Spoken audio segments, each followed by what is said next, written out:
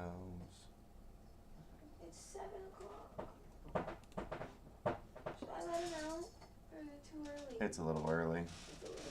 Predators are still out.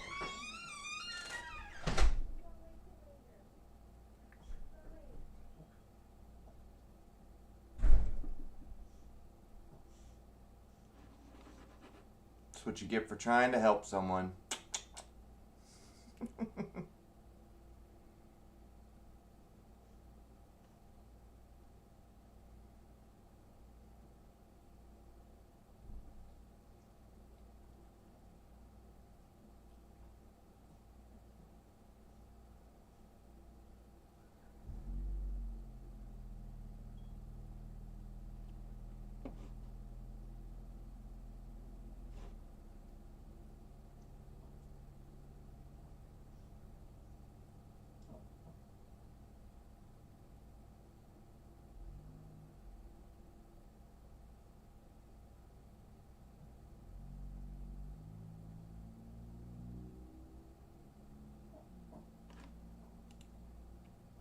Imagine being able to build anything just by thinking about it.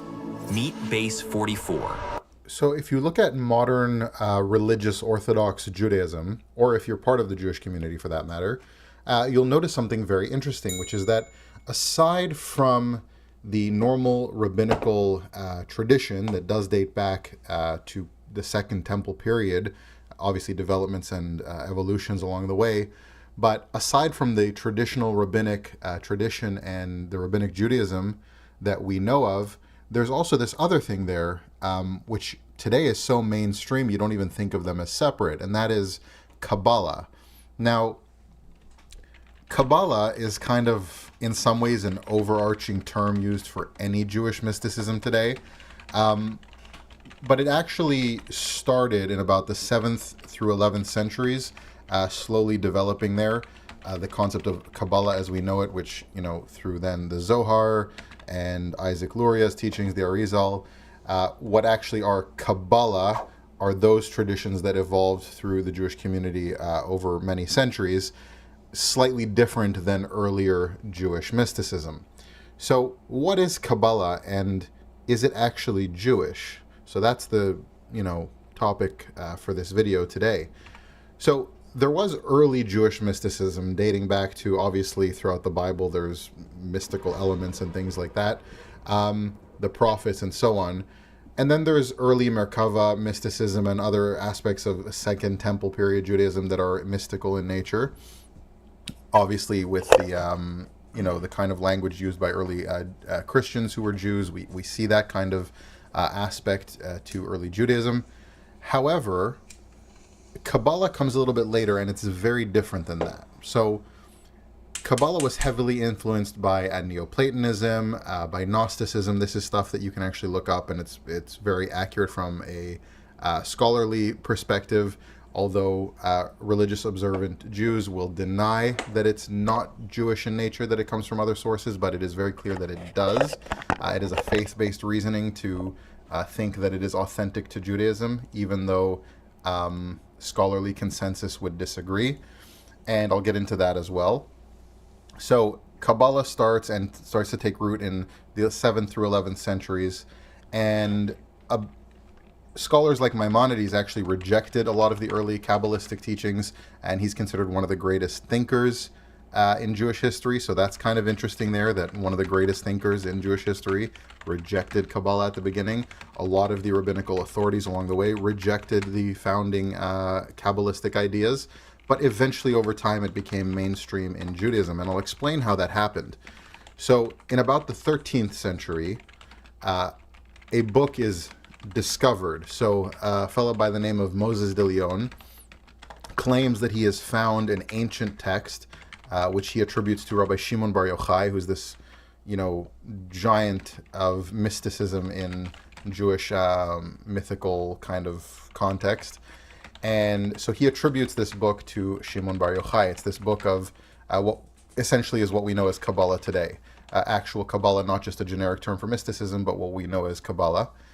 And he presents this book that he has discovered that he calls the Zohar, and he attributes it to Shimon Bar Yochai. However, Moses de Leon, it appears, was a known forger. Not only that, the language used in the Zohar is medieval Spain era and location Aramaic of the time, with a lot of Spanish influence in it. And so it doesn't seem like it's anywhere close to the 2nd century Judea in nature. It actually appears to have been written by somebody in Spain in the 13th century, Moses de Leon, who presents it to the world as having been discovered from Shimon Bar Yochai. So it's very obvious that he wrote the document, that he wrote this book, and that it was a forgery, and he was a known forger. Not only that, all the rabbinical authorities of the time completely rejected it. I'm not sure if he was excommunicated or not, but the rabbinical authorities rejected it as heresy. Now, in the Zohar, there are clear ideas of Neoplatonism and Gnosticism and Hermeticism, the idea of a very far, abstract God that we relate to through progressive kind of divine entities or sephirot and things like that. I'm oversimplifying here because I don't want to get into Kabbalah in this video and like explaining the text or the ideas. I'm just kind of giving broad examples here. So a lot of that divine entities and sparks and vessels and the relationship with a very abstract God that is not particularly immanent, but then immanent ways of relating to that God, and ideas like that are amalgamations of those three kind of schools of thought. And the idea of the divine spark, which is actually a part of God, that is existent in the material world, and liberating that from the material world. These are very Gnostic concepts, and it's very obvious looking at the ideas that they are loosely connected to the Bible through how he writes it, but they are not biblical ideas at all.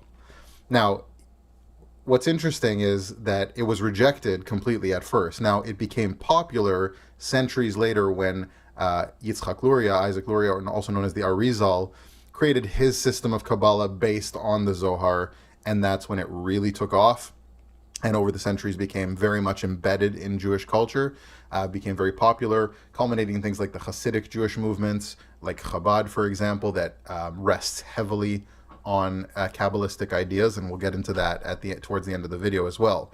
What's really interesting, though, at the same time as Moses de Leon is presenting his Zohar and being rejected for that, there is another famous Kabbalist living around the same time in the 13th century named Abraham Abulafia, and he is very much not into that systemic Neoplatonic kind of structured Kabbalah. He has his own kind of mysticism, which is much more hermetic, based in asceticism and fasting and liturgies and prayer. What's really interesting, focusing on things that you would relate to in other philosophical systems, is the logos, the power of words and the logic of the words and their creative ability and things like that. Systems of numbers and letters on the Jewish letters, meditations on those things. And he is also rejected by the rabbinical authorities of the time. Now, what's really interesting, though, is the story, legends told about Abraham Abulafia, is that towards the end of his life, he actually makes a pilgrimage to Rome. And the story is that it's in an attempt, he's going to try to convert the Pope to Judaism. Now, the Pope supposedly dies as he arrives in Rome, so he never gets the chance to, and he flees also because for all kinds of reasons. I'm not exactly sure the details further in the story, but the legend is that he went to Rome to convert the Pope.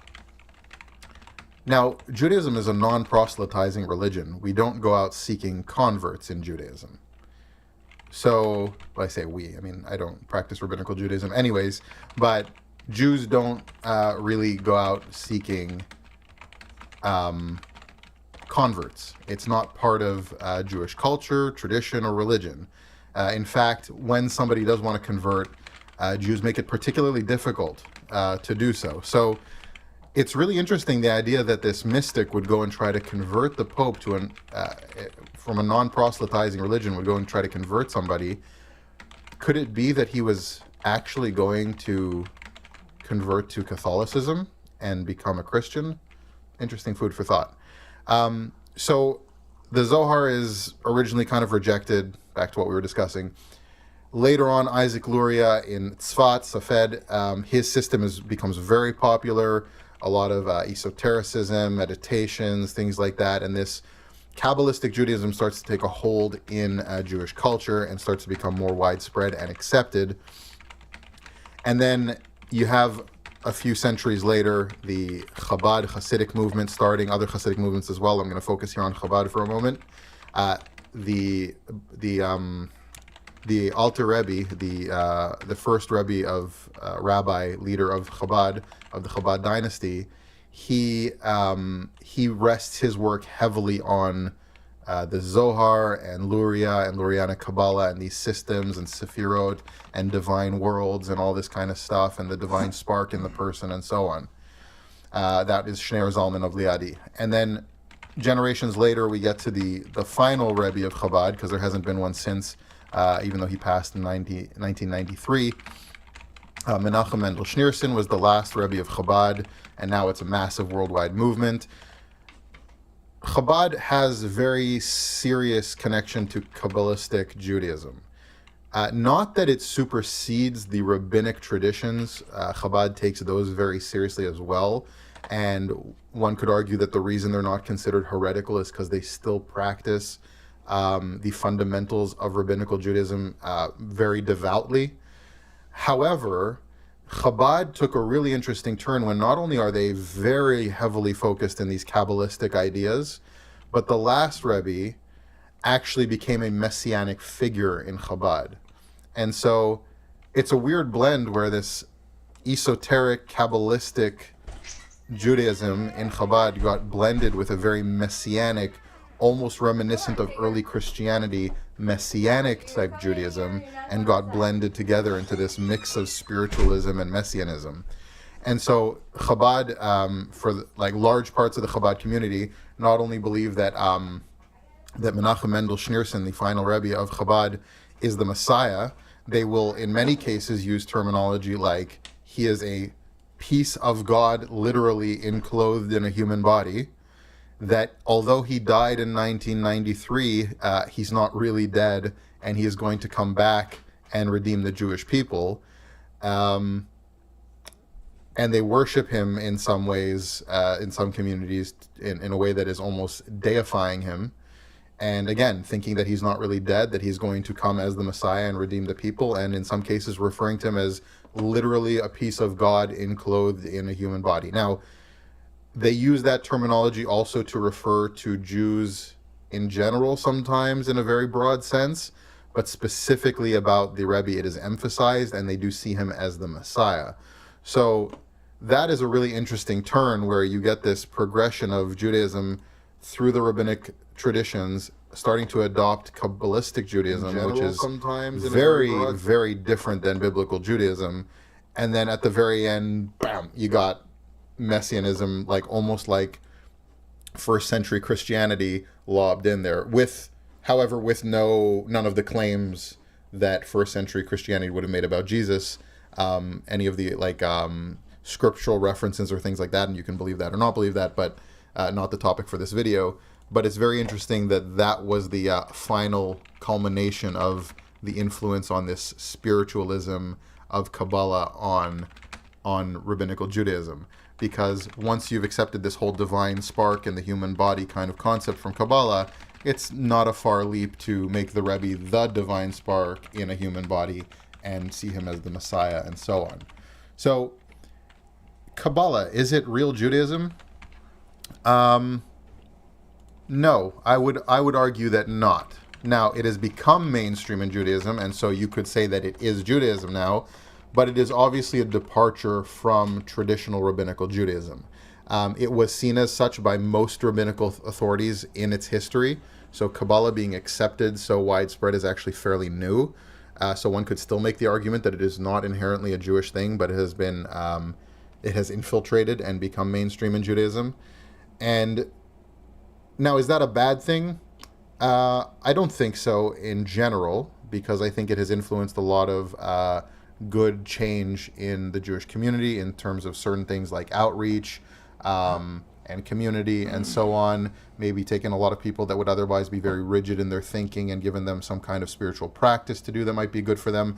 I think there's a lot of good from it. However, I would say that there are certain aspects of it, the idea that specifically the Jewish soul is a divine emanation or divine spark, which to me can seem almost mirroring early 19th century theosophy in claiming spiritual superiority for certain races, which is an idea that heavily influenced Adolf Hitler. So for me, that would be the one thing that's concerning, is the parallel there. I don't think most Jews see it that way in that extent. In fact, the organization that is most known for being very connected to these Kabbalistic ideas and spirituality and so on, being Chabad, actually has some of the best interfaith relationships. So I don't think that that actually affects it negatively. Overall, I would say that Kabbalistic Judaism, especially when focused on personal spiritual practice and connection to God, I do think that overall it's a net gain, a net positive. However, I think it should be taken for what it is, which is a new system, a different thing than traditional rabbinical Judaism, seen for what it is, and take the benefits of that, not necessarily equate it with actual biblical Judaism. Jewish rabbinic polemicists tasked with combating Christianity will tell you that Christianity, though originally somewhat loosely based in the Hebrew Bible, is a complete distortion and perversion of Jewish beliefs. It's a perversion of the Tanakh. It has nothing to do with Judaism, Jewish beliefs, or Jewish thought from the time of the Tanakh, or anything to do with Judaism from a rabbinical standpoint.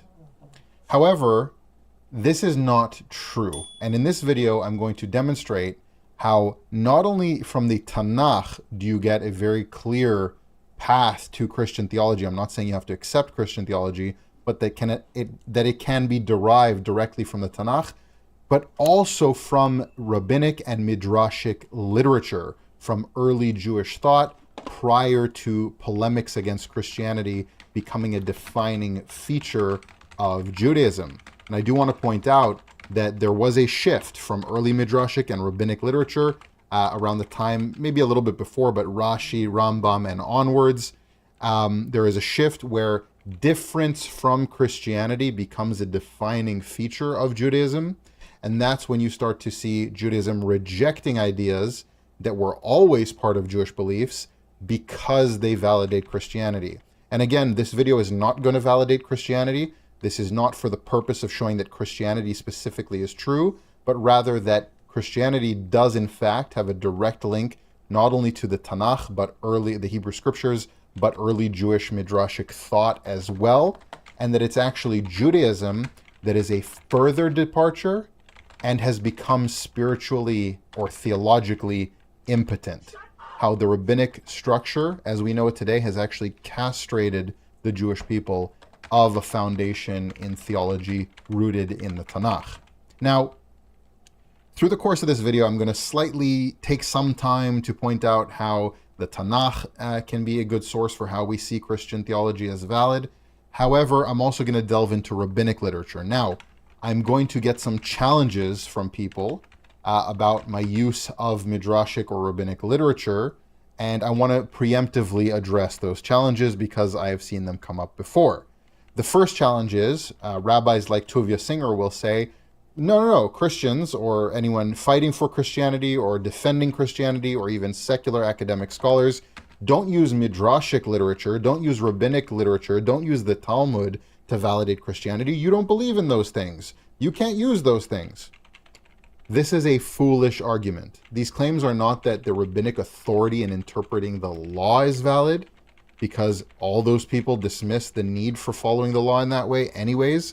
But again, rabbinic authority can be shown to be corrupt from the first century. So it's not about accepting rabbinic authority. It's about showing that prior to polemics against Christianity becoming mainstream, that Jewish thought aligned with what we know as Christian theology. It's to point out that these systems rejected Christians and Christianity, but not the core foundations. throughout the time period of the Talmud, we see a lot of things demonizing Christians as heretics, but we don't necessarily see clear distinctions where the theology of Christianity is demonized. That comes later with figures that understood Christians a little bit better, had more time to understand the Christian world, people like Maimonides and Rashi.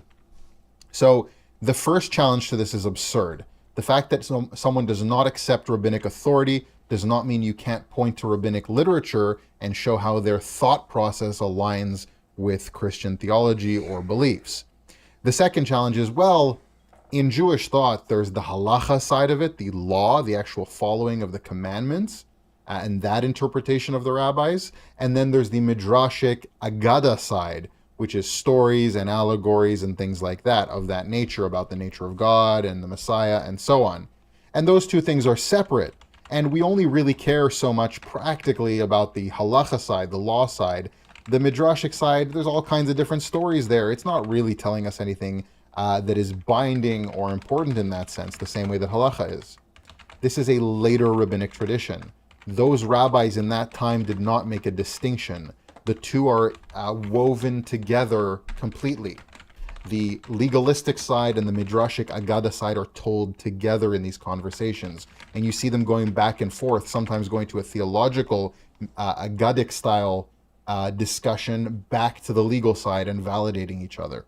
So the idea that because modern rabbinic tradition doesn't accept the agada, the legend side of midrashic literature as binding, doesn't mean that the rabbis then didn't, or that it doesn't give an indication of how they thought about the nature of metaphysics, of God, of theology.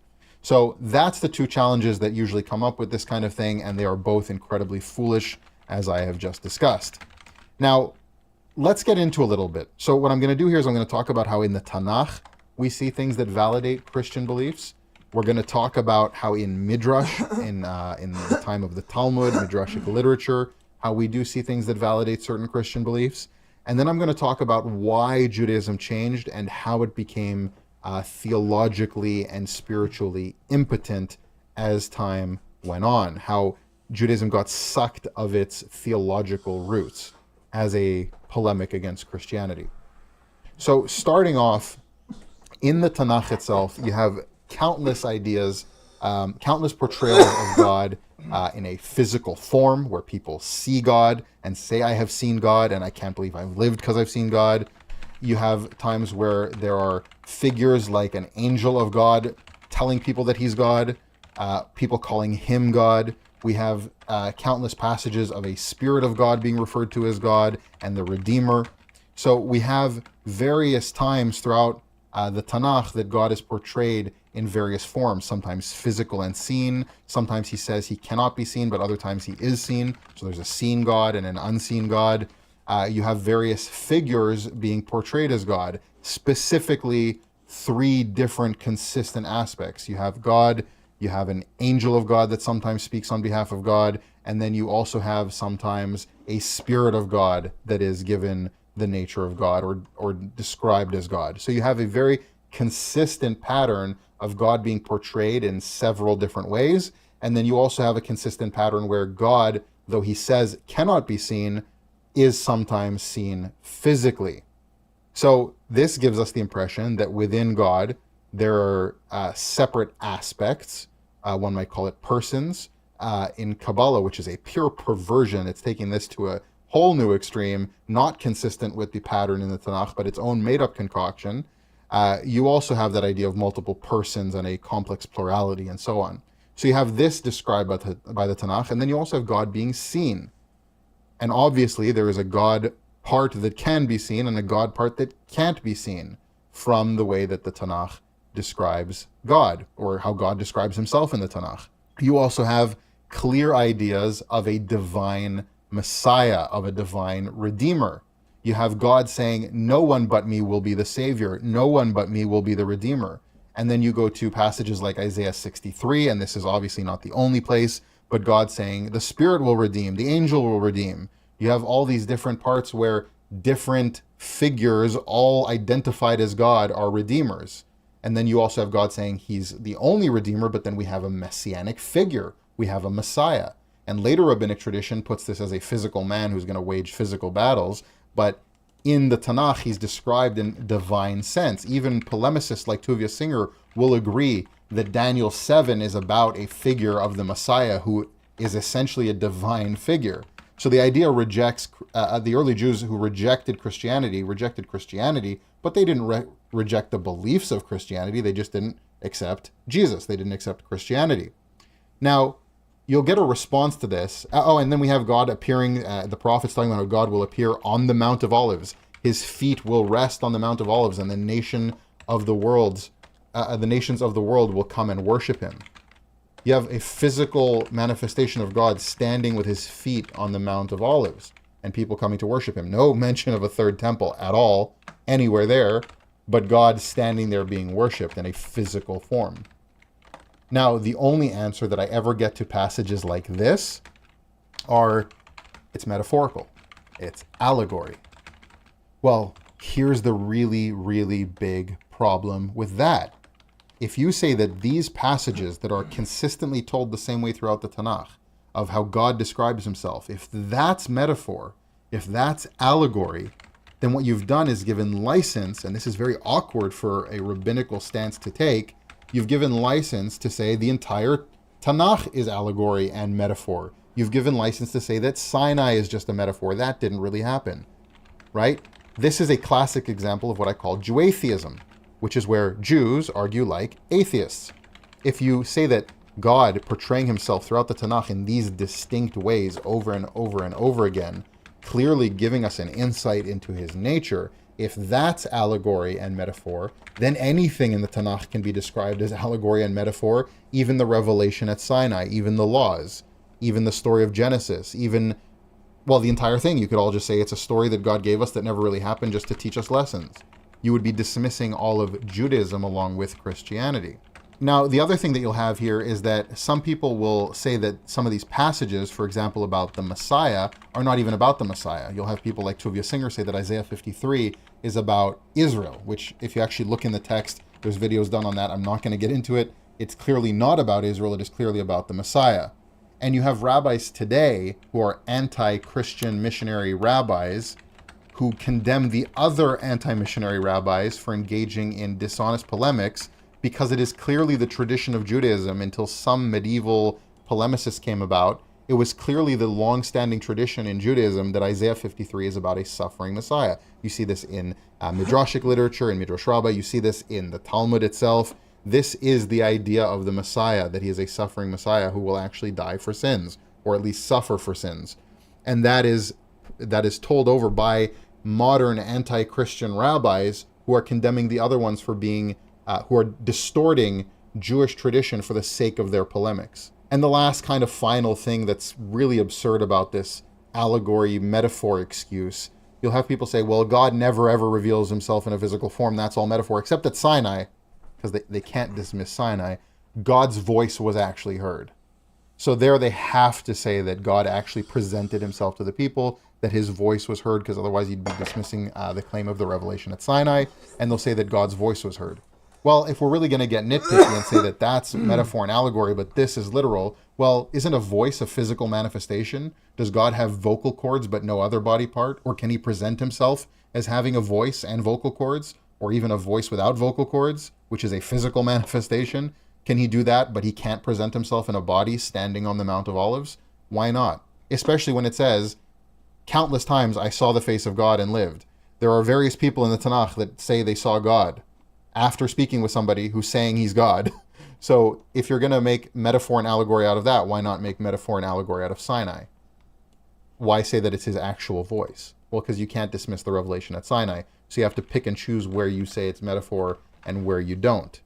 But on consistent concepts and themes throughout the Tanakh, that you'll say is metaphor and allegory, even though it's God clearly giving us an indication of his nature. So that's from a Tanakh standpoint. That's very clear.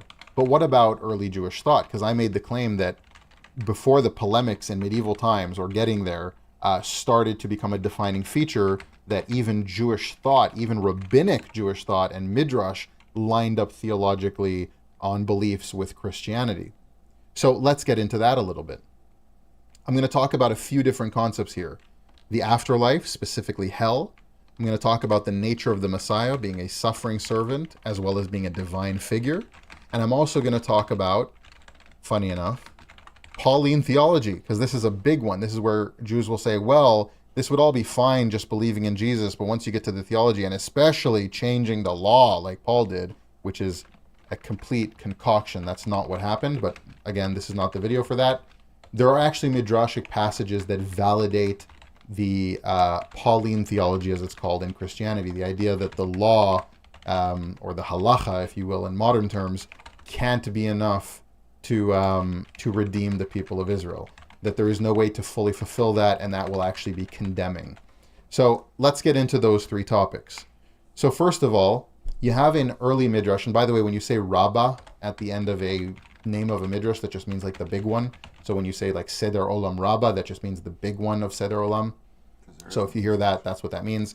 So there's a very early midrash, Seder Olam Rabbah. It's estimated to be about 2nd century, so way before the Talmud is even compiled. This is very early Jewish rabbinic thought that is maybe even ideas from way earlier, as we can clearly see, because they go back into the Tanakh. But there is a very interesting passage there about the afterlife and the nature of hell, of punishment in the afterlife. Modern Judaism, especially influenced by Kabbalah, will tell you things like hell in the afterlife, Gehenna, is a purification process. It's to purify you to be reunited with God, and very esoteric and spiritualist stuff that's not found in the Torah there. However, and that there's no eternal damnation, this hell of Christianity is a concoction of the church. Well, there's an interesting passage in Seder Olam Rabbah, which is a 2nd century midrashic text. And again, I don't work with notes here, so if I'm not quoting exactly, you can actually go look it up for yourself and see that this is accurate. I'm not citing exactly from notes here. It just bothers me. I don't use notes. But in Seder Olam Rabbah, in the 3rd chapter, I believe, there is a very interesting passage where it's talking about hell, the punishment in the afterlife. And it says, well, how long do people spend in hell? Well, they say, well, 12 months. And after the 12 months in hell, then they are destroyed and their ashes are cast out for the righteous to walk over. And there's a biblical passage that's cited for that. Wow. So not about purification, not about reuniting with God. It's literally a punishment where people that who had not atoned for sin in their lives, and if you can't atone for sin, that's a really big problem, and that's a topic again for another video. But if you have not atoned for sin and you end up in Gehenna in the afterlife, what happens? You're there for punishment for 12 months, and then you are destroyed, and your ashes are cast before the righteous for them to walk on. So this is very, very far from the Jewish idea of hell, and very much closer to the Christian idea of hell. And this is very early midrashic literature. Well, you might say, well, that does not line up with Christian ideas of hell. Well, I'm getting there. Further in the passage, it says, well, that's for regular people who have sinned and not atoned. There is a special class of people who, for them, the gates of Gehenna are locked and they are there for eternity. And the categories given, and you're going to love this, Sadducees, the priesthood, who were against the Pharisees, who were against the rabbis. So the priesthood, for being against the rabbis, are going to be in hell forever. Very interesting.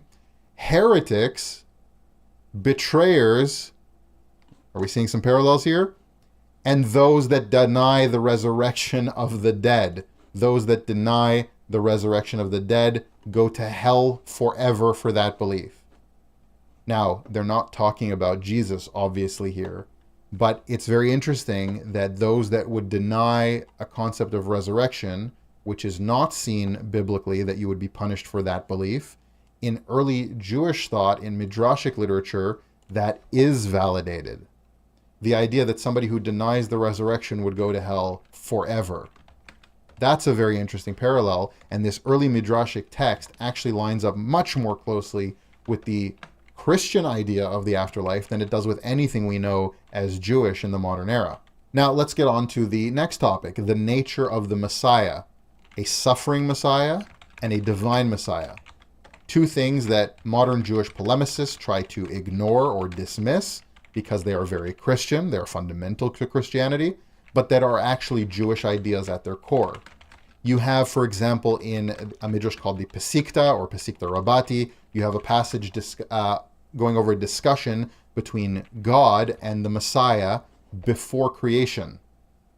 Let that sink in. A pre-existent Messiah that's created before the world is having a discussion with God. Well, if there's no creation yet, where does this Messiah live? Where does he exist if nothing's been created yet? If God is having a discussion with him prior to creation, where is he? Oops. Seems like there's maybe a parallel there as well. And you also have other midrashim that talk about the Torah being eternal and God looking into the Torah for creating the world. So the Torah, or what a Philo, for example, or what a Christian would call the Logos, the wisdom of God, that also being a separate thing from God that we know as God that's always existed. So again, strong parallels there. But let's get back to this Midrash, the Pesikta. You have the Messiah pre-existent to creation, conversing with God, and God telling this pre-existent Messiah that he will suffer for the sins of Israel. And this pre-existent Messiah taking on that role willingly. That is really interesting. That parallels Christian theology 1-to-1. That's completely validating Christian theology. And this is a Jewish rabbinic midrashic text. So there's on the nature, and you have other passages talking about in the Talmud that Isaiah 53 refers to a leper scholar who will suffer and so on. These are Jewish ideas that are dismissed by medieval and modern polemicists saying, no, Isaiah 53 is about Israel, which it cannot be. So those ideas about the nature of the Messiah suffering and also the Messiah being divine, these are Jewish concepts. And again, this goes back to the Tanakh, Daniel 7. Even Tuvia Singer says is about a Messiah that comes riding on the clouds of heaven and sits at the right hand of God. And they're referred to in that passage as holy ones, plural. So this is a very, again, we're not talking about the Tanakh part here, we're talking about the Midrash part, but these texts go hand in hand and validate the idea of a divine and suffering Messiah, which is very interesting. Divine and suffering.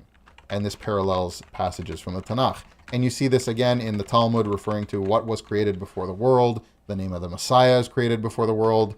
Heaven and hell are created before the world. So these are concepts that are fundamental to Jewish thought, and Judaism has been castrated of these deep theological core foundational beliefs. The last one I want to get into here is really, really interesting. We've talked about the nature of the Messiah. We've talked about the nature of the afterlife. We've cited from various midrashic texts, the Talmud and the Tanakh. This one is really interesting. Generally speaking, when Christians or Messianic Jews or people like that are debating with Orthodox rabbis or Jewish apologists, they tend to focus on the nature of the Messiah, the atonement of sin, the nature of God. This is one that very often gets overlooked, and that is how there are certain midrashic passages that actually validate not only things like the Gospels or Christian fundamental beliefs about God and the Messiah, but also what's called Pauline theology. So the ideas of Paul, who wrote these letters that are in the New Testament, talking about the nature of fulfilling the law and how it's through salvation through grace of God and not through the actual doing of the legal things. This is what's called Pauline theology or Pauline beliefs. It's rejected by not only Jews, but even some fringe sects of Christianity. So what I'm going to discuss here is a midrash that actually validates this as well. So there's a midrash called Eicha Rabbah. It's a midrash. It's from Midrash Rabbah, which is a very large midrashic text. And this is a part on Eicha, the book of Eicha, which is Lamentations. And there's a very interesting passage. And I'm going to paraphrase here, but you can, again, like any of the sources I've quoted, you can actually go look these up. Very easy to find in websites like Sequoia, some of them are even on Wikipedia. These are legitimate sources you can go look up and find for yourself very easily. There's a passage in Eicha Rabbah where it says, the temple has just been destroyed, and the patriarch Abraham walks into the temple. Very interesting start to a discussion. Midrash is like this. Abraham, who's long dead at this point, walking into the temple. And Abraham walks into the temple, and he sees God there. And they hold each other's hands. This is very interesting for a tradition that says no anthropomorphizing God, especially outside of what it says specifically in the Tanakh. Not allowed to do that, but Jewish tradition does that. Abraham holds God's hand and they walk around the temple and the destruction of the temple. And Abraham asks God, "Where are my children?" And God says, "Well, they have sinned against me and I have exiled them amongst the nations." And Abraham says, and this is very reminiscent of Genesis, of his conversation with God in Genesis, he says, "Well, what about the righteous among them? Why didn't you look to their righteousness?" And God says they were not righteous. They were deserving of this. And Abraham says, "Well, what about the few that were righteous?" And God says, "There really weren't any that were righteous. So I had to exile them all." And then Abraham says something very interesting. What about the circumcision of their flesh? Meaning, why not for the sake of our covenant? You made a covenant with me for my people. And the circumcision that they have, the actual physical circumcision, should have been enough to keep that covenant. And God says they've repudiated it. They did not, essentially the circumcision was not worth anything to them. It's not worth anything to me to keeping that covenant here. So I had to exile them anyways. The circumcision was not enough. This covenant was not enough to save them. And then it goes into a little interesting discourse where it says, and this is the reason why They have to be. the Eicha text is in alphabetical order. They have to be. Because the Jewish people violated the entire Torah from Aleph ad Taf, from the first letter of the Hebrew alphabet to the last letter. They violated the whole Torah. This is a magnificent text for showing the parallels even between a Christian theology from a Pauline sense and Jewish thought. It's not. What he's saying here is It's not that gonna happen. the circumcision, the physical circumcision, was not enough to maintain the covenant with God, which is a Pauline idea, and is very clearly not a departure from Jewish thought.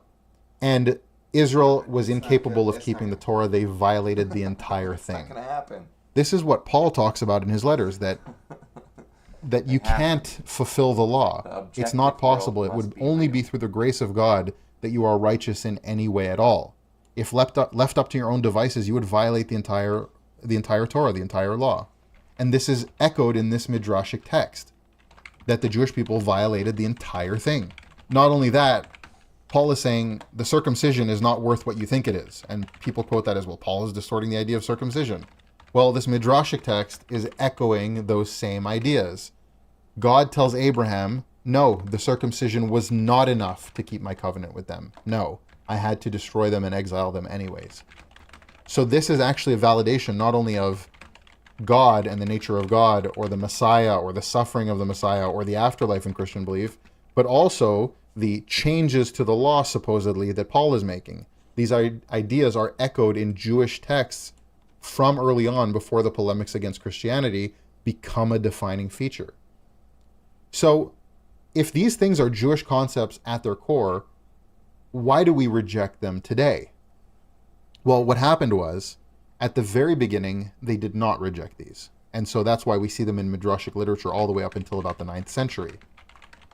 Just before people like Rashi are coming in with these polemics against Christianity, and the Rambam, and so on. Not that I'm putting, by the way, Rashi and Rambam in the same class. I just want to specify here, Rambam is considered a great scholar by secular standards even. Rashi, by secular standards of scholarship, is considered a fool. So I think it's important to point that out. I don't want to compare the two. But both of them began engaging in polemics against Christianity. You can't anthropomorphize God at all. These are all metaphors and allegories. This was a much later idea. Jewish thought maintained these things all the way up until about the 9th century, long after Christianity is a powerful force in the world. So we see that it wasn't these fundamental theological concepts that were rejected by the Jews of the time. It was just the Christians. It was Jesus and the apostles and the early church. This was what was rejected for obvious reasons at the time. Again, without getting too much into the history, you can understand why to an extent, but they did so at the cost of their own beliefs. Now, we actually see this take hold in another way. And what happens is, as time goes on, the legalistic authority of the rabbis become more important. Halacha becomes the fundamental concept. The theology and metaphysics is left behind. The idea of the Messiah is essentially a wishful thinking for the future. It's not something that the Jews are kind of connected with at that point anymore. It's becoming more and more lost. and it's becoming very legalistic in nature. And what happens is, as time goes on, especially culminating in people like Rashi and the Rambam's ideas of fulfilling the Torah, Judaism becomes incredibly legalistic, very, very mundane, no longer connected to its theological roots. Judaism becomes castrated of its spirituality. And then there's an interesting shift. Around the 13th century, and there's a build-up to this, there are earlier Kabbalists, but specifically in around the 13th century, Moses de Leon famously writes the Zohar, attributes it to Shimon Bar Yochai. I have a whole video on that. It's a forgery. And he has all these fantastical spiritual ideas that he derives from the Tanakh as a commentary on the Torah, claiming it's from a 2nd century rabbi, Rabbi Shimon Bar Yochai, which it is not. It's very obviously a forgery by de Leon. Now, this is what happens. The Jewish people become starved for spirituality, and Kabbalah was an answer to that. The problem is, Kabbalah departs in most ways from these early ideas of theology and spirituality and comes up with its own new system based in Gnosticism and Neoplatonism. If you look at the Zohar, it's rooted in things like Gnosticism and Neoplatonism. It's a far departure from the Tanakh. There's also ideas of plurality and God's singular unified person, but it's a very, very big departure. There's no real connection to the Tanakh. It's not a consistent identity of God being portrayed throughout the Tanakh. It's its own new system. And we see the fruits of that some centuries later, after Lurianic Kabbalah then becomes, expounding on that. We see the culmination of that in a figure by the name of Shabtai Tzvi. Shabtai Tzvi was a false Messiah. He claimed to be the Messiah. He did immense damage to the Jewish world. Huge portions of the Jewish world followed him as the Messiah. They stopped fulfilling the Torah. They started doing all kinds of crazy things based in his warped ideas of Kabbalah.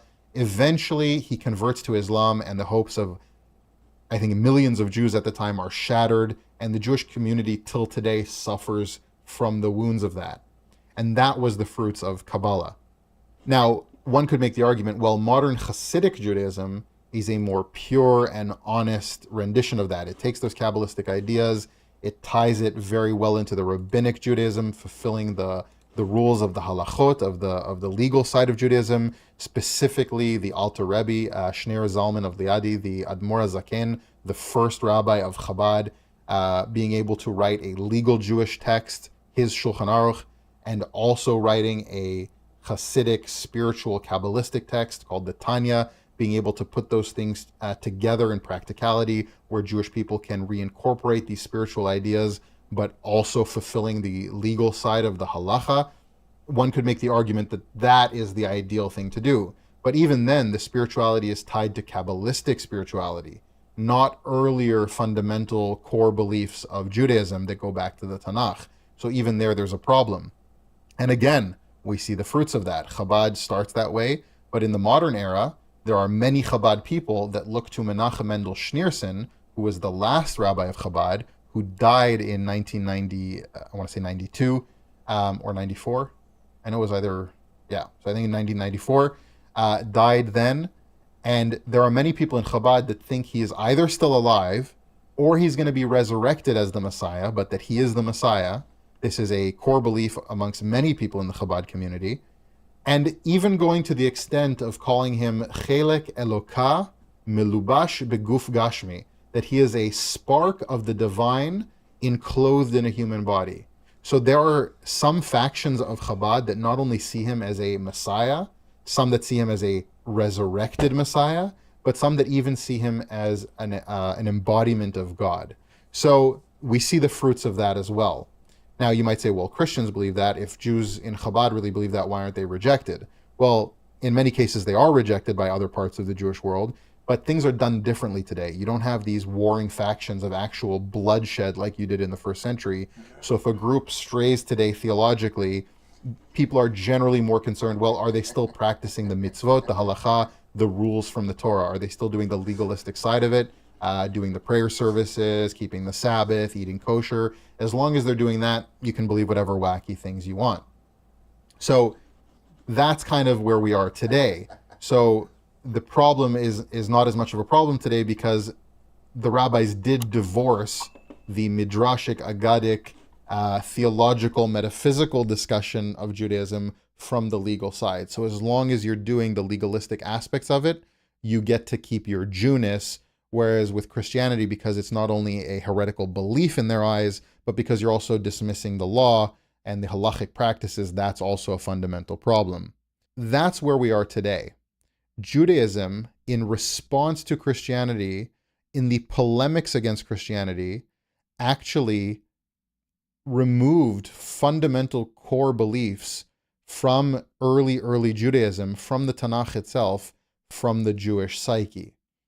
And so Judaism today, again, even with the incorporation of the spiritual side of Hasidic Judaism, of Kabbalah, is either a far more serious distortion of the theological side, or it dismisses the theological side altogether and focuses purely on the legalistic practices. And that's why I say that Rabbinic Judaism today is not only engaging in deceitful practices that distort Jewish tradition for the sake of polemics against Christianity, though most Jews are obviously unaware of this. This is specific people involved in this. But it's also spiritually impotent. It's theologically impotent. As long as you're doing the stuff, you're good.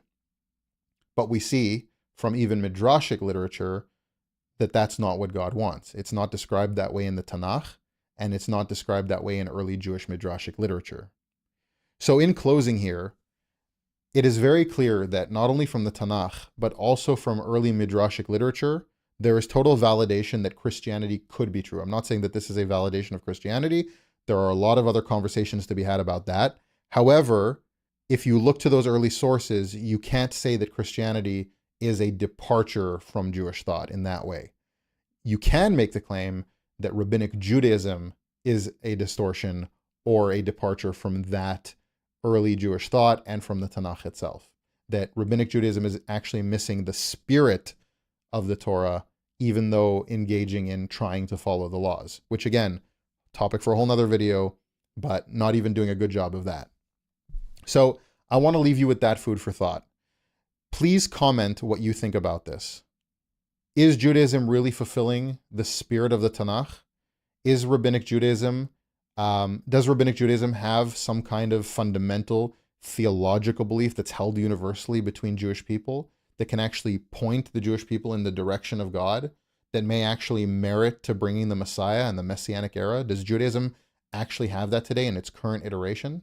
Please comment your thoughts below. Anything else about the video? And again, if you're going to disagree with me, I appreciate that. I actually like those comments.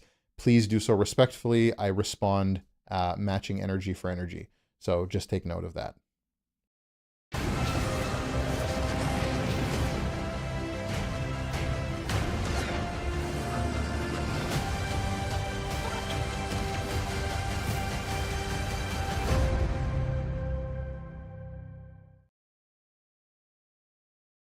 Freemasons often get a bad rap of being satanic or demonic or a secret cabal that's controlling the world, and this is only partially true. Okay, I'm joking there, but what I do want to get at here with this video is to show and demonstrate that aside from being an incredibly silly organization, Freemasonry does have its very deeply rooted, problematic behaviors and ideas about ethics and morality.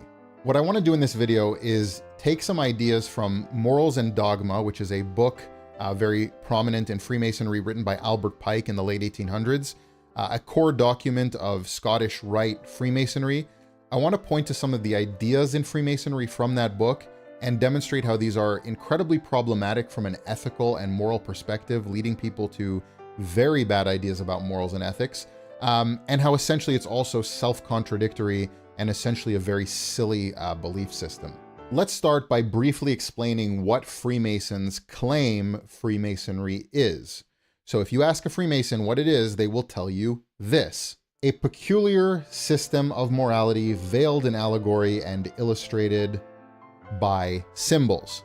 This is what Freemasons claim Freemasonry is. And if you get more into the depths of that, they'll say they believe in a divine creator, they believe in a divine will of objective moral standards and ethics, they believe that good is rewarded and evil is punished. But essentially, if you actually boil down their beliefs on morals and ethics, it's an appeal to a natural order, preferences, what the self prefers as morality, what people believe they ought to be doing by observing the world around them. And it's a very subjective, postmodernist, morally relativistic idea about morals and ethics. Though they will deny this, that is essentially what it boils down to. And if you actually press prominent Freemasons, as I have done recently, they will end with a defeated, yes, I suppose I am a postmodernist of some kind. Essentially that. Shut up! So let's read a little bit from Morals and Dogma by Albert Pike and illustrate why their ideas of morals and ethics are problematic. And then we'll go a little further into their ideas on religion and different religious systems and so on, and show how essentially it is a self-contradictory system, how it's very silly at its core and very problematic. So Albert Pike writes about morals in Morals and Dogma, and this is one passage I'd like to cite first. The Mason does not pretend to dogmatic certainty, nor vainly imagine such certainty attainable. He considers that if there were no written revelation, he could safely rest the hopes that animate him and the principles that guide him on the deductions of reason and the convictions of instinct and consciousness. Essentially what he's saying is if there was no divine revelation of any kind through any of the scriptures we profess to believe in, we would still be able to arrive at the same moral and ethical conclusions by simply observing the world around us and looking internally to our own beliefs. This is completely subjective. This is an idea that you can point to morals and ethics with no objective standard and at the same time call them objective. So at the very least, the secular humanist, the atheist usually will admit that their ideas are subjective, whereas the Freemason claims that his ideas are an objective source of morality and ethics, however still pointing to his personal preference and ideas about the world as the justification for it. Let's look at another passage about how he sees the reward of good and the punishment of evil to further illustrate how the ideas about good and evil in Freemasonry are completely based on personal preference and comfort. Morality is a force. It is the magnetic attraction of the heart towards truth and virtue. The needle, imbued with this mystic property and pointing unerringly to the north, carries the mariner safely over the trackless ocean, through storm and darkness, until his glad eyes behold the beneficent beacons that welcome him to safe and hospitable harbor. Then the hearts of those who love him are gladdened, and his home made happy. And this gladness and happiness are due to the silent, unostentatious, unerring monitor that was the sailor's guide over the weltering waters. But if drifted too far northward, he finds the needle no longer true, but pointing elsewhere than the north. What a feeling of helplessness falls upon the dismayed mariner. What utter loss of energy and courage. It is as if the great axioms of morality were to fail and no longer be true, leaving the human soul to drift helplessly, eyeless like the Prometheus, at the mercy of the uncertain, faithless currents of the deep. Essentially what he's saying here is when you do the right things and you live in accordance with this moral compass, see what I did there, a little joke for the Freemasons watching. When you live in accordance with this standard of morality and ethics, you are comforted. Your home is there waiting for you. The people around you are comforted. But when you don't live in accordance with this system of moral and ethics, you are adrift at sea, you are lost. It's as if these morals don't exist, which is an odd claim considering the Freemason does not believe in an objective standard really in reality. This was echoed to me by a prominent Freemason who I spoke to recently. When pressed on the idea of good being rewarded and evil punished, he told me that, well, when I do good things, I feel really, really good. And when I do bad things, I feel terrible. So obviously there is an inherent reward and punishment in that system. Okay, what about the psychopath who takes great joy and pleasure in harming others? Is he also living in accordance with the Freemason standard of morals and ethics because he feels good when he does those things and feels bad when he does not? It's a completely subjective standard based on the whims of a person. If I did not have sugar that morning and I'm feeling a little bit off today, I might do bad things and still feel really good about doing those things, and I might do good things and feel bad about doing the good things. I think I said that correctly. Essentially, it is a postmodernist, morally relativistic view. There is no objective standard, though they will tell you that there is, and that's incredibly problematic, and I will point to why a little bit later in the video. Let's go to the next major concern here about Freemasonry, and that is its universal ideas of religion, where it is a home for all religions to come and pray and practice and worship together. This is incredibly silly because all the religions that it professes to bring oneness between them All those religions disagree on what that God is, who he is, what prayer is, how you serve, and how you live your life. So to claim that they could all be together in Freemasonry as brethren is to essentially say you will subordinate your religious beliefs to Freemasonry. That's incredibly problematic from those religions, which is why a lot of them have banned Freemasonry for their people. So let's go to that passage from Albert Pike in Morals and Dogma, and then we'll unpack why it's not only morally corrupt, but also incredibly stupid.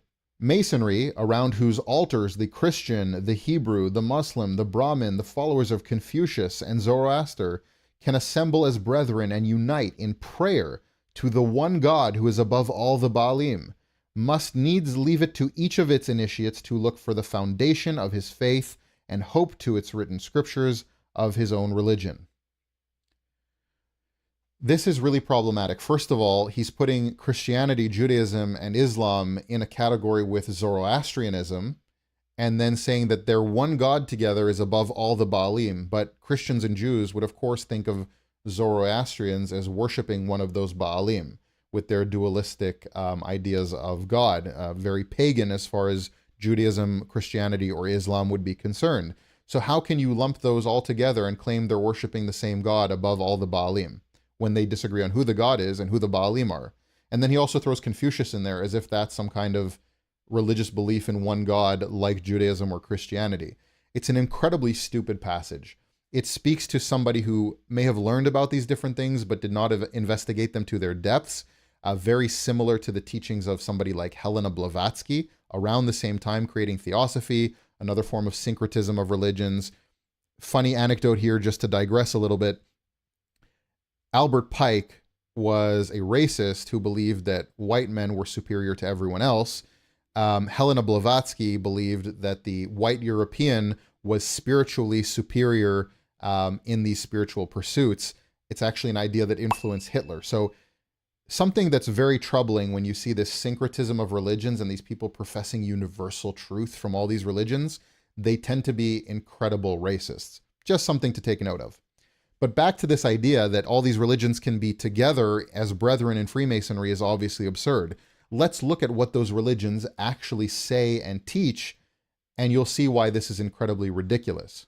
Let's start with Islam by citing from the Quran. And whoever desires other than Islam, that is submission to God, as religion, never will it be accepted from him, and he in the hereafter will be among the losers.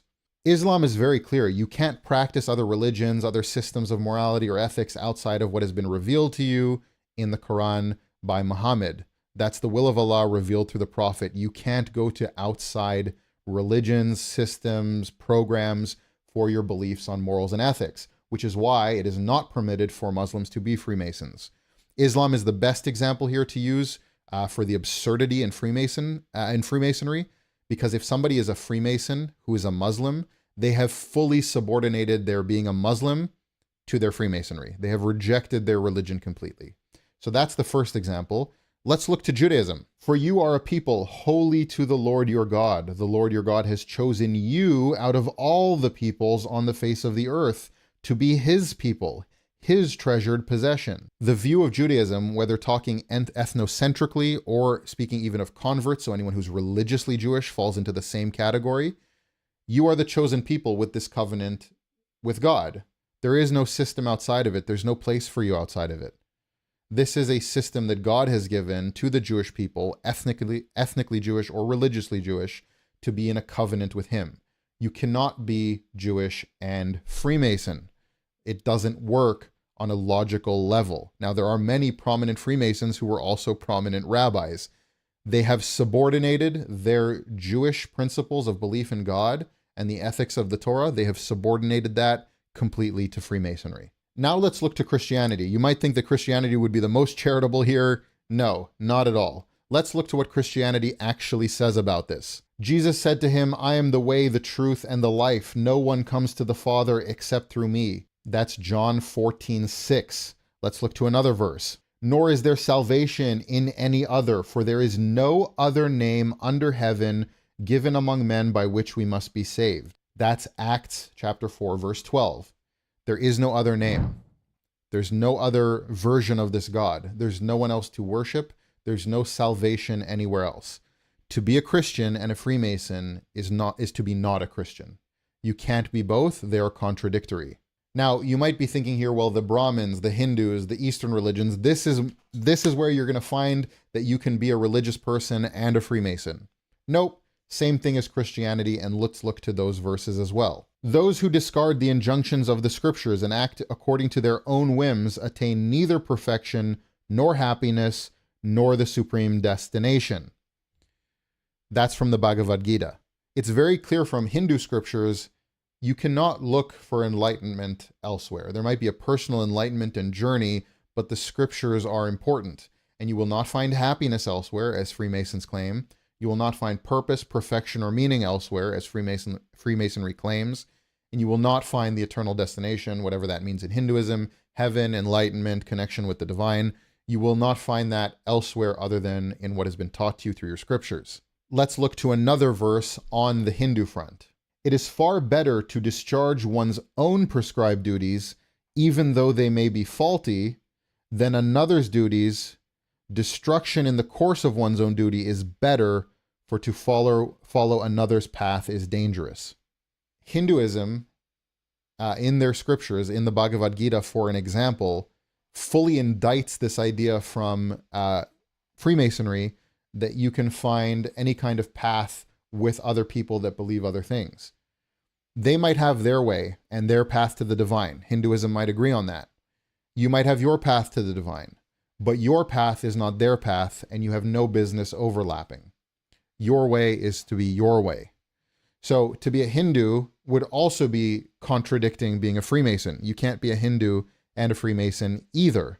Now, you might think at the very least, Buddhism, right? There's no real reason why a Buddhist couldn't be a Freemason. Well, in this case, it's actually from the Freemason's perspective. To allow a Buddhist to be a Freemason is to contradict the rules of Freemasonry. You might use wordplay and games to allow the Buddhist to be Freemason, but essentially they deny the existence of an intelligent creator of all things that is an architect in the way that Freemasonry describes it. The Buddhist should not be allowed to be a Freemason from the Freemason's perspective. That is also incredibly dishonest from the perspective of Freemasonry to claim that that is equally relevant and can be put together. Now, I want to get here to the deepest, most problematic aspect of Freemasonry and its claims. This is not the last point, but I think it is the most important one. Freemasonry, in its essence, is not actually a system of morality or ethics, as we've pointed out.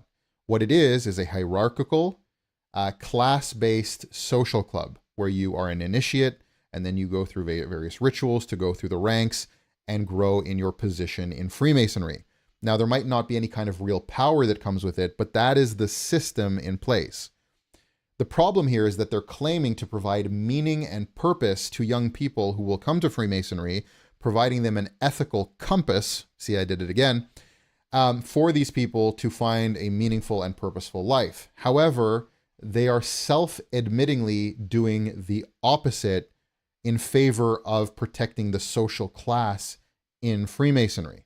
Let's look to a few passages from Albert Pike in Morals and Dogma that illustrate this problem. Masonry, like all the religions, all the mysteries, Hermeticism, and alchemy, conceals its secrets from all except the adepts and sages, or the elect, and uses false explanations and misinterpretations of its symbols to mislead those who deserve only to be misled. What they're saying here is, first of all, this is not true. Other religions do not do this. Maybe the Hermeticism, the alchemy, the Gnosticism, maybe in those practices they do, but in the other religions, the main ones that he's claiming to be relevant here, they do the opposite. If you come to convert to Judaism, rare though that might be, they will teach you how to be Jewish. They will not allow you to convert unless you know how to be Jewish. If you come to Islam, they expect you to know how to be a Muslim, and they will teach you. If you come to Christianity, they will teach you how to be a Christian, how to live in accordance with Jesus Christ. That is what they will do if you want to be a Christian. They essentially dictate you must learn all the things. You might not understand them, you might not get them at first, but you must learn them and learn how to fulfill this way of living. In Freemasonry, they conceal their practices and ideas from the younger initiates. Essentially, this is self-contradicting. You're claiming it's an objective, ethical, and moral standard, but then you're hiding the true aspects of it from the initiates. So you don't want them to know the essential doctrines of moral and ethics that they're supposed to be following? You're going to hide that from them? How can it be universal then? And if it is universal and they should know it, then aren't you evil for concealing it from them? Let's look to another passage that further illustrates this. The blue degrees are but the outer court or portico of the temple. Part of the symbols are displayed there to the initiate, but he is essentially misled by false interpretations. It is not intended that he shall understand them, but it is intended that he shall imagine he understands them. The true explication is reserved for the adepts, the princes of Freemasonry.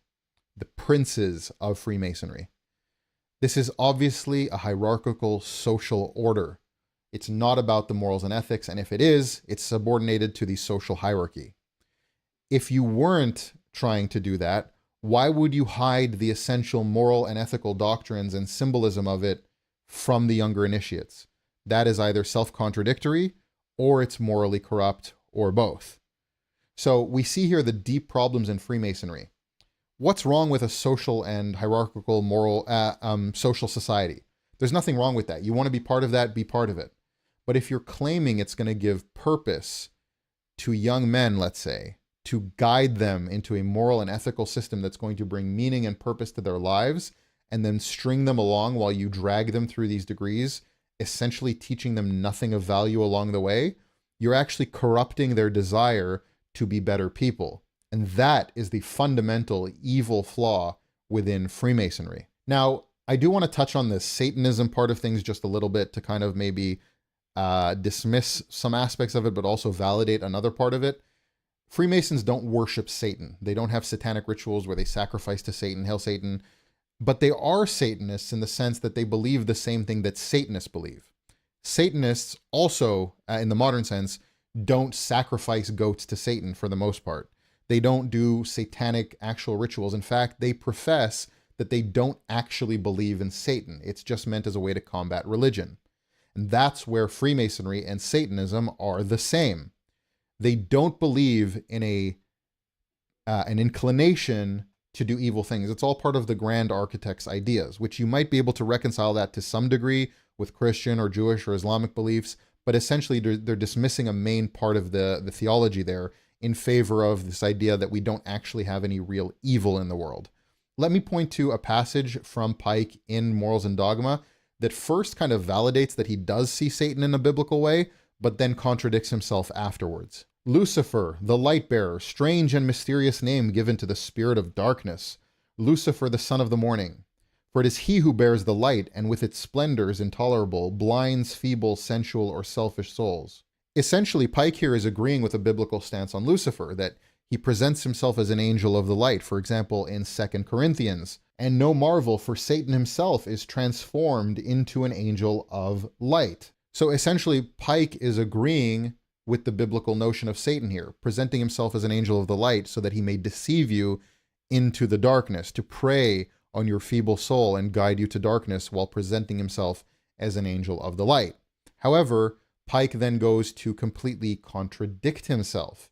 Let's read the next part. Hence it is that certain beliefs are universal. The conviction of all men that God is good led to a belief in the devil, the fallen Lucifer or light bearer, Shaitan the adversary, Ahriman or Tufan, as an attempt to explain the existence of evil and make it consistent with the infinite power, wisdom, and benevolence of God. What he's saying here is all this evil is part of the plan, it's part of God's architecture, which again, from a theological standpoint, in Christianity or Judaism or Islam, you can reconcile those ideas. However, he's dismissing the idea that there is an objective evil in the world that leads you to do evil things. Now, whether you're a religious person who believes that it's the devil tempting you, or you're a secular atheist that believes that it's primal human instincts that are leading you to do evil things, regardless, those two groups will agree that human beings tend to lead towards doing bad things when unchecked. And that's why the atheist can actually live by the same moral standards as the Christian, for example. However, the Freemason, like the Satanist, dismisses this. There is no evil inclination. There is no real desire to do evil. you're going to naturally feel bad when you do bad things, and you're going to feel good when you do good things. So you're naturally going to be inclined to good things if you follow that idea. This is where Freemasonry is essentially a satanic doctrine. The dogmas, morals, ethics, ideas of Freemasonry are in that way satanic. Now, I don't think this is the most important thing to focus on when it comes to Freemasonry. Essentially, it's a silly organization. To claim that they control the world when they couldn't organize their way out of a paper bag is nonsense. However, it is incredibly destructive as an ideology, as a group, for young people that want to find ethics, morals, meaning, and purpose. It is corrupting that desire by bringing people into something that claims to do that for them and then essentially does nothing of the sort. I know this is going to sound crazy, but I am starting to believe that Rabbi Tuvia Singer, the famous anti-missionary rabbi, I'm starting to think that he actually might hate modern Judaism. I think he might actually hate the Jewish people. And I know what you're thinking. That really is crazy. He dedicates his entire life to bringing Jews who have left for Christianity back to Judaism. And you might think that that is a very noble pursuit. However, the evidence cannot be ignored anymore that while he might hate Christianity, he also seemingly hates Judaism. And I'm going to present my case for why that is. So it all centers around this idea that he could simply reject the claims of Christianity that Jesus fulfills any Old Testament prophecies. And that could be a very valid claim. He could stick to that, make his point, and bring all the Jews back from Christianity to Judaism. However, he doesn't leave it at that. He engages in really, really powerful rhetoric, undermining the very fabrics of Christianity and why they believe what they believe. However, the rhetoric that he engages in actually shreds the foundation of rabbinical Judaism as we know it, specifically targeting Kabbalistic-based Judaism. So his arguments that undermine Christianity actually shred the foundations of Judaism as we know it today, and specifically completely undermine the ideas that Kabbalah could be a genuine facet of Judaism, that it could have any connection to the Hebrew scriptures at all. I'm going to play you a video where he engages in a little bit of that rhetoric, and I'll explain what he's doing. And then I'm going to play you another video of a Kabbalist or somebody studying Kabbalah, explaining aspects of Kabbalah and how Tuvia Singer's arguments against Christianity actually fully undermine anything that a genuine scholar of rabbinical Judaism and specifically Kabbalah, how Tuvia Singer's arguments completely shred the basis of his faith as a modern Jew who believes in rabbinical Judaism and Kabbalah. So let's get started. I'm going to play the clip of Tuvia Singer first, and then we'll go from there. How do you feel about that? And William, this is the man I want to keep on. Do you feel at peace with that? In 1 Corinthians 15, Paul says, so that Christ died for our sins according to the scripture, and that he was buried and he was raised on the third day according to the scripture. That's a fantastic claim, right? Are you at peace with going to Hosea 6, which is talking about Ephraim explicitly? Are you? What he's saying here is that this gentleman should not be going to that prophecy about Jesus because it's explicitly talking about Ephraim, not even about the Messiah. So if you go to the plain reading of the text, it cannot even be about the Messiah, let alone about Jesus. Shut up! Are you at peace with that? Or Yeah, are you a absolutely. little worried about that?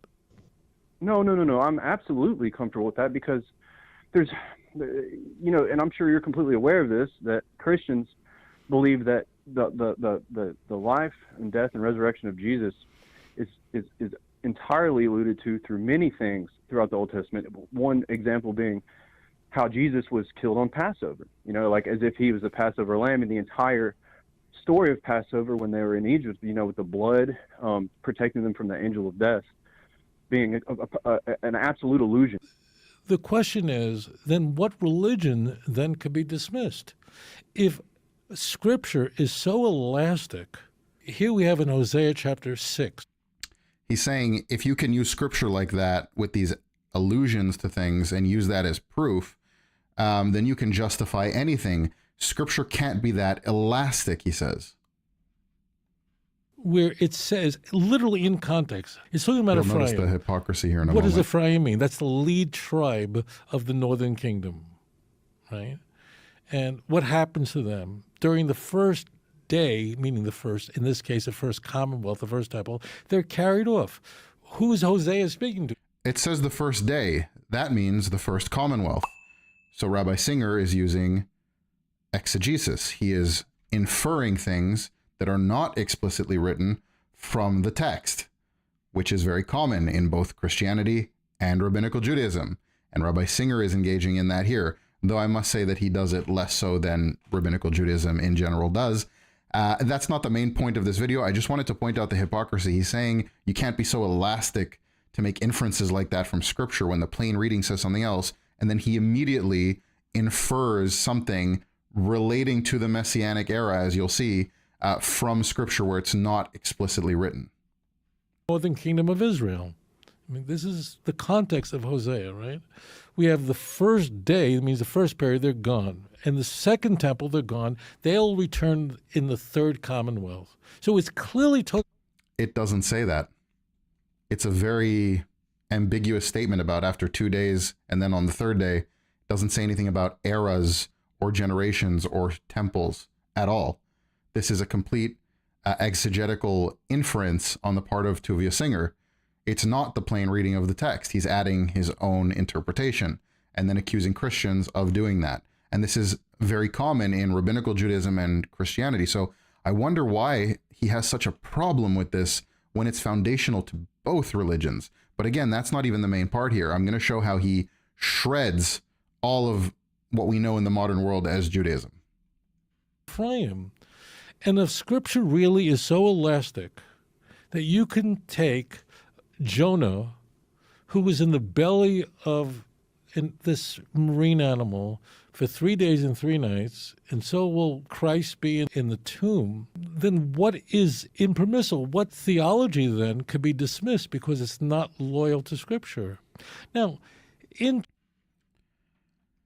essentially what he's saying here is you can't have an elastic Scripture like that where you can just make these interpretations to justify your theology. What couldn't be accepted then? What could you not even start to dismiss because of that? You can't have a Scripture that's that elastic. That's his claim. I want to go to another video now of a student of Kabbalah. He actually has a great channel, Seekers of Unity. I believe his name is Zevi Slavin, a really nice guy. And he's actually very authentic and honest about what he's portraying here. I disagree with him on whether or not it's true. I disagree with him on belief, but he's being very honest in his presentation of the ideas of Judaism, Kabbalah, the Zohar. So you should check out that channel as well to get a very clear idea of what's going on there. I'm going to play his video. I'm not going to play it's a very long video. I'm going to play one portion just to kind of give an example of what we're talking about here. He did, because he revolutionized and revitalized Jewish life for centuries. Revolutionized. That is idea number one of God. Number two, the second idea that the Zohar teaches us about God is that whereas God was seen as something which is simply abstract and something which is simply sort of indescribable, and this is the flip side of... Notice how these are not explicit claims from Scripture. These are very, very wild claims that go through a lot of steps away to get to what they're saying. Zohar, the first point of the Ein Sof is God is transcendent, and now we're going to speak about the second side, which is God is immanent, is that the divine is actually a whole ecosystem of divinity. There is an internal life of the divine. There is a fragile plurality within the divine. And whoa! According to Kabbalistic Judaism, which is mainstream in Judaism today, God is this complex ecosystem with a fragile plurality within it, a whole life system and plurality within it. What does that sound like to you? And is that explicit in Scripture? No, these are wild claims. And I'm not going to play the whole video, but he talks about very honestly and very accurately ideas from the Zohar that God has a masculine side and a feminine side, and it's the role of the people. And he kind of skates by it here, but very ethnocentric idea that the Jews are the divine feminine in a way, and it's their job through the mitzvot to reunite the divine feminine and the divine masculine. Things that are found nowhere without major intellectual leaps and interpretations and exegesis to get to those ideas. much more removed from biblical scriptures than Christianity is. So if we can go there with Kabbalah, what's wrong with Christians who infer these things from scripture for their beliefs? I'm not a Christian, but it seems a little bit ridiculous to target Christianity for inferring these things through exegesis when all of rabbinical Judaism is based on exegesis. Even the basic mundane aspects of Jewish life are based on interpreting the law. And then even if you say that that's from Moses at Sinai, the idea that a 13th century, even if you said 2nd century, which everyone knows that that's a lie, but a 13th century, even 2nd century document making up all these new ideas about God having a plurality and a feminine and a masculine, things that are nowhere at all in the biblical scriptures. If Judaism can be okay with that, why are they so militant against Christianity for doing the same thing, but maybe more actually close in some way, even if you say that there are leaps, but closer than Kabbalah is? So Rabbi Singer, what he's doing here, he's not just fighting Christianity, he's actually using rhetoric that completely shreds the foundation of rabbinical Judaism, specifically shredding the idea that Kabbalah could be in any way genuine, from a biblical perspective.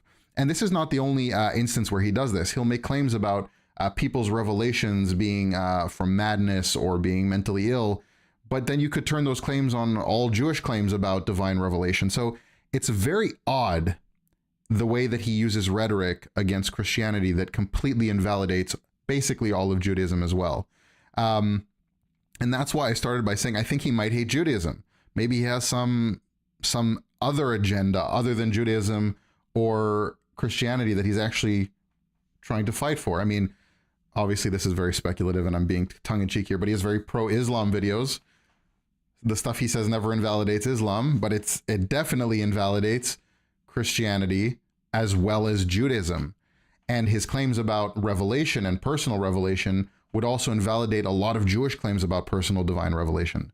So I would be curious for an answer for this. I did have a conversation with Rabbi Singer about a few things like this, where we were talking about Christianity. He gave all his opinions on that. And then as soon as the conversation turned to, well, what about rabbinical Judaism? Conversation over. So I would be curious for a response why he doesn't just leave it as, well, we don't see Jesus in the Old Testament from these and these particular prophecies, so that's why Jews wouldn't believe in that, which could be a very valid answer. He could just leave it as, this prophecy obviously means this prophecy doesn't mean that, so that's why we don't believe in it. We also don't believe that the church has these valid answers to these questions, so we still believe in the historic Jewish approach to things. That would all be very valid ways to answer it. It would be just completely down to your personal faith. But to use rhetoric that so powerfully destroys fundamentals of both religions, that's a little bit odd to me. And I would like to hear maybe some comments from people that might have an answer to that, or from Rabbi Singer himself if he'd like to comment. What is a fallacy? Can you tell me what a fallacy is? Metaphysics, Mike, what's up? Hey, so I was listening earlier to the guy who was sort of implying that, Christianity started at Nicaea, and obviously that's wrong. However, I do find that there's some merit to the claim to a degree because, and this is what I want to pitch towards you, essentially Christianity believes in Trinitarianism, which is fundamental to what Christianity is. Right. And I would argue that that made a very strong change at Nicaea. And in that sense, a new form of Christianity, I do think, did begin to emerge. I did a 2-hour talk with Inspiring Philosophy where we went through not all, but 2 hours or hour and a half worth of pre-Nicene church fathers teaching the Trinity.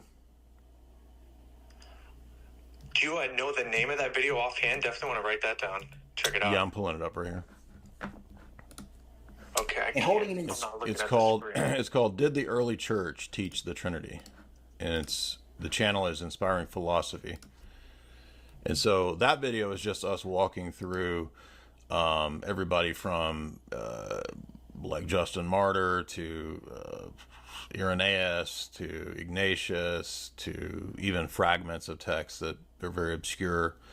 But I mean, the New Testament and the Old Testament teach the God of the Old Testament is the Trinity.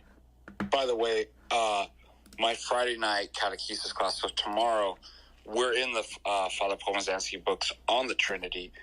And one of the things that, we just finished going through the Trinity in the Old Testament, the New Testament, Irenaeus, and all these. This does not mean that ever. One thing that's important to point out, and Father Pomazansky says this too, they believed in the Trinity in the Old Testament, but the language wasn't as developed. So, Jay, when you and I are arguing, for example, and we obviously believe in the same thing on a certain position, and I give an analogy or an explanation, you're like, oh, wow, that's great. Exactly. Is that a change? And this is basically what's happening in the church.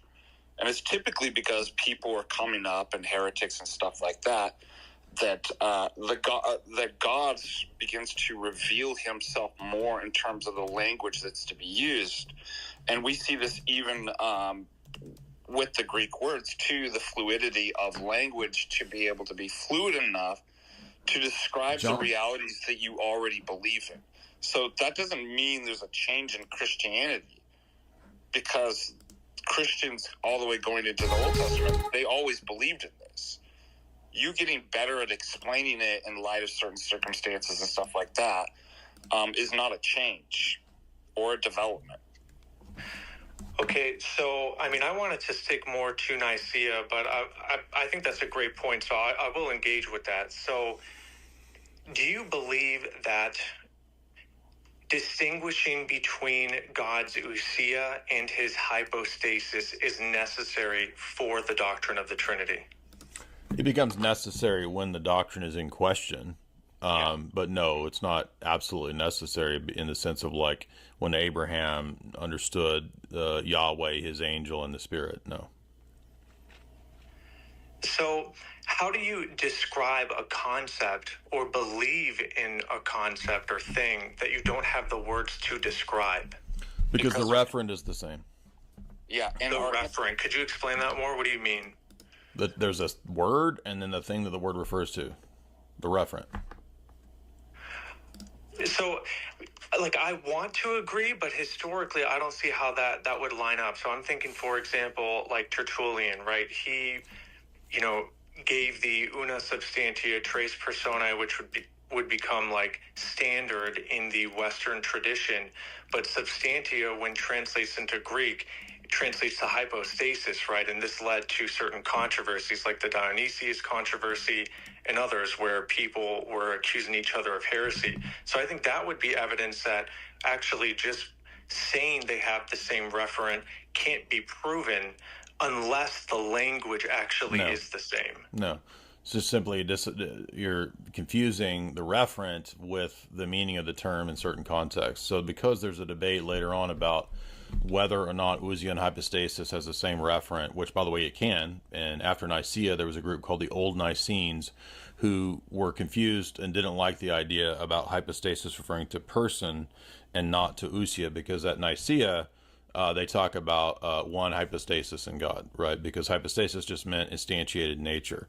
But as the theology and the terminology gets used and debated and becomes more and more precise, after the Cappadocians, hypostasis comes to mean the subject that has the nature. So there's a distinction between the two.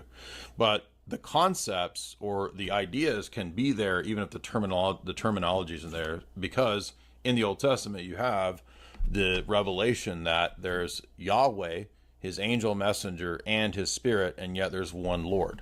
So that's all you need for Trinity in the sense of the referent that you're referring to.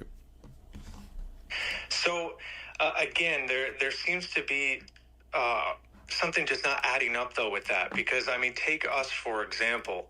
We also have a spirit, but we don't believe our spirit is a separate person than us. So to me, that's merely imposing later theological frameworks onto the text. As far as we know, within the biblical text. Well, you're saying now, as far as we know. Well, I'm telling you, I can go to ancient Jewish texts that recognize multiplicity in Yahweh. Does that not count? Awaken to a world of wonder. in Final Fantasy XIV Online. You mean like during what period? You're to like intertestamental Jewish literature? Yes, and post Second Temple Judaism as well. Well, I mean, then I guess we'd sort of have a conversation and to what degree that becomes authoritative. I would. Well, be no, wait a most minute. concerned I don't have with to. the No, Bible. it doesn't. It doesn't have to be quote authoritative if I'm demonstrating that even at that time there was a normative Jewish interpretation that was not Unitarian.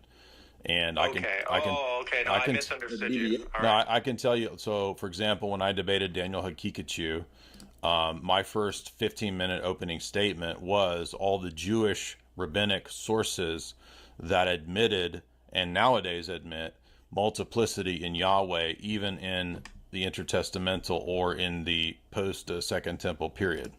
So that shows that Judaism was not monolithic in some Unitarian position. Okay, so I'm more concerned with the scripture, though. Well, So you now would wait a minute. say- Now you're moving the goalpost because you were more concerned with the pre-Nicene Church Fathers. Now you're more concerned with the Scriptures. So which one is it? Well, I'm not trying to move the goalposts. So would you agree that they're related? Well, if you're more concerned now with what you were more concerned with something else that you were more concerned with 2 minutes ago, how is that not moving the goalpost? Well, I mean, certainly there's some variance here because we're talking about something that changed over time. Even you guys are agreeing that the language developed, right? And so I'm coming from the position of, well, if the language developed and the language represents the belief, then how can you confidently say that people in the scriptures understood something that they don't have the words to describe? No, they Okay, do. so- Again, it's different words describing the same referent in the Old Testament. Yahweh, his angel, and his spirit are mentioned dozens of times in the Old Testament. I have multiple lectures through these texts. Yeah, but an angel is also a class of spiritual being. No, Hebrews it's believe not. that So you angels don't were even created. understand. No, you don't even. No, it just means messenger. It could be an uncreated messenger, which in Exodus is said to. When God says, "I will send him into the land before you. My name Yahweh is in him." Let me finish. You better obey him because he won't pardon your sins. Creatures can't pardon sins. Only God can pardon sins. So the angel messenger is Yahweh. You see? Okay, so two things. Number one, I'd say that's a fallacy of etymology. Just because the etymology of the word means to sin does not mean that the word always means messenger. In fact, the reason why... Are you listening to what I said? Did you hear what I said? Of course I did. What Jay. did I Can you say? please What let did me I finish? argue in Exodus 23? Well, first you argued that the word angel just means messenger. Correct. Okay, and then you argued that a creature cannot forgive sins. Okay, so I'm addressing. I'm this. talking Number about one, Exodus that's a 23. fallacy of- You're ignoring the argument I made from Exodus 23. It's no fallacy here. Oh, okay, does the word angel always mean messenger? It is always a messenger, and that could be a created or an uncreated messenger. Okay, see, I agree with that. That's not what you said originally. No, You said it is just what I means said. I made this- messenger. You said it just means messenger. Yeah, the word itself just means messenger, which means it could be created or uncreated. Yeah, right. So to me, that's really important because at the moment that we're talking about the divine messengers, that's when we're talking about a different class of spiritual being. Okay, in Exodus 23, Yahweh's name is in this angel, Yahweh, and he pardons sins. That's Jesus. Jesus is the second person of the Godhead in Exodus 23. It's the same entity speaking out of the burning bush in Exodus 3. Okay, so you didn't address my point about it being a fallacy of etymology, but I'll address that. How is Okay, it? What are so you even talking about? about the word angel? Now, I'll address that. So How is it a fallacy? it's a fallacy because the word angel just doesn't mean a messenger. Yes, the word it does. Angel, the word angel carries with it an ontological distinction that separates it from human messengers. It's a No, it divine doesn't. messenger. No, it doesn't. The Okay, same term can be used for also human messengers. So you but don't the even know way what you're it's talking about. used, yes, I do. The way it's used can imply a distinct ontology. That's why they use angel instead of just the word messenger in the English Bible. No, Okay. sometimes you don't know what you're talking about, because sometimes it's just the messenger of the covenant or the angel of the covenant. It's the same word. I agree. I'm not saying it's not the same word. What I'm saying is that translators also acknowledge that some of these messengers carried a unique ontology. They were divine, right? They weren't human messengers. And so they render it in English as angel instead of just messenger. So okay? in Exodus 23, the context is going to tell us whether it's a created or an uncreated being. And in Exodus 23, it's the name of Yahweh that this angel messenger possesses. Therefore, if he forgives sins, it's the Son of God. Okay, so that's what I was going to address next. So if creatures cannot mediate forgiveness, then why did Jesus give the apostles the ability to forgive sins? No, it doesn't say mediate forgiveness. It says forgive sins. Jesus gives the apostles the ability to forgive sins through Jesus working in them. That's correct, and that's the same way that an angel could forgive sins. By No, God it's not, working in because him. it's not just. Why not? Why not? Because the angel's called Yahweh, you idiot. Okay, so Jesus also came in the name of the Father, and he gave power to the but Jesus is Yahweh. 23 to forgive Jesus sins. is Yahweh. The apostles are not Yahweh. Okay, so now I'm going to give you the same thing. You're moving the goalposts. No, At I'm first not you moving said the a creature- goalposts. you God said is a Trinity. Jay, you said a creature can't forgive sins, and I'm proving to you in John chapter 20. Creatures 23, don't forgive the sins apostles on their forgave own sins. in their created nature. It's only God that forgives sins. And the reason that I know it's God is because it's Yahweh by name. Yahweh, Okay. Do creatures have the name Yahweh? They could bear, the name Yahweh, like Where? the angel of the Lord. Yeah, it says that God made an angel that bore Where his does name. this say that it's a creature? It's implied throughout the scriptures. No, it's not. No, it's I can not. give you- Where I is can it give you implied? many examples. Where Many in this examples. text, if it's the being speaking out of the bush in Exodus 3, is this a creature? Exodus 3 is not going to directly say this is a created being. No, but I'm Where do speaking, any of the texts identify the angel of the Lord, who is called Yahweh, a creature? Okay, listen. Name we're one. talking of- Give a text. Oh, sure. Yeah, right now. I just told you I could give you a bunch. Okay. Give one. Okay, great. Just be patient. All right. So I'm thinking of Hebrews 1. You have made him a little lower Oh my than gosh. the Are you angels. serious? Let me look this up. Hebrews 1 is the end of your whole argumentation. Okay, so it's Hebrews chapter 2:7. So it says, "You," speaking of God, have made him. Go to a Hebrews little 1. It's lower. the same. It's the same referent, the Son. What's Hebrews 1 about? In this case, it's talking about why really Jesus' role as a priest is greater than the angels. And he's Because he did what? Oh, but because God exalted him after. No, because he did learned what? Obedience. Well, because he suffered and died. And did what? Did he create? Yeah, that's a part of it. God created the world. No. Did Jesus create the angels? Is the argument. Did Jesus create the angels? I mean, I would say, like the person, the human. In Jesus, Hebrews no. 1, does he make the argument that Jesus is superior to the angels because he's the creator of the angels? No. Yes.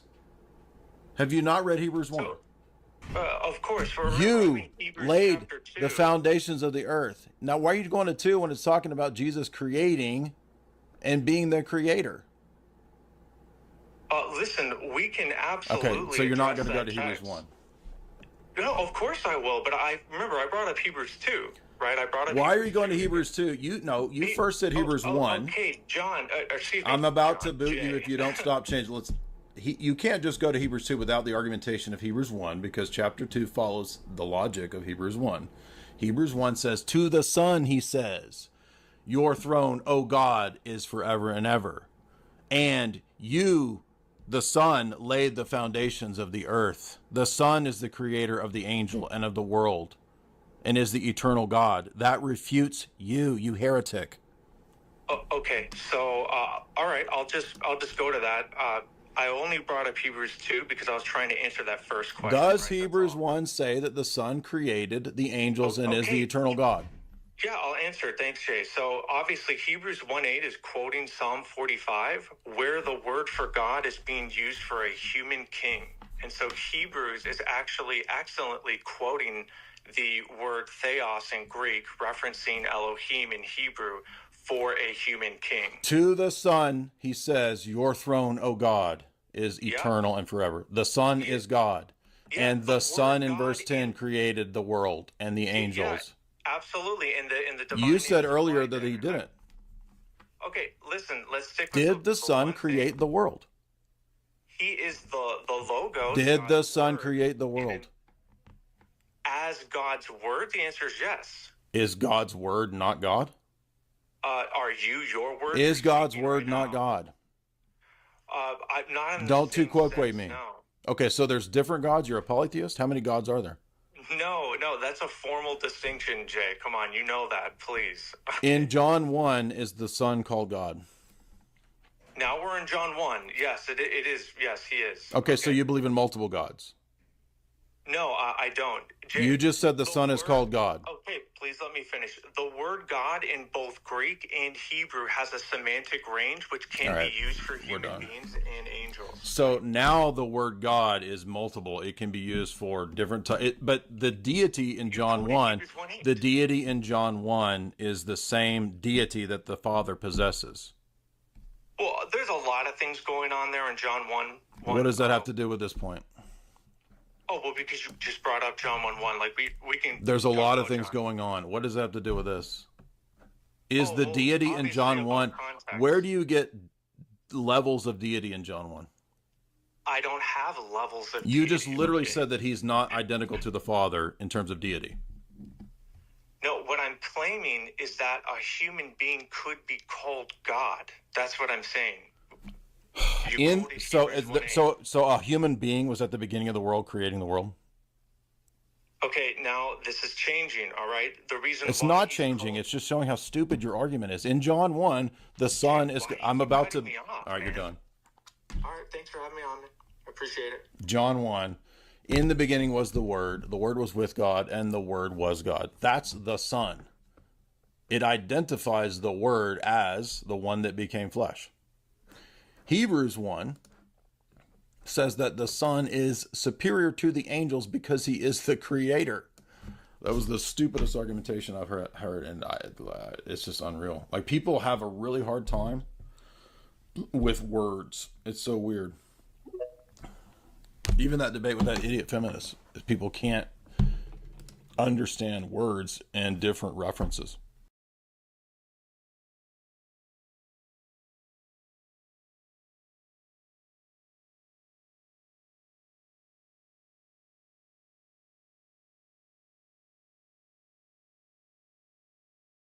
Where can I find creators who actually drive results? Popular Pays simplifies creator marketing by handling... Justin Sledge, welcome to the show. Thank you. Thank you, Alex. Thank you for having me on. Am I right in thinking that we don't even know how Yahweh is supposed to be pronounced? No, we don't know. The last people to have a tradition of how to pronounce the name Yahweh. Again, Yahweh is just an academic vocalization for the Israelite God. But the last time anyone had any sort of tradition about how that was actually pronounced was 2,000 years ago. Was the folks in the old Jerusalem temple. But with the destruction of the Jerusalem temple and the destruction of the priesthood that would have pronounced that name once a year, the tradition's totally amputated. So no, it's been lost. So where do we get this Yahweh from? I mean, we know what some of the letters are, but why is it that although we have the sort of written name, we wouldn't know how it's pronounced? So it's basically we take Yahweh, and the reason why we use that is because that is typically how noun sequences like that would have been constructed in Hebrew with the ah sound, and so it's just really typical for names to follow that vowel construction, and so we just shove those vowels in there because that seems to be the best guess at a vocalization. Also, vocalizations change enormously over time, and the earliest attestation that we might have of something like the name Yahweh is probably closer to Yahu in an Egyptian, in a specifically Egyptian inscription. So we don't know, but there's been lots of attempts at vocalizing this name. Jehovah being the most famous, right? Where you take the the vowels of Adonai and then shove them in German into this and sort of look at it sideways, and you get Jehovah out of the deal. So there are lots of ways of trying to make this name pronounceable, but the original pronunciation is totally lost. In fact, we don't even know what the name means. It seems to be connected to the Hebrew word hayah, which means the one that is, or to be. So it's probably connected to that. It might be connected to he who creates, although that would need to be in the a verbal form called the hifil in Hebrew, and that form is never found in the Hebrew Bible. So if it does mean he who creates, or the one that creates, that verbal attestation is ever found in the Hebrew Bible. So it means something like the one that is. I think that's the best guess on the street about what this name means, which is a pretty good name for a god, I suppose. You just straight up Yes. assert that you exist. Yeah, it is. And it's interesting as well, the way you say an interesting name for a god, because I must say that most of the time when I hear the word Yahweh employed, it's by critics of monotheism. I find sort of on the online space or in the debate sphere, what's happened is people have sort of discovered, as they begin to deconstruct their faith, maybe they grew up as a Christian or something, they realize that there's actually a bunch of different gods, a bunch of different belief systems, and Christianity is just one among many. And so they tend to employ this term Yahweh almost as a nod to the fact that this is a god. Rather than calling him God, they call him Yahweh in a sort of critical sense, if you see what I'm saying. Mm-hmm. But I think at the same time, there's a fascination about the fact that there's this God who kind of has a name, and that name Yahweh is more attached to the God of the Old Testament than it is to the God of the New Testament, and certainly to Jesus. It seems, at least in the way that the term is used, people don't refer to Jesus as Yahweh very often. Although I suppose theologically that would make sense for some Christians. What I really wanted to dig into here was the origin of this term, of this God. And there are, of course, two ways of looking at this. If you come from a confessional approach, well, what's the origin of Yahweh? There is no origin. He is just the God of the universe. He's the creator with his begotten son. That's fine. But as you do on your channel, Esoterica, you sort of try to check your religious convictions at the door, as you say, put on a more scholarly cap and look at the anthropological history of what Yahweh is. So where can we start this conversation? Are there any sort of caveats you want to make before digging into it? And do you think that the question I'm asking even makes sense? I think it makes a lot of sense. The idea that Yahweh is a god among other gods is patently obvious if we look at the actual historical circumstance in which the ancient Israelites existed. There are lots of gods there. We don't have to look far. You can look at the Hebrew Bible and see the prophets complaining constantly about the Israelites worshiping other gods. You don't complain about what people aren't doing. And so they're clearly doing that. So yeah, Yahweh was one god among lots of gods that existed in the what we might call the Israelite or Canaanite pantheon, as much as there's a distinction to be made between Israelites and Canaanites. So yeah, Yahweh's was one god among several. And not just that, but it's also pretty clear this god changed. That this being this god was an importation into Israelite religion. It is not indigenous to the Canaanite god, the Canaanite pantheon, which we know a good bit about. So this god is interesting in that not only did it become God, a god became God, but also it was an importation, and that's fascinating. That it is not a god indigenous to that region, probably coming from the south. I guess the only caveat I would add is that I think when scholars are honest about what we know about Yahweh, the origins of Yahweh at least, is that we don't know much.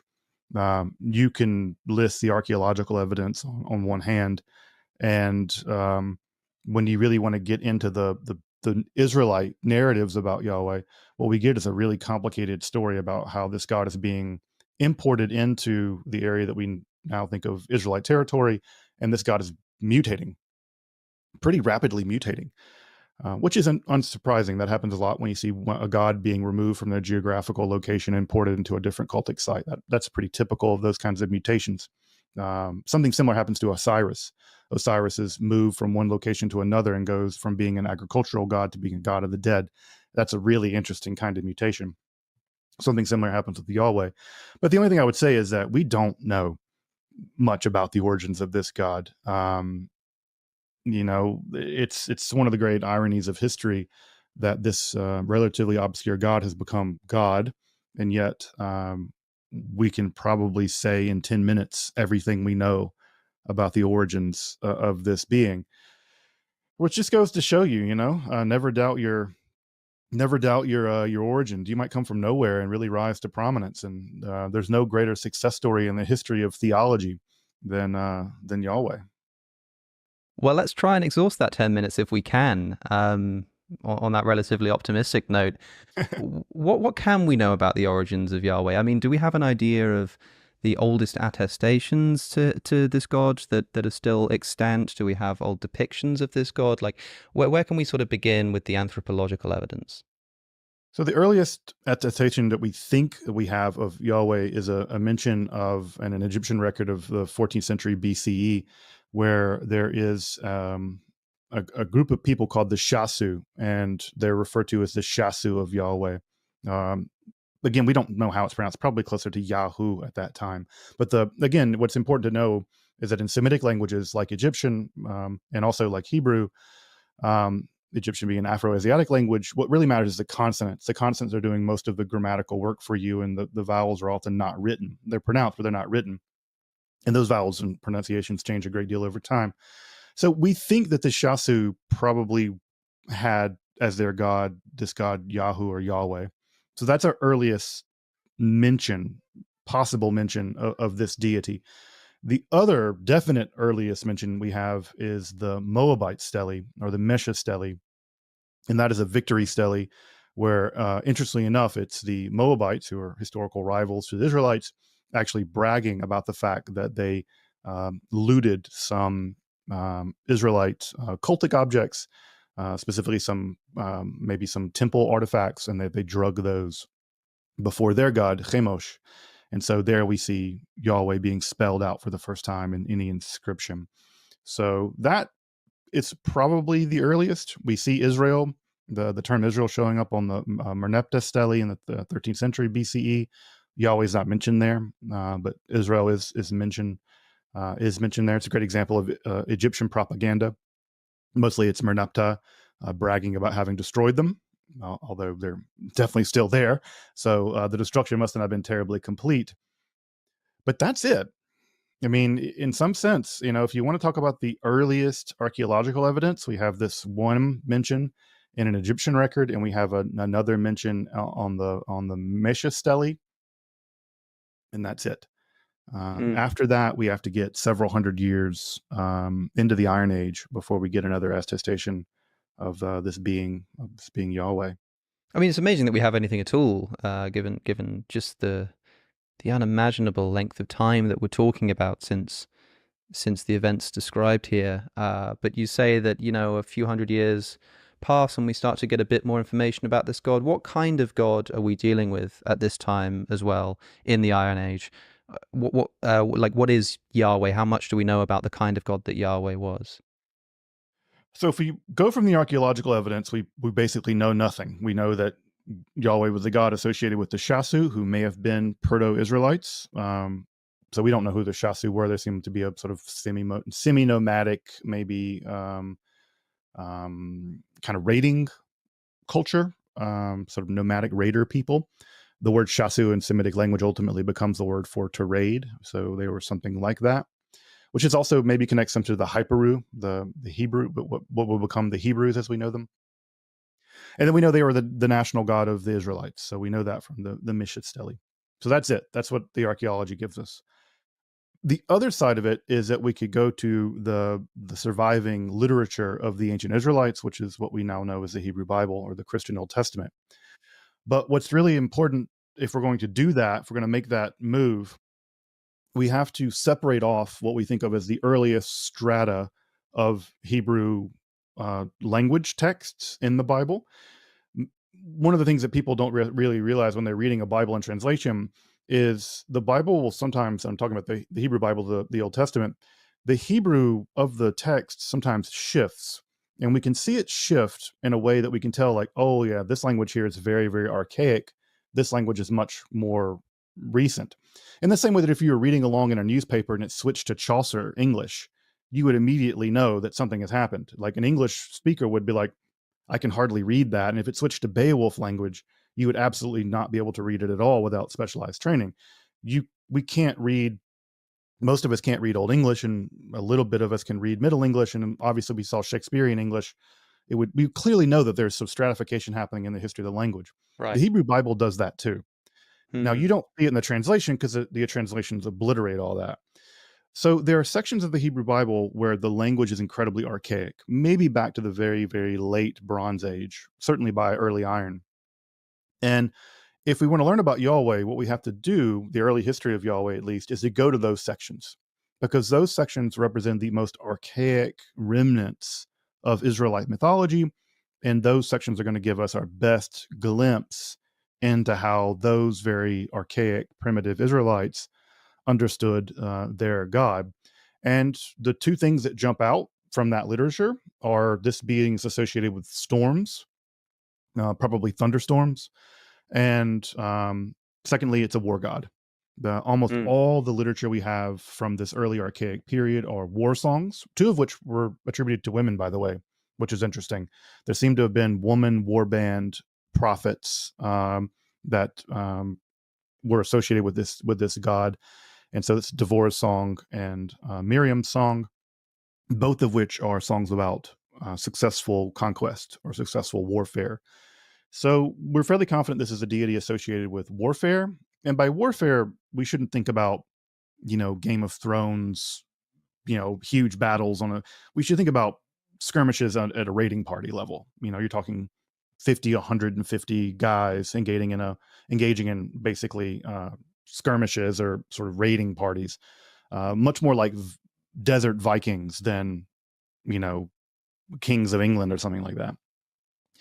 But what we can glimpse is. So where are these? Where are these from? You're talking about the earliest and most archaic parts of the Hebrew Bible. What are we talking about here? So you can think about the section of the Song of the Sea that's found in the Book of Exodus, Devorah, the Song of Devorah, which is found in the Book of Judges.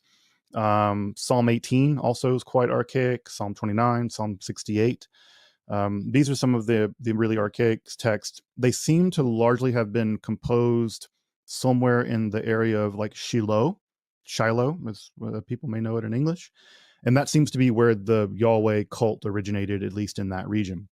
Now, and what region is that? Where's Shiloh? So Shiloh, you're thinking about sort of near Jerusalem, just a little bit north of Jerusalem in the hill country. Mm-hmm. And the backdrop of all this is sort of the Bronze Age collapse, right? For reasons that we don't fully understand, there were sort of widespread ecological shifts and climate shifts, and there was a sort of cascading system collapse that happened in the Eastern Mediterranean at the very end of the Bronze Age. And what that meant was there was a refugee crisis among Aegean peoples that led to the rise of the Sea Peoples and what we now know as the Peliset, the Philistines.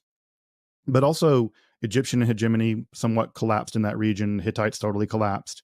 Other regions lost. Urban centers really disintegrated.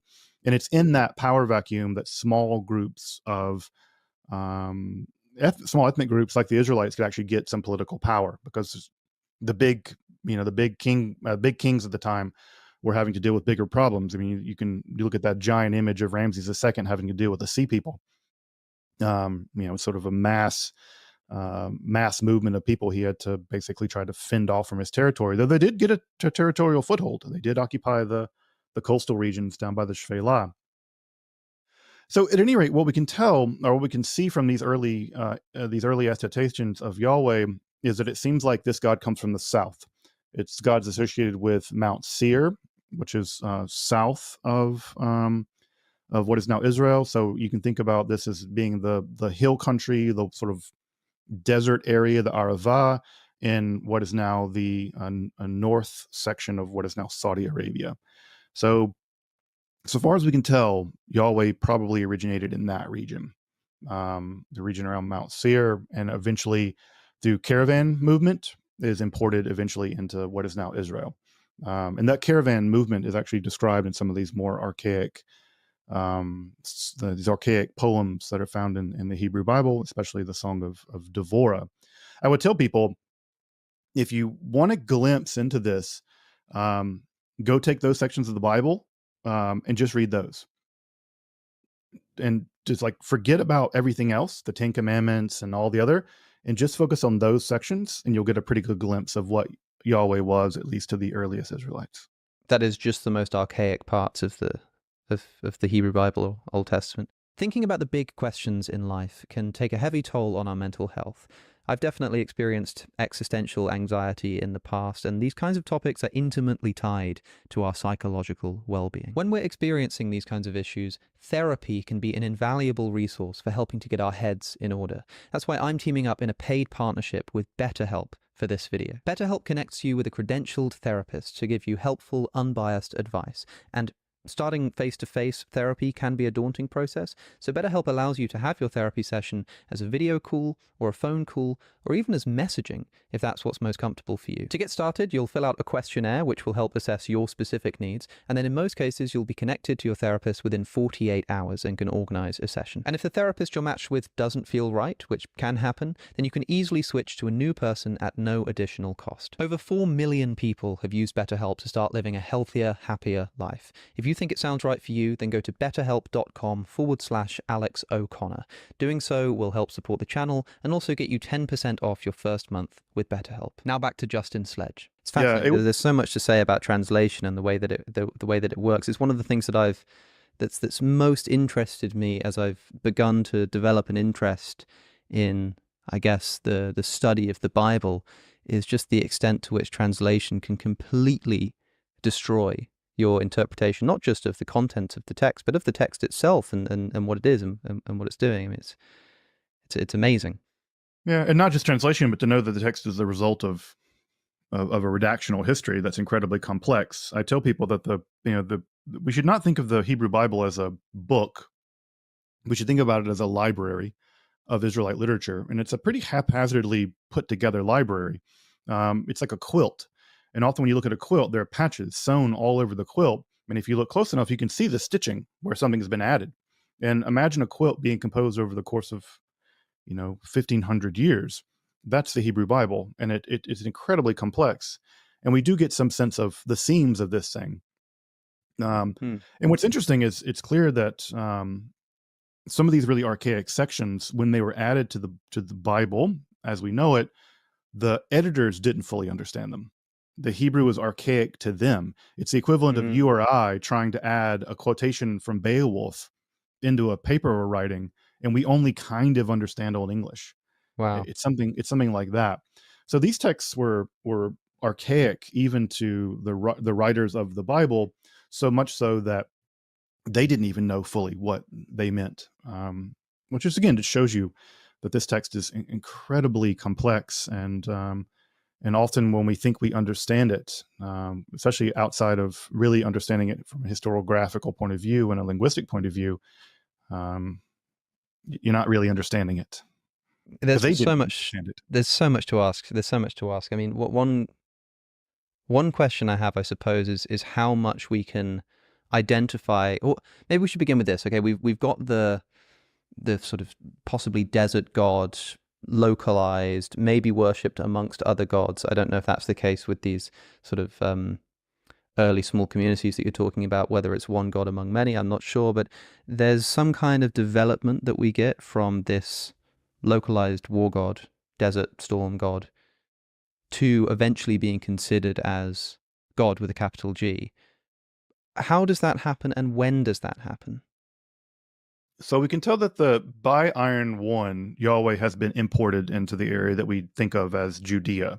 So think of the area around Jerusalem, mostly slightly to the north of there, up in the hill country. And that matters because that's where that's a rugged hill country. And if anyone's ever been to Israel, Palestine, they'll know that that's incredibly difficult country. And it's very difficult if you want to try to conquer it. So you think about the Egyptians have lost territorial hegemony at that time. The idea of getting chariots up into those highlands, it's very difficult. And the highlands are very difficult militarily to seize. And so they're able to carve out some degree of political autonomy. And with that political autonomy comes theological autonomy. They're going to, those two things are completely united at this time. And in and around the area of Shiloh, which we know that there was a Yahweh shrine there. It's never been found. And trust me, they've been looking for it. There's nothing more than the settlers in Shiloh would love more than to find the Yahweh shrine there. We have found other Yahweh shrines, but we've not found the original one at Shiloh. But it seems like around there, that's where the Yahweh cult is centered. And what begins to happen is there's a northern evolution and a southern evolution of the cult. And what, in a general way, we can talk about is that Yahweh is assimilated into the Canaanite pantheon. And so there are aspects of the two big gods that really matter for the Canaanites, which are El and Baal. So El is a kind of grandfatherly, kind, wise. This is the God that people imagine. The God with sitting on the big throne with the big white beard. If you've ever imagined that, you've imagined El. That's how successful that assimilation went. That when we imagine Yahweh, we don't imagine a raiding God killing a bunch of people, although that's what the earliest text, you imagine sort of like a, buff, bearded, young guy murdering people, Viking style. That would be the Yahweh of the very early primitive Yahwism. But when we imagine God, and even on the Sistine Chapel, right, it's old guy with the beard, that's El. So that God is assimilated pretty easily to Yahweh. That gets assimilated pretty easily. Where things are more complicated is Baal, because Yahweh and Baal share almost a similar sort of theophoric profile. They're both storm gods, although Baal is a god of the storms of sort of coastal storms, the big coastal storms that come in over Lebanon, what is now Lebanon, and sweep over into what is now Israel-Palestine. Yahweh probably was a thunderstorm god. And if you've ever been into southern Jordan and the areas around the sort of Petra, thunderstorms still kill people because they still generate flash floods, and they're still quite terrifying. You can see images of flash floods from that region. And also Baal is a warrior god. And so the problem's going to be, town's not big enough for two warrior storm gods.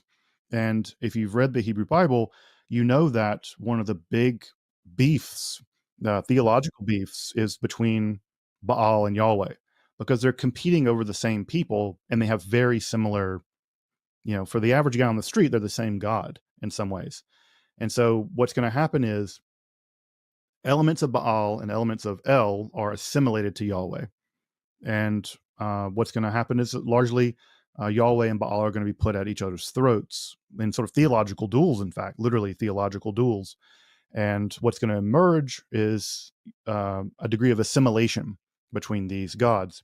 So much so that there are psalms in the Hebrew Bible where scholars think, and there's one psalm specifically, where scholars think that it was originally a song for Baal, and they just cut and pasted Yahweh's name in. And because a bit like so a bit like "My Country, 'Tis of Thee," and the British national anthem sort of changed the words, and it suddenly becomes an American patriotic tune. Yeah, I mean, and even more dramatic than that. Just imagine like "God Save the President" as opposed to "God Save the King." Yeah, it's even more even more developed than that. To be clear here, we're talking about the Canaanite gods. The El and Baal are the indigenous gods of the Canaanite people who are living in, well, whereabouts they're sort of living where is Cana generally? It's sort of think about Syria, Lebanon, that area, all the way south into basically into what turns into desert down in the Arava and sort of the Sinai Peninsula. So that entire region would have been sort of Canaan, and in Canaan there would have been lots of ethnic groups, and those ethnic groups would have had they'd have shared a pantheon, but they probably would have prioritized a god. What ends up emerging is that the Israelites, as one of those, has imported a god, and that imported god, Yahweh, is going to be set over and against the indigenous god, Baal. And again, the word Baal just means Lord. In fact, if you get married in Judaism, you're referred to as Baal and Batulah, Lord and Virgin for the day. Now, how many are lords and how many are virgins is up for debate. But the word Baal still just means husband in modern in use in Hebrew. So the word just means Lord or master. And Adonai actually means something similar as a taboo replacement for using the word Yahweh in Jewish prayer life. But this is where things are going to get dicey, because the the Israelite monolators, the people who want to be either Yahweh is the best God, even though the other gods exist. This is a position called henotheism. Although in the south in Judea, they tend to want to drift toward monolatry. They tend to only want to worship Yahweh. Even if they acknowledge the other gods are real, they only want to have Yahweh worship. And so what's going to happen is that Yahweh's going to have to beat Baal. And you see this play out over and over again in stories of the Elijah-Elisha cycle and other prophets. They're constantly condemning people for worshiping Baal. Because frankly, I think that for most common Israelite people, they didn't know a difference. They're like, this is a God that makes it rain. Like they're just different names for the same God. I think the average Israelite on the street, the average Canaanite on the street would have been like, I don't really care what you call this God, as long as the rain comes. That's what matters. And again, I should point this out, that ancient Canaan and modern Israel, Palestine, they have a wet season, a dry season. And without those thunderstorms and without those like winter rains, you have full blown famine. And so it's unsurprising that a storm god is going to be very popular, because you want to be on the right side of those storms. And, Yahweh's going to transition from being a thunderstorm god to being associated with these big coastal storms. And you can see this as the Psalms develop. Now, I want to talk about this assimilation of the gods, this great clashing of Baal and Yahweh. When we look at our anthropological evidence, our writings, engravings, our pictorial representations of gods, what evidence do we have of this theological assimilation? Archaeologically, nothing. I mean, we have some statues of El, we have some statues of Baal, almost always raising sort of a spear lightning bolt. We have very little representations of Yahweh, maybe two, one at Khirbat Qom and one at Kuntalit Arjud. So those are cultic sites, one in Samaria, what is now Palestine, and one down in the Sinai. And those seem to depict Yahweh, and they seem to depict Yahweh with a consort.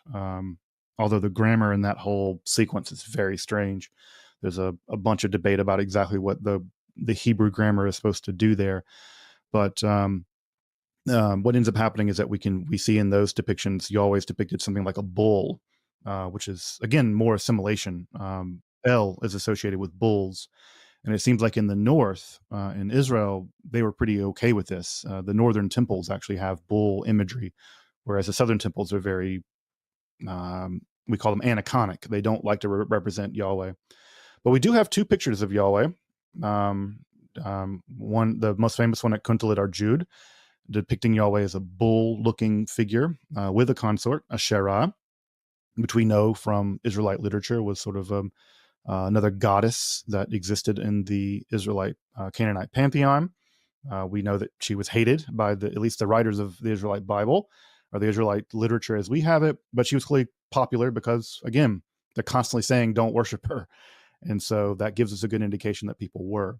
So again, this is another example of assimilation. We know that El had a consort, Athirat. Probably what ends up happening is Yahweh comes in. You don't really want a bachelor god. And so what do? You pair your god with the most popular, Taylor Swift of the day, and that's Asherah. And Asherah becomes the divine consort of Yahweh. Again, the northern Israelites were more comfortable with this theologically. The southerners never seem to have been comfortable with it. And there seemed to have been, in general, a tendency toward aniconism, for one, not representing Yahweh at all, but also to get rid of this whole consort business. And so in the south, between the south and the north, there's economic tension, but also theological tension, political tension. I mean, we can never separate these in the ancient world. There is no separation between the political and the theological. They're all knitted together in a very, very tight way. So we've got now from Yahweh, the local storm god, to Yahweh being sort of assimilated to Baal and the god of the gods of the Canaanites, but still it seems to me we're a way off God as not just the supreme God among gods, but just the only God that exists, and not just the God of the desert storms, not just the God of the the coastal storms, but like I say, God with a capital G. So there's got to be more to this story. Where next? How does this development continue? So it seems like what ends up happening next is there's a movement in the direction of henotheism, which is to say that there are lots of gods, but our God is the best God. There are a lot of dads, but my dad can beat up your dad. So it's something like that. That henotheism seems to develop both in the north and the south, not homogeneously and not totally. But the key thing that seems to happen is that in 722, the Assyrians attack and destroy the northern kingdom, Israel. And when that destruction happens, there's a refugee crisis. There's a great deal of Israelites coming down from the north into the south, into Judea and its capital in Jerusalem. And remember, the northerners are much more comfortable with representing Yahweh, with the bull imagery, even with some degree of syncretism between the local religion, that's to say the Baal worship and other things like that. The story of Jezebel being a great example. You can hear the word Baal in her name. Her name means woman of Baal. And once Israel is destroyed in 722, this refugee crisis means that there's a bunch of people coming from the north to the south. The southerners, it seems, are never comfortable with the bull imagery, never comfortable totally with representing Yahweh. And there had been a tendency among the southerners not only to attack non-Yahweh worship, but also to be interested in consolidating Yahweh worship only in the Jerusalem temple. So these are people like Hezekiah and especially the king Josiah.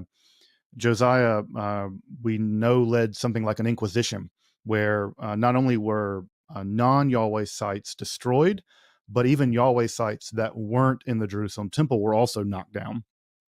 Tel Arad is probably one of our better preserved Yahweh worship sites in the south. Tel Dan is the best preserved in the north, which is interesting to go to if you ever get the chance to go to these shrines where you're like, oh yeah, Yahweh was worshipped here, like as a god among gods. It's a very, when you walk up to the Tel Arad and you're like standing in the room where this entity was worshipped as a god among gods. It's sort of an interesting historical mindset. I should also mention that the Holy of Holies, where the incense was burned for Yahweh in the Tel Arad shrine, was recently analyzed, and cannabinoids were actually found in the incense.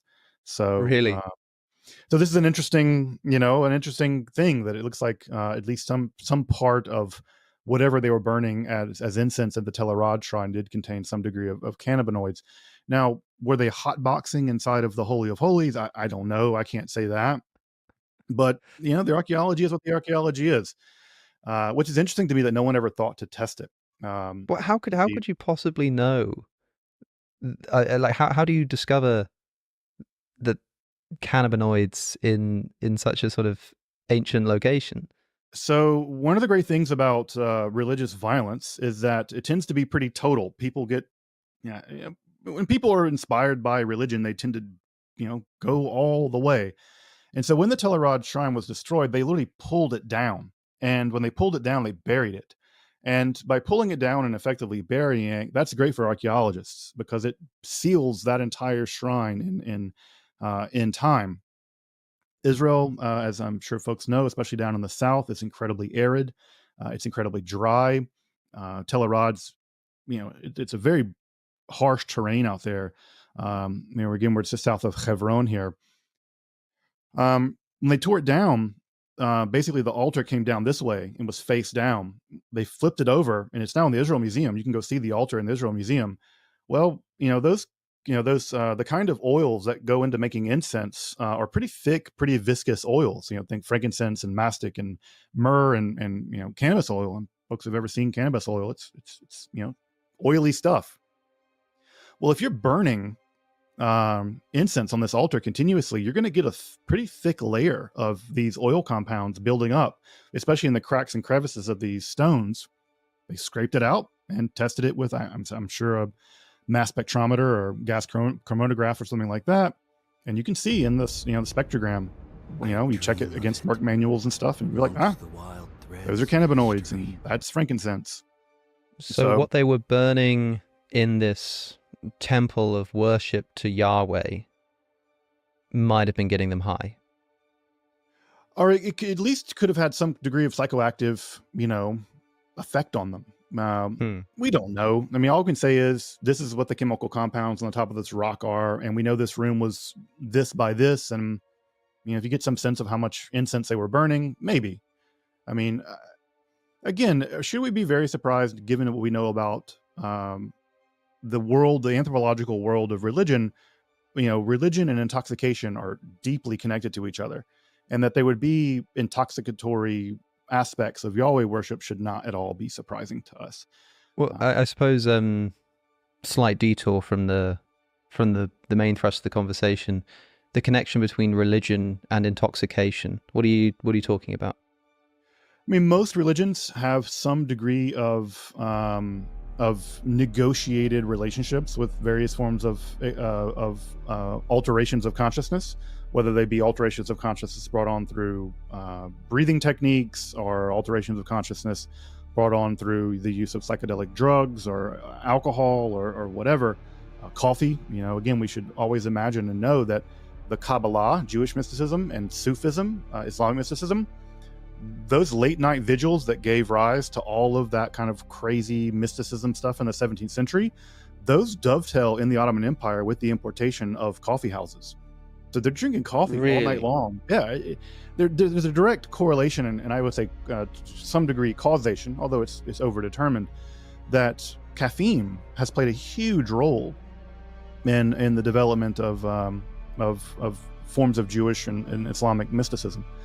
So stimulants and other kinds of compounds that alter consciousness are just baked into most religions, either through prohibition or through management, because you can't be altered all the time.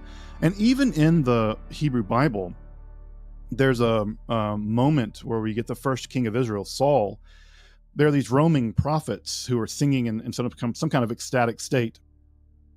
And Saul goes and joins them. And he also goes into some kind of ecstasy. In fact, there's a phrase in Hebrew when someone kind of goes crazy, and it's like, oh, Saul's among the prophets. Because that phrase is found in the Hebrew Bible. So there's clearly some kind of ecstatic Yahweh worship that existed, which again, we should be unsurprised. I mean, you got to be pretty hyped up to go into a battle, especially, late Bronze Age or early Iron Age battles, or, you're fighting at this distance. You had to be pretty hyped up. And what better to hype you up than, these sort of prophets and going into ecstasies and stuff like that. We see evidence of it in the book of Judges. So, yeah, at any rate, the Telerod Shrine, that gives us a good idea that at least Josiah had torn that down in the interest of consolidating theological and political power. Again, the same thing, but consolidating that power in Jerusalem. And once those refugees come from Assyria in 722, they're bringing their scriptures and their religiosity south. And that's why when we look at the Hebrew Bible, we often see two stories sitting side by side. Probably one of those is a northern story and one of those is a southern story. And in the interest of basically serving both communities, the editors of those texts had to include both versions. And so they stitched them together basically as sort of like, live and let live. Yeah, we have two different traditions of this story, but there's no way we're going to be able to make this all work without including both. You have to bring both parties to the table. And how would you best characterize the difference? I know we've talked about it a bit between the northern and the southern worship of Yahweh in relation to how it ends up in the text.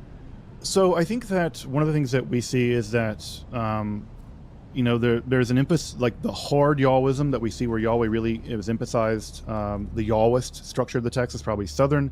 The Elohim stuff that's more abstract and that may be more northern material. Again, we also see the emphasis on like bull imagery is also coming probably from the north. In fact, I think that the golden calf story is probably a big shade on the northerners. Like, you guys did this, like you worship these bulls. We see southerners complain about the bulls of the north and stuff like that. So there is that's the golden calf that Moses comes down from Sinai and discovers his people are worshipping and has to destroy. Just destroy it, and a plague comes among people. I think that's a shade being thrown at the northerners in the way that they worship Yahweh. Now, what ends up happening, I think, is that the Northerners are in a, they come from a place of prestige. The northern tribes and the northern kingdoms, the Omrides, always were politically stronger, richer, more powerful than the Southerners. When they're destroyed, they're not in a position of power anymore, but they probably had the better scribes. They probably had money. They probably had, again, it's a richness. It's a much more urban elite group of people coming down as refugees to, well, kind of bumpkins. Jerusalem was not the center of anything. It was a relatively small, walled city or semi-walled city, kind of on a mountain. It's not a great place to live. It's defensible, but it wasn't a, again, when we think about Jerusalem, we shouldn't think of a city of tens of thousands. We should think of a city of 5,000, 6,000, maybe 10,000. It's relatively small. And Josiah and those guys have to figure out a way ultimately of accommodating theologically these different groups of people. And one of the interesting moments we have in the Hebrew Bible, perhaps one of the strangest, is that Josiah is doing renovations on the temple. And doing renovations in the temple, they knock a wall down, and inside they find a scroll, the Torah Moshe, the laws of Moses. And they take this scroll they found in a wall, which this story is about as believable as whatever. It's very unlikely this really happened. But it's interesting because they take this text, which is probably most of Deuteronomy as we know it, and in order to vouchsafe that it should be followed, they take it to a northern priestess or northern prophetess. Her name is Huldah, and she's one of these refugees. And so it's an interesting moment where the Southerners are religiously innovating. I'm pretty sure Josiah's scribes are just writing that scroll out. But in order to get the northern refugees on board, they take it to one of their prophetesses, Huldah, and she basically says, yeah, it's from God. It's from Yahweh. And it becomes Deuteronomy as we know it. And so this is a great example where, you have some theological and scriptural sort of accommodation between the Northerners and the Southerners. But even at this time, Yahweh is not the only God. There are definitely still people worshiping Yahweh. There are definitely people still worshiping celestial objects.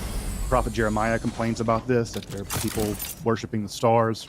The Queen of Heaven is a goddess that Jeremiah mentions that people shouldn't be worshiping. There's probably Asherah worship still happening. We have lots of Asherah idols around.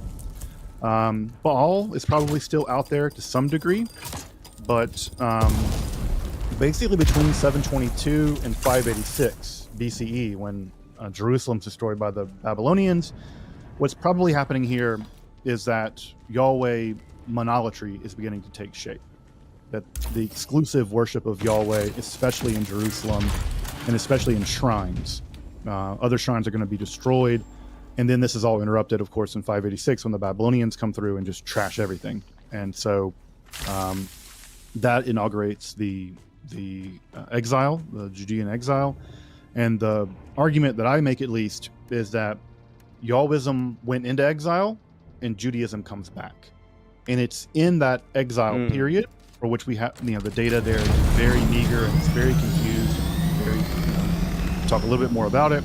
But I think that it's in that exile period that monotheism as we know it emerges. And it's in those texts like Trito Isaiah, the very end of Isaiah, where we do get what appears to be radical monotheism at the very end of the composition of what we know as the Hebrew Bible. So Trito Isaiah, that's the first time where we get clear articulations that Yahweh is the only God at all. Every other God is false.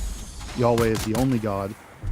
And I guess what I would add to that is that there's a weird trade made that when Yahweh becomes the only God, Yahweh ceases to be Yahweh.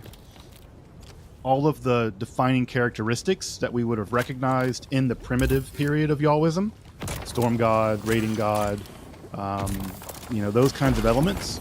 If you're going to make a God of everything, God can't be one thing. God can't be a raiding god or a storm god. God has to be God of everything. And so there's an interesting trade made theologically where when Yahweh becomes the only God, Yahweh ceases to be Yahweh in any sense that we would recognize from the primitive literature associated with this being. So during the Babylonian exile, you think is where monotheism as we know it today develops? I think it has to be. Yeah, I think the literary evidence is pretty clear that it develops there and then in the period afterwards. And there's a pretty simple theological reason for this. For most ancient peoples, gods literally dwelled in geographic regions. When the Bible says that Yahweh lived in the house, when it calls the temple the Bayit Yahweh, the house of Yahweh, it's not a metaphor. God literally lives, Yahweh lived in that building, at least at some parts of the year, and literally this God is a God for this region. There's even a section in the Bible where El Elyon is parceling out areas, and Yahweh is given a parcel of land. So geography and theology are completely linked. You know, if you worship a God, it's because your God lives in this town, and that's where the God is. Well, there's obviously a theological problem here. If your God lives in a house and that God gets destroyed, either you have to cease belief in that God. That house gets destroyed. That house gets destroyed, right? When that temple gets destroyed, your God is homeless, or, and then you're exiled. So you're no longer even in the land where that God dwells. So you have one of two options. You can pick another God and worship those gods, or you can theologically do something very radical. And the Judeans did, I think, what is one of the most radical things theologically in the history of that region, is they maintained belief in their God. But to do that, they had to remove the geographic specificity of that God and say, no, God's not God of this house in this region of Judea. God has to be God of everything. And therefore, no matter where we go, God is God. And so it's a theological innovation of titanic importance. I mean, it's a shift toward the generalization of theology. But it's pretty clear that some of these Judean theologians began to make that move in the exile because they're forced to. They have to do something theologically. And what ends up emerging is, one, monotheism, and then two, apocalypticism. And this is where this is the birth of Jewish apocalypticism. And Jewish apocalypticism is born out of a theological failure of the old Deuteronomistic theology, which was, if you follow God and do what you're supposed to do, I'll give you land and agricultural success. If you don't, I'll wipe you out. Well, neither happened. The temple was destroyed, and they weren't wiped out. So what do you do? That theology doesn't make any sense anymore. What do? You develop a new theology. And that new theology is Jewish apocalypticism. And that theology would, of course, set the stage. That, along with monotheism, would set the stage for Christianity and basically the Abrahamic religions as we know it. But we really should give it to those theologians, those unnamed Jewish theologians, Judean theologians, people who have wrote Trito-Isaiah. They did something completely daring theologically that I think would have been shocking to their theological contemporaries. They're like, hold on, there's just one God, and that God is the God of the whole olam, like the whole universe? Bizarre idea. Yeah. Absolutely bizarre idea. And I would say that Trito-Isaiah theologically pushed the envelope in a way that no monotheism has ever done before. They were more radical monotheists than anyone else, because they were willing to let God, because they were committed to this idea of monotheism, they were willing to let God be the God of evil too. And there's a moment in Trito-Isaiah where God is speaking, and it says, Ani tov vera, ani or v'choshech. I am good and evil, I am the light and the dark. And that's a pretty radical theological move, so radical that even the apocalypticists weren't comfortable with it, because they had to invent the devil to be sort of a bad guy. God could not be associated with evil. And so the theological innovation there was to invent the devil to do that work. And the rabbis, in fact, are so uncomfortable with that language that in the traditional Jewish prayer book, they quote that section of Isaiah, and they say, Ani tov, I am the good, et hakol, and everything else.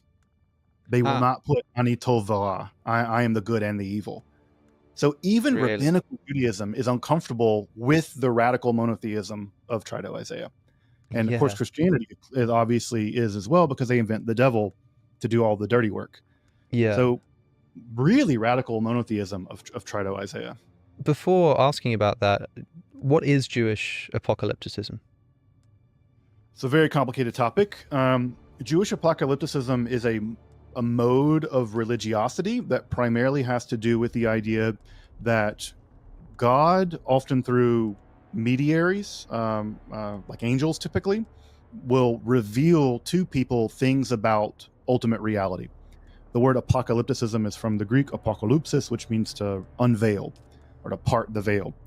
And so this literature has the idea that rather than Moses went up the mountain and got the law and brought it down, and now you have to follow it, that there are these people for whom God reveals certain kinds of things, especially secrets. The most famous examples of this in the Hebrew Bible are going to be Ezekiel, where Ezekiel literally is, lying there by the rivers of Babylon, and God sort of splits the heavens open, and he's given a vision and shown all kinds of things about the universe. And the literature that emerges out of Jewish apocalypticism typically has several different features. They typically are very interested in the origin of evil, which is obviously a thing that if you're living in exile, you'd be interested in why bad things happen to good people. They're interested in the end of the world. They're interested in the nature of the cosmos. They're usually pretty deterministic, the idea that God's in control of everything. And they often try to describe at great lengths how God controls everything, how history is part of a divine plan, that even bad things that are happening are part of that plan, especially the bad things that happen are part of that plan. And typically they're very interested in the structure and function of the cosmos. So they're very interested in how the planets move and what angels are associated with what.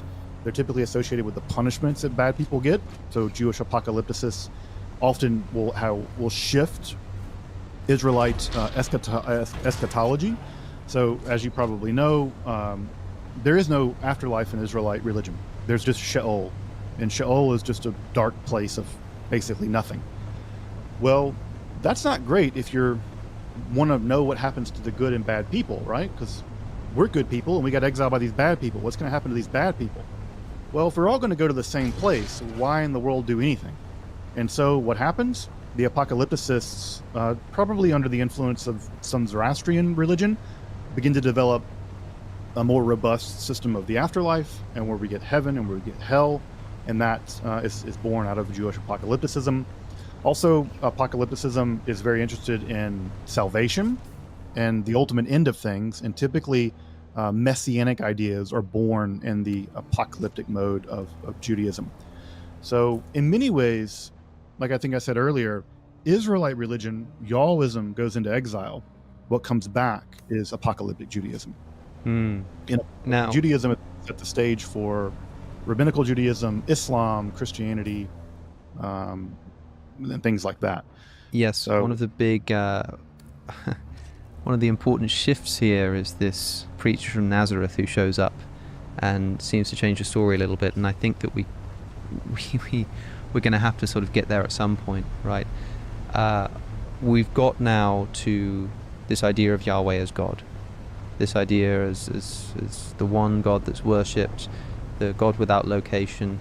It's interesting you say that, actually, because I mean, my picture of the character of Jesus is someone who comes along and says, look, I know that you have this ritualistic religion. You have a way of doing things. You need to go to a particular place. You need to go to the temple. You need to perform these sacrifices. Now that I'm here, I tear down the temple. I am the new temple. You know, you can worship me anywhere. You don't need to be there. It's just interesting to me hearing you describe the development of Yahweh before the appearance of Jesus in sort of similar terms, that in the Babylonian exile you get something a bit like what Jesus seems to have been doing, this kind of, you don't need to worship there, you can worship anywhere. I suppose I was surprised to hear that mode of thinking predated Jesus. Yeah, the move toward theological generalization, that a God that is everywhere can be worshipped anyhow, because that God is anywhere. Now, you can see it as a stepping stone. right? Because it's still, Certainly. you still keep that attachment to the temple, that attachment to ritual and to location, that is only really fully undone by the time you get to Jesus. And I think mostly by Jesus' followers and not so much Jesus himself. I think that's Sure. really a Yeah, Pauline yeah. move, because Jesus clearly is religious. He's attending the temple, he's going to the Yes. temple, pilgrimage. So I think his followers certainly, once Jesus undergoes the process of becoming God, or something like a godlike figure, I think that process is still going on in Paul's lifetime. But once Jesus becomes euhemerized, or undergoes apotheosis, then you get the idea that Jesus was the temple and was the sacrifice and sort of the full picture. Yeah. But I think that's happening mostly in the 40s and 50s, rather than it was in Jesus' own So lifetime. why is it that if during the Babylonian exile there's this decision made that no, Yahweh is not connected to the temple, he can't be or he can't live in the temple because the temple's destroyed, like we can't have a localized God, we need to think of a God of the universe that we can worship anywhere. Why is it that even when you get to the time of Jesus, there still is this attachment to the Jewish temple, to a God that seems to be, if not located himself, somehow connected to particular identifiable locations on Earth? Why does that stick around? I think for lots of reasons. One, ritual and tradition die hard. It's just a case that these are the texts you had, and there's some sense in which even if God is everywhere, there is a correct way of worshiping God. And I think that they had not totally given up on the idea that this is the correct way of worshiping God. And there's good reason to believe that if you believe that these texts were at some level divinely revealed. So God may be the God of the whole world, but God still needs to be worshipped in this way, in this place. Now, not all Judeans believed that. There were temples in other places. For instance, there was a temple down on the Elephantine Island in what is now Egypt. We know of a later temple that eventually was built in Alexandria. So we do know of other non-Jerusalem temples that Jews use to worship Yahweh. Also, there's a split among the Jews at this time. There are Jews who are moving in the direction of a more radical generalization that's typically represented by the Pharisees, and then the old guard, the Sadducees, who really hold on in some ways to the old Israelite religion. They reject the existence of the afterlife. They reject the existence of angels and demons. They are insistent upon temple sacrifices.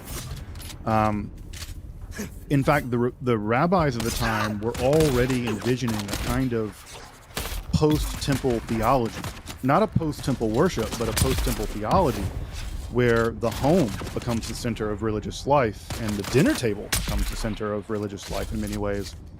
And I would argue that it's because there was already a kind of theological prefiguring of a post-temple theology among the Pharisees that when the temple was eventually destroyed by the Romans, they were able to pivot very quickly because theologically it was already intact. And so rabbinical Judaism emerges as a post-temple theology because they were kind of already doing post-temple theology. And so once the temple's destroyed, the shift was, I won't say easy, because of course it must have been terrifyingly traumatic for them, but they had already begun thinking that way. Because, again, I think that once you get into it, especially when you sort of begin reading some rabbinical literature, and even in Isaiah, some of the later prophets, the prophets are also pretty skeptical about whether Yahweh needs this stuff. Yeah, there's a section in where Isaiah is saying, he's mentioning, do you think I need burning grains, and do you think I need incense? Do you think I need any of these things? No, I'm the master of the whole world. You need to do this to worship me. I don't need it. And is it, Isaiah says, is this the fast that you should be doing? No, you should be fasting by helping the poor and things like that. So there's already a theological shift happening even in the late prophets away from the idea that Yahweh needs this. And that's carried on, I think, theologically in groups like the Pharisees, which eventually prefigure rabbinical Judaism, where so much temple ritual is still maintained. I mean, we still wash our hands before we eat dinner because that's what the priest did in the temple. We still sprinkle salt on bread because that's what they did in the temple. We still pinch off a part and throw it in the oven because that's it represents the sacrifices done in the temple, but it's all shifted into the home as opposed to in this big building in Jerusalem. So already there's theological differentiation happening even by the late prophets and into rabbinical Judaism in the Second Temple period about does Yahweh need this stuff? And the answer is, does Yahweh need us dumping out a bunch of beer, on a bunch of ashes? Like, this doesn't make any sense. Like, Yahweh doesn't need this. We might need to do it, but the God of the universe doesn't need libation offerings or whatever. Yeah. No, okay, so we've prefigured this a little bit, or preempted this a little bit in our discussion. Jesus shows up. Jesus starts preaching morally. It's already an immediate debate exactly what it was he was claiming to be and claiming to do. But at some point, this man who went around sort of performing miracles and gaining followers, who then, on some accounts, is crucified and then seen by his followers, has risen again, becomes identified with Yahweh, with this Israelite God. How does that happen? So it's a great question. We're still very much in the midst of trying to sort out exactly how it is that the Jesus movement developed at all. But it seems that Jesus was some kind of apocalyptic prophet, and he probably preached for about a year before he was executed, probably less than a year. I think most scholars now say probably less than a year. He entered Jerusalem, caused a riot, and was executed because he's probably one of a dozen Jewish rebels executed during that time period for causing a riot during Passover. So what happens? There's a lot of debate. I think what seems to make the most sense to me is that Paul has some kind of mystical vision. He's probably involved in the semi-official, quasi-official persecution of Christians, or what we might call followers of the Jesus movement. He has some kind of vision. I suspect he was what we call a Merkava mystic. There's evidence from that from 2 Corinthians that he's having sort of out-of-body experiences. He's going into the heavens. There's a form of mysticism called Merkava mysticism that was pretty typical among Jewish, not typical, it was one of the forms of Jewish mysticism associated with apocalypticism. And it seems that Paul goes into the heavens in a mystical experience, and he sees the euhemerized, apotheosized Jesus.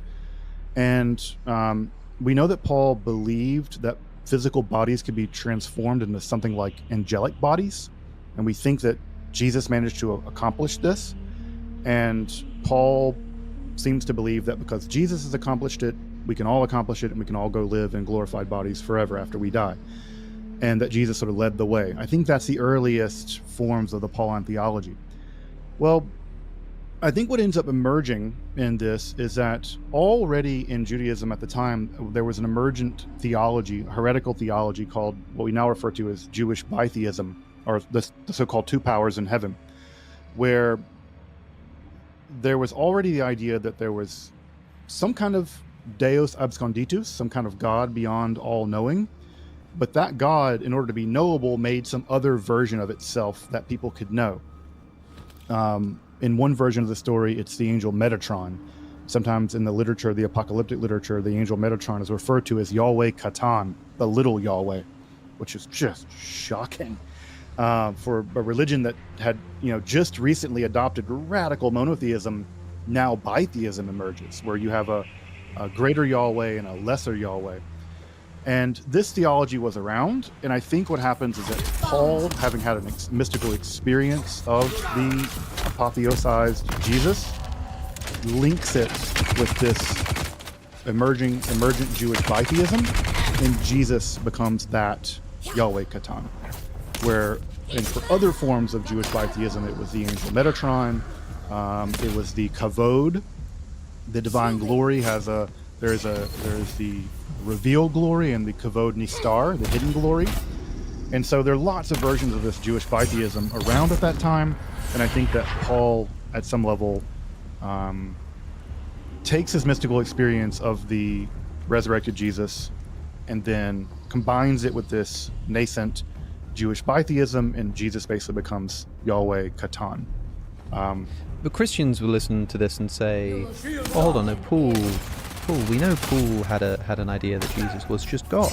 I mean, are we saying that Paul was not a monotheist? I mean, it seems also if you're reading this into the actual epistles of Paul, this isn't some secret discovery of a biography somewhere else. No, these are the epistles that made it into the New Testament canon.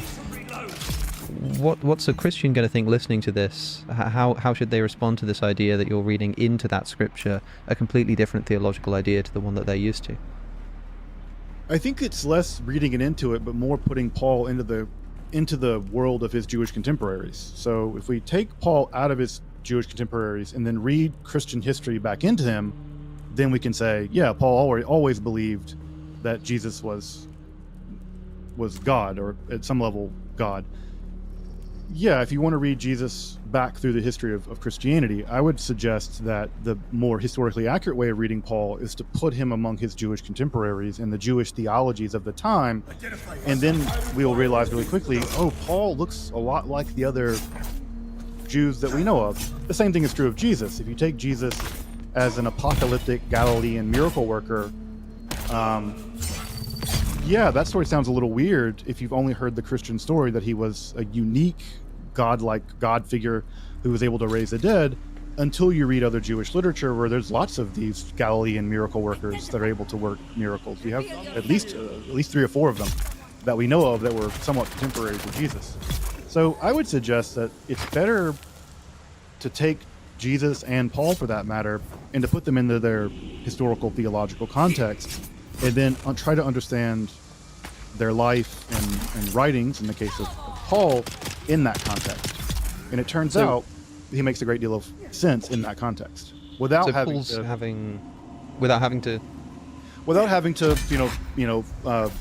backload a bunch of Christian theology that developed in the centuries afterwards. So we don't need to do that to make sense. They needed to do that because Gentiles didn't know much about the Jewish world, and therefore to make sense of what it meant to say that Jesus was God and that the Father was God, and now you have to have something sort of in between the two in the form of the Holy Spirit. There's a lot of really amazing Greek philosophical heavy lifting to make all that make sense, and you would need that to make all that make sense. Another way of making it make sense is just to put these guys back in their Jewish context in the first century, and it turns out they make sense in that context quite well, actually. So Paul has some kind of mystical experience of this Jesus fella, and this is the interesting thing about Paul, of course, is that unlike the other the apostles, Paul never meets a fleshy Jesus. Paul has visions that, as you say, seem to be more aptly described as mystical experiences than sort of meeting a physical person and shaking his hand. And so, for whatever reason, after the death of Jesus, Paul is having these visions of Jesus, and at the same time, there is this developing Jewish theology that there are kind of 2 gods, or at least like there's a god and then a sort of small god, or almost a son of God, if you will. And Paul is the one who begins to identify this Jesus fella with the sort of little Yahweh. That implies to me that, because of course Paul's epistles are the earliest written sources of the New Testament, but chronologically in terms of the story, he's not the oldest or the earliest person to actually interact with Jesus. And so you have the disciples, for example. Tradition assumes that 2 of those actually ended up going on to write Gospels. Was it not amongst this community that the idea first arose that Jesus was God? I mean, is it Paul, in other words, who's the first person, you think, to start identifying Jesus with God? I think so. I don't think when we look at assuming, let's say, James or something is actually written by James. I mean, it's hard to say if it really was, but there's no indication that in those texts that Jesus has become a divine figure. He's important, but this idea, I think, is really developing in the shadow of Paul's theological genius. And I think Jewish Christianity, the idea that Jesus was the Messiah, had died and had risen to heaven to come back very shortly, and deliver on the messianic promises that were sort of typical of the time, I think that would have probably lasted. I think it did last until the Bar Kokhba rebellion. And I think that distinctively Jewish way of being what we might call Christian, I think it did survive in Jerusalem. But I think that Paul's theological shifts, especially the shift away from the Jewish law, the necessity of the law, and the universalization of Jesus as God, as a God character, I think ensured its success. But I think, again, history is not just on the side of the victors; it's also just sometimes on the side of the survivors. The Jesus movement that was exclusively Jewish, that seems to have been focused among Peter and James in Jerusalem, assuming it survived them, which I'm sure it did, they would have been wiped out in the Bar Kokhba rebellion. So by 135, it's extinct. And I think it was a memory. And Jesus, the Pauline version of Christianity, with its appeal to the Gentiles, its not being localized in Jerusalem, it meant that it was going to succeed. And I think that that's part of the success can be very much be thanked for by the Bar Kokhba rebellion and eventually the destruction of the Jerusalem church, at least the Jerusalem church that still maintained some allegiance to the Jewish law. I must say, it sounds to me a lot like, and this is all new to me. I've really, really enjoyed talking to you so far because this is fascinating and just outside of my sort of general comfort zone, as it were. Just far enough outside of it that I feel like I can have a meaningful conversation and yet be constantly sort of blown away by what I'm hearing.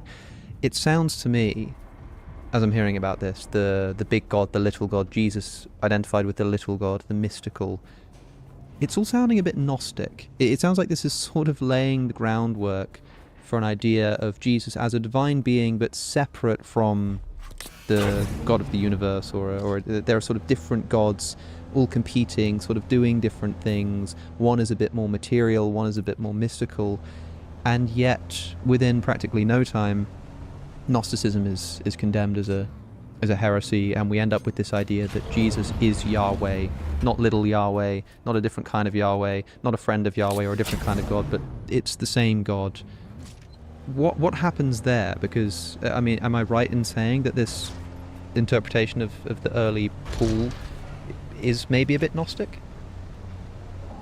I suppose it depends on what you mean by Gnostic. I guess I will say two things. The first thing is that Paul definitely thinks of Jesus as becoming something divine. Now, whether he's identified with, numerically identical, to use a philosophical language, right? Is Yahweh numerically identical with Jesus? I think Paul never quite makes that move.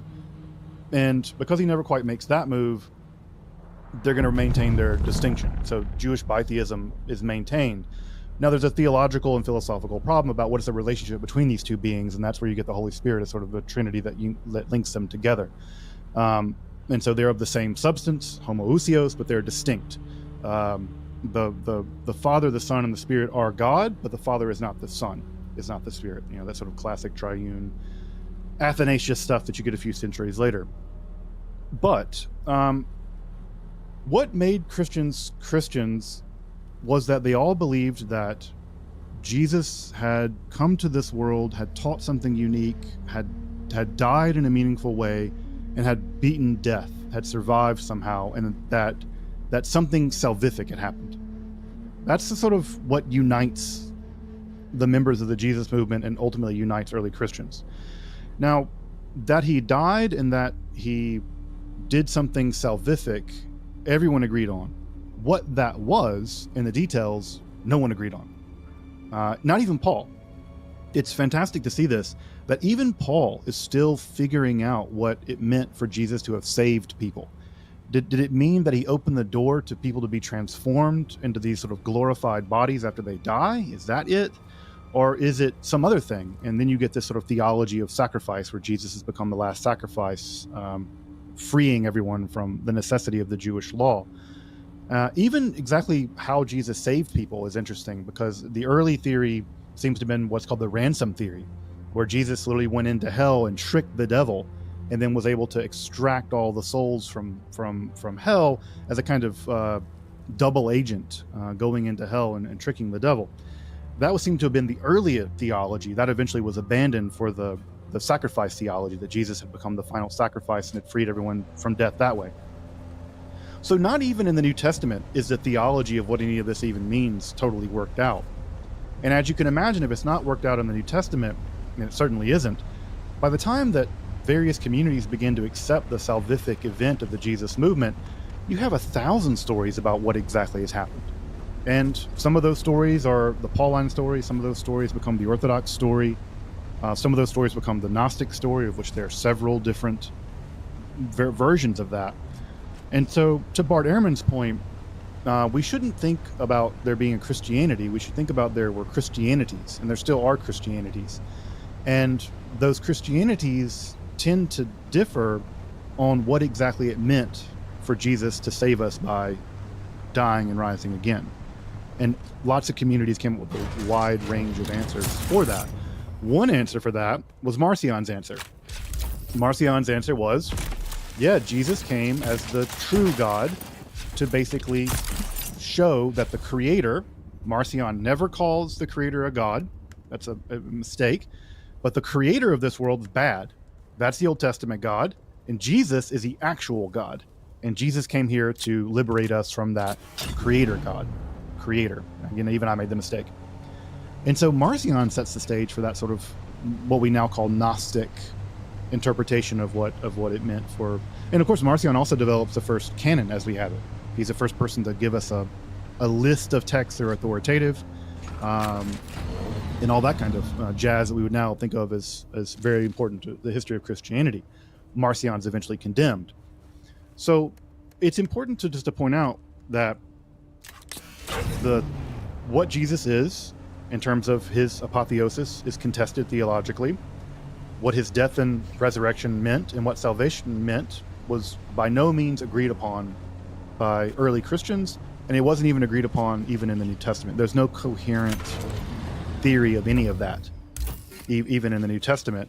And obviously, if there's no coherent theory in the text that will become authoritative as the New Testament, you can imagine 100 years later, 50 years later, you have very widely divergent theologies operating in the Eastern Mediterranean.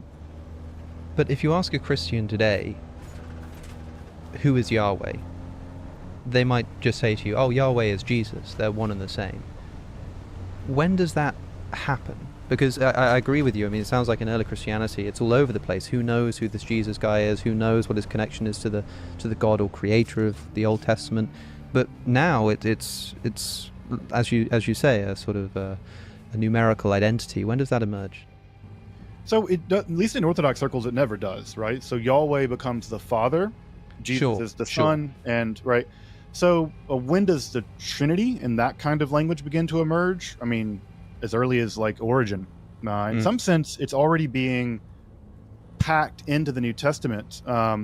There's a great, I think it's in the Gospel of John, I can't remember, where it says the Father and the Son, and then they eventually add back in the Holy Spirit. The Holy Spirit doesn't occur in the earliest manuscripts.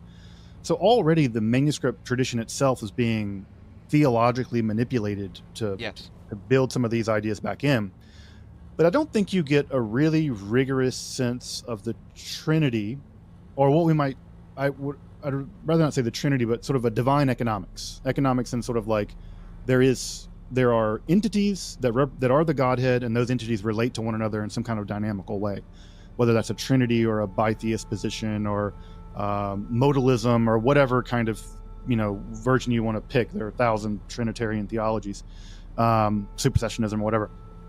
I don't think you really begin to see that really in a coherent way until sort of the Apostolic Fathers and some of the epistles of like maybe Barnabas, and then you begin to pick it up in some of the really early apostolic teachings of people like Irenaeus and stuff.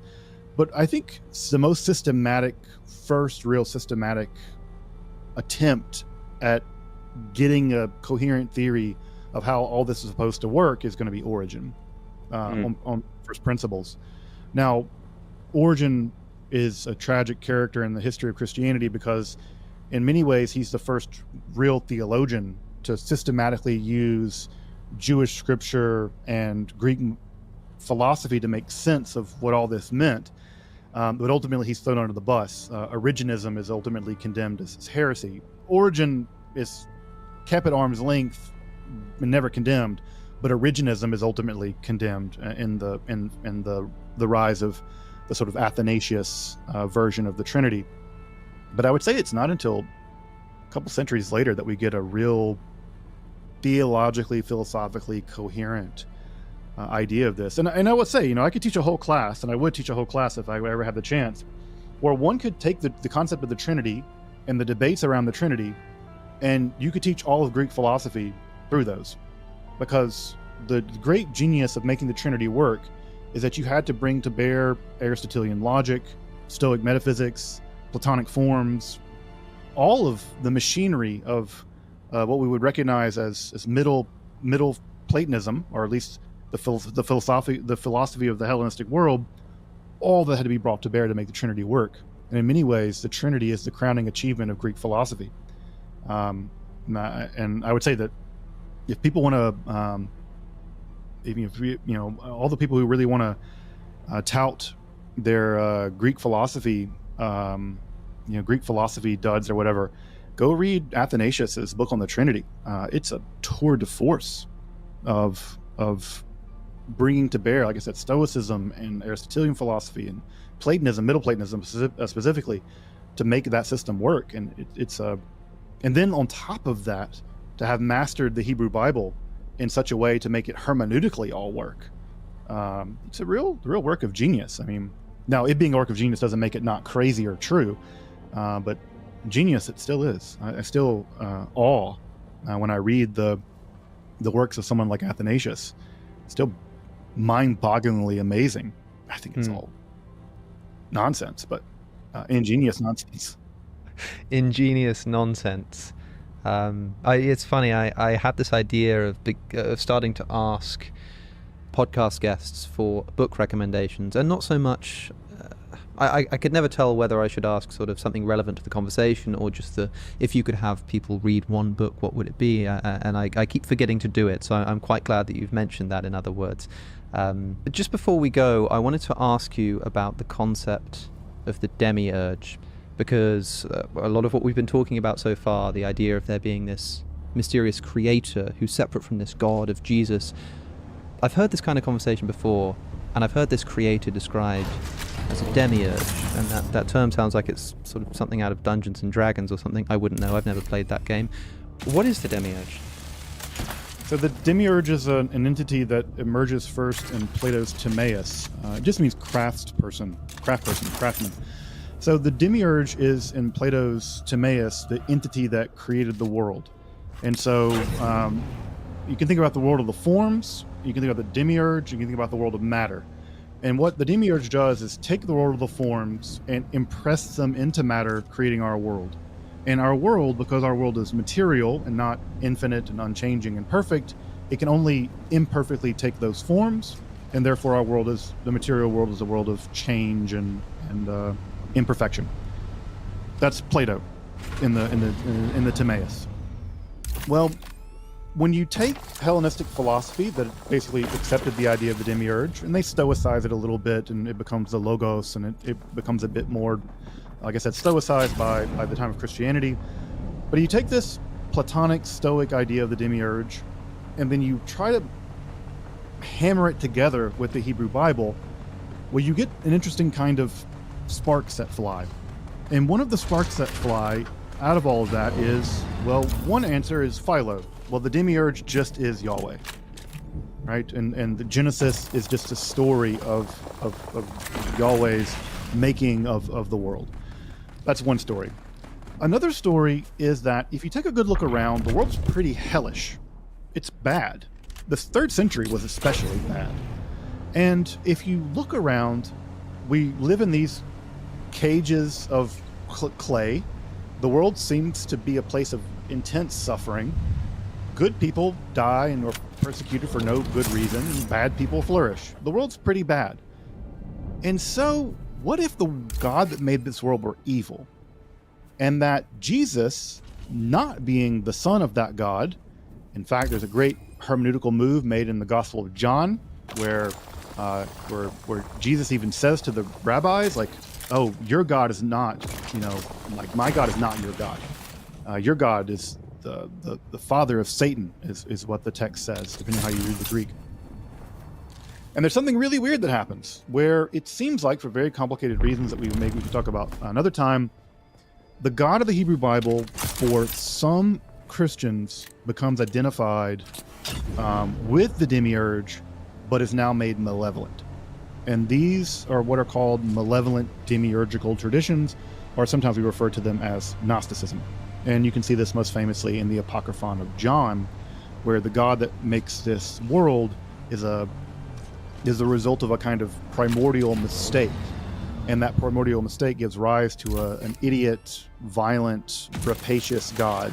And that God creates this world and as a kind of prison. And we are spiritual beings imprisoned in this world, specifically imprisoned in physical bodies. And Jesus came as a spiritual being. He took on the prison to show that you could escape it. And he teaches the means by which to escape this world, escape the world of fate, escape the world of the demiurge, and then go back to our true home, which is the world of the spirit and the world of pure divine goodness or whatever. And that becomes a variant of Christianity we typically refer to as Gnosticism. Now, to be very clear about this, if you were to go to those Christians and ask them, are you a Gnostic? They would say, what's that? They're like, I'm a Christian. So they didn't think of themselves as, we only know them as Gnostics or Sethians or Valentinians or Marcionites because their enemies named them that. They typically named them after their so-called founder and then polemicized against them. And those polemical works are what survived, and that version of Christianity represented by that group is the one that survived as what we now call Orthodox Christianity.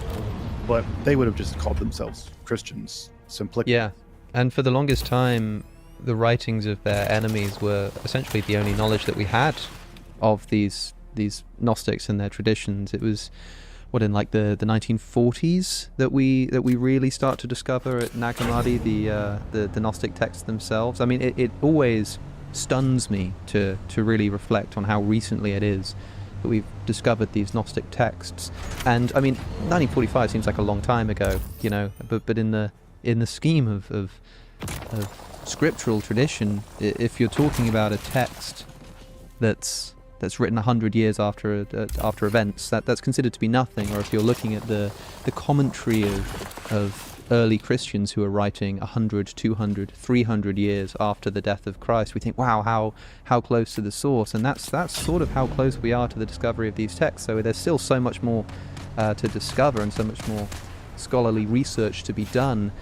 The one question I have as regards all of this is that in that Christian Gnostic tradition, now that we have access to their actual texts and we can hear it in their own words, do you think that this demiurge figure in the Gnostic tradition is identified with Yahweh, the creator of the Old Testament? Oh, definitely, no doubt. I mean, they say as much. And in fact, there's already an Egyptian precedent for this. The Egyptians had already begun, even prior to the rise of Christianity, to associate Yahweh with the god Seth, their sort of demonic chaos foreigner god. And so already the Egyptians, in their own theological polemics with Judaism, had already set the stage for this transition. So we already have some Egyptian identifications, like I said, of Yahweh with Seth. And so already making Yahweh evil was something the Egyptians had already done.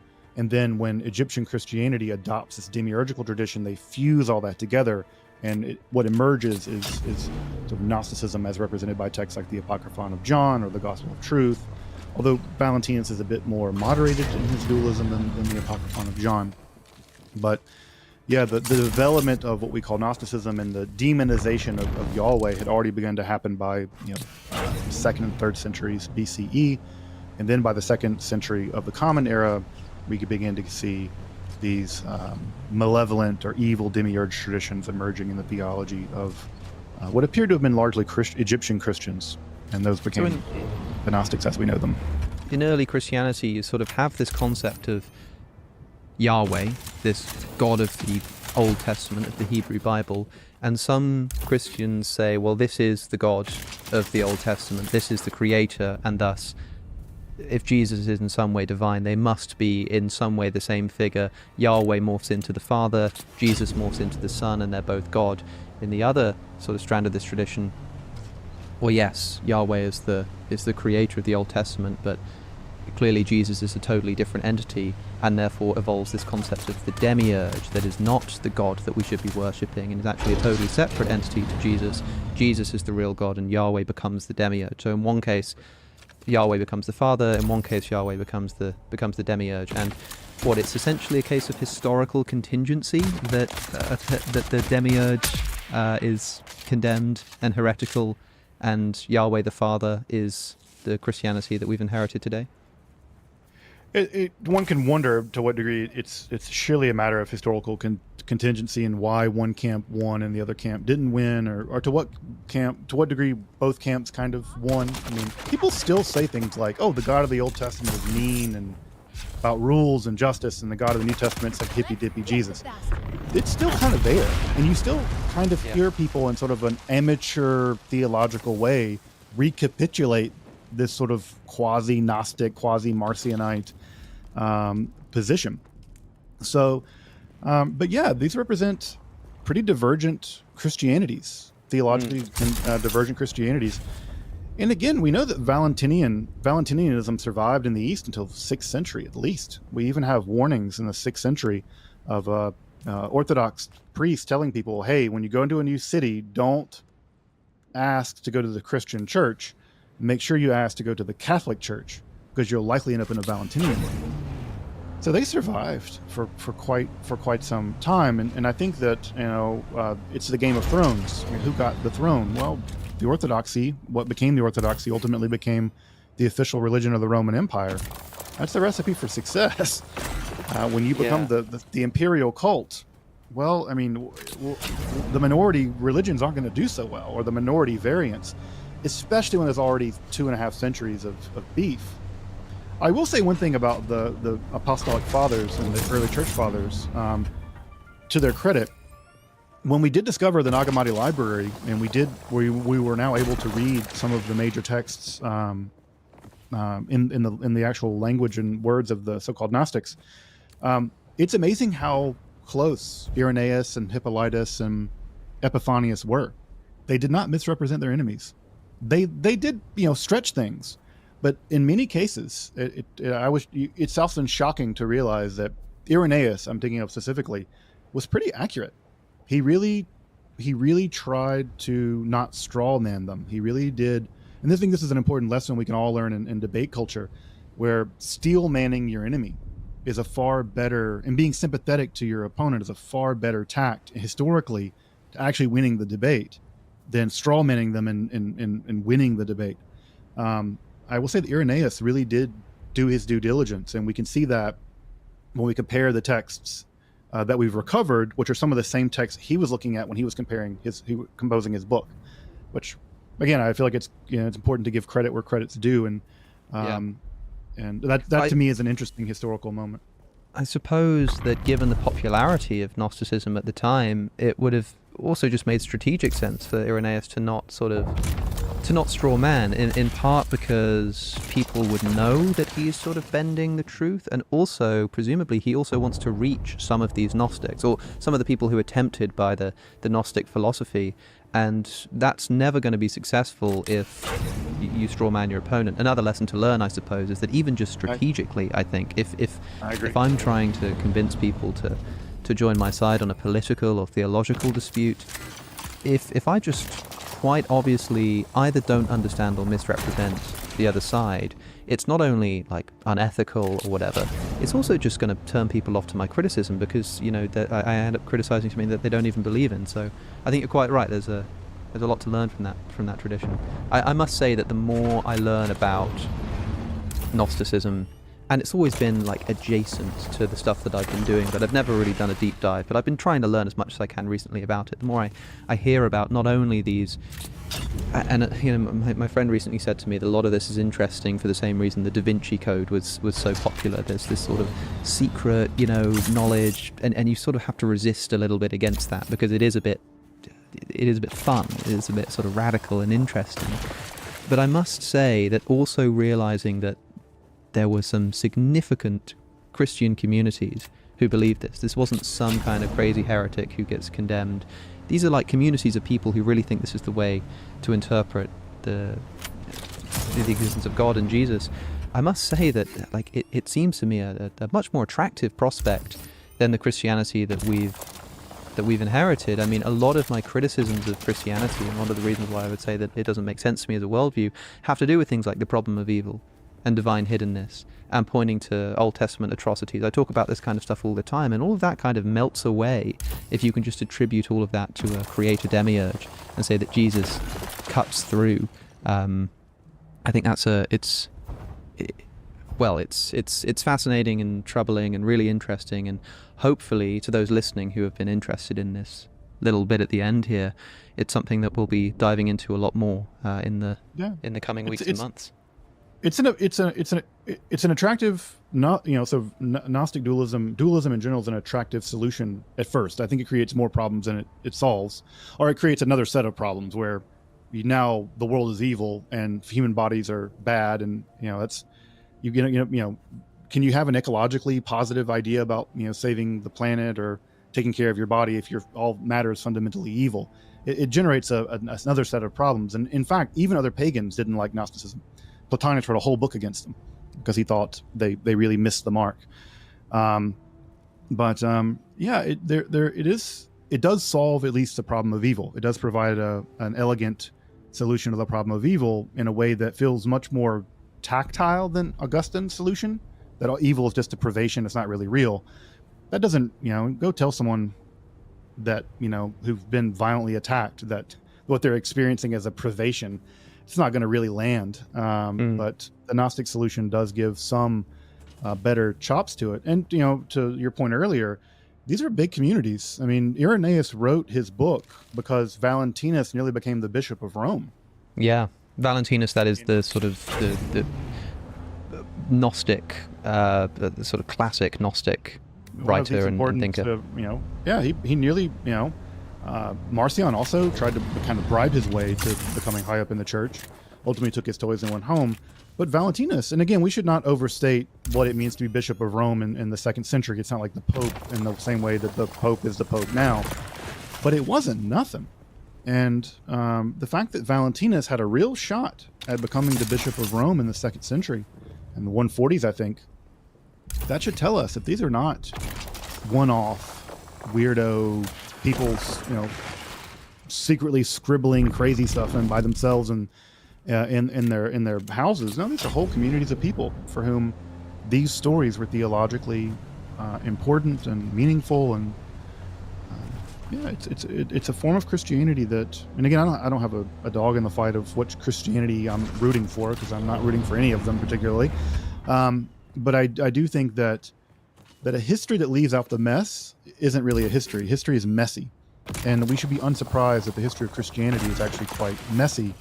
And when we sort of impose upon it a teleology that it was always going to go a certain kind of way, then we totally distort what it is that we're studying. This is the same true of Judaism. Rabbinical Judaism was just one Judaism. There were lots of competing Judaisms that existed at that time.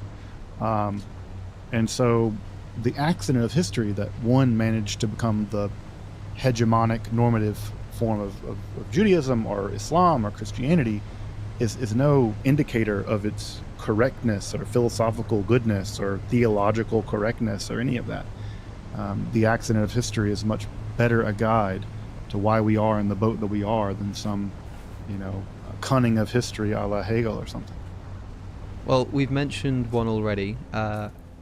Of all the stuff we've spoken about today, if people are interested and want to learn more, of course, apart from going to your YouTube channel, Esoterica, which I will link in the show notes and description, a great channel. It's one of those YouTube channels that, while I was preparing to speak to you, I'm listening to your videos while I'm walking around or cleaning up, whatever, and I just have to go back and listen to it again. I have to focus. It's one of those channels that really gives you the information.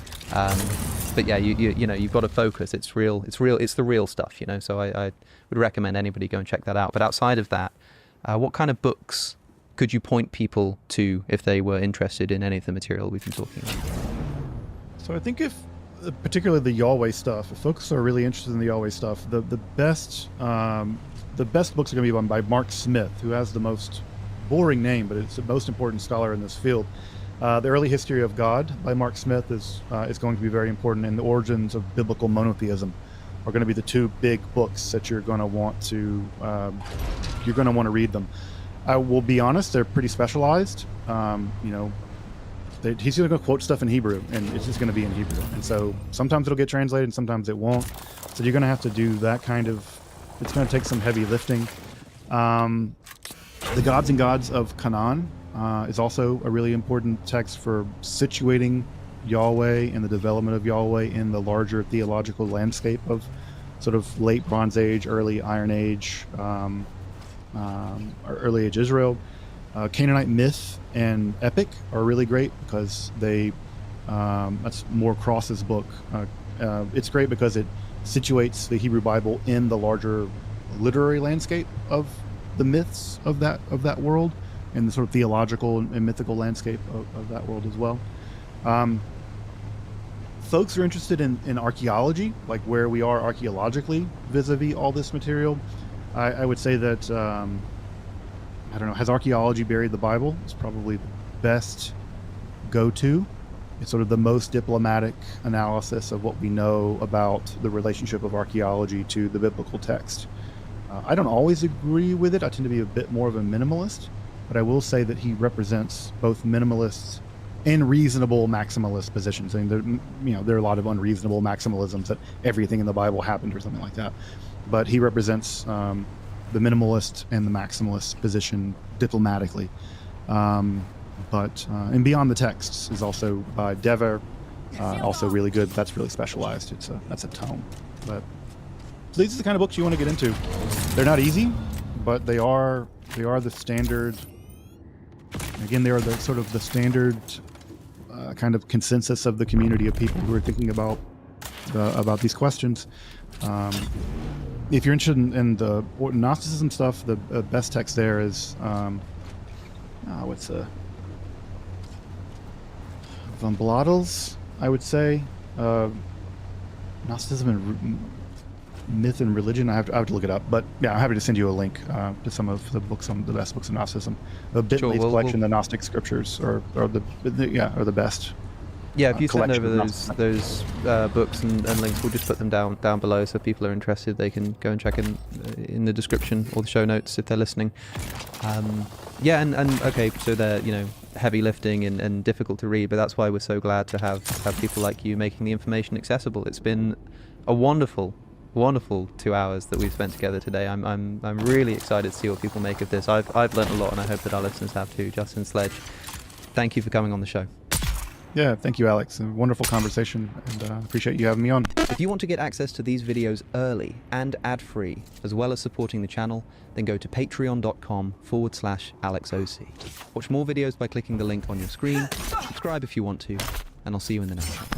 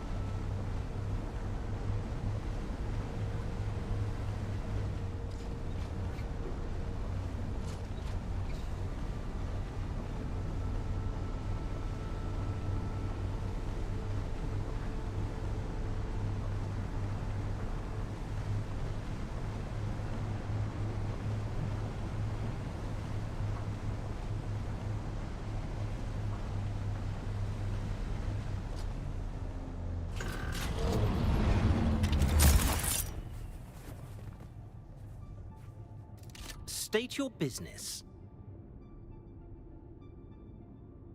I'm Theodoric I, like many in... we like to think so. State your business. I'm Theodoric I, like many in my family. I felt this is where I can best honor my family, and my house wishes that I must thank Providence for. All you need to know is the alloy up here is our orbital built over. All you need to...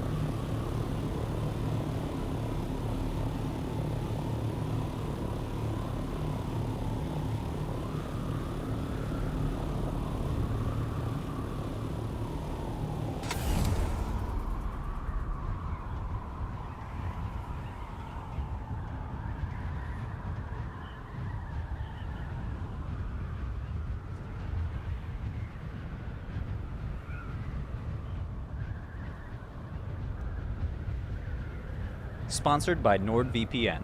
What you're looking at is the so-called Flavia Sophae inscription, a tomb inscription discovered east of Rome. Possibly dating to the 2nd century, this is one of the earliest Christian inscriptions ever found. But this is no ordinary funeral epitaph. The Christian theology underlying the inscription seems different. It reads, "Yearning for the fatherly light, my sister and wife, Sophae, and Doug. Are you here for Tracy? We're here for everyone. Limo and I help people save hundreds by customizing car insurance with Liberty Mutual. We ordered a limo, not a limo. Oh yeah, we do that too.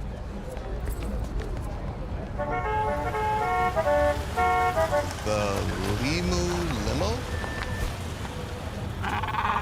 At your service. Only pay for what you need. Liberty, liberty, liberty, liberty.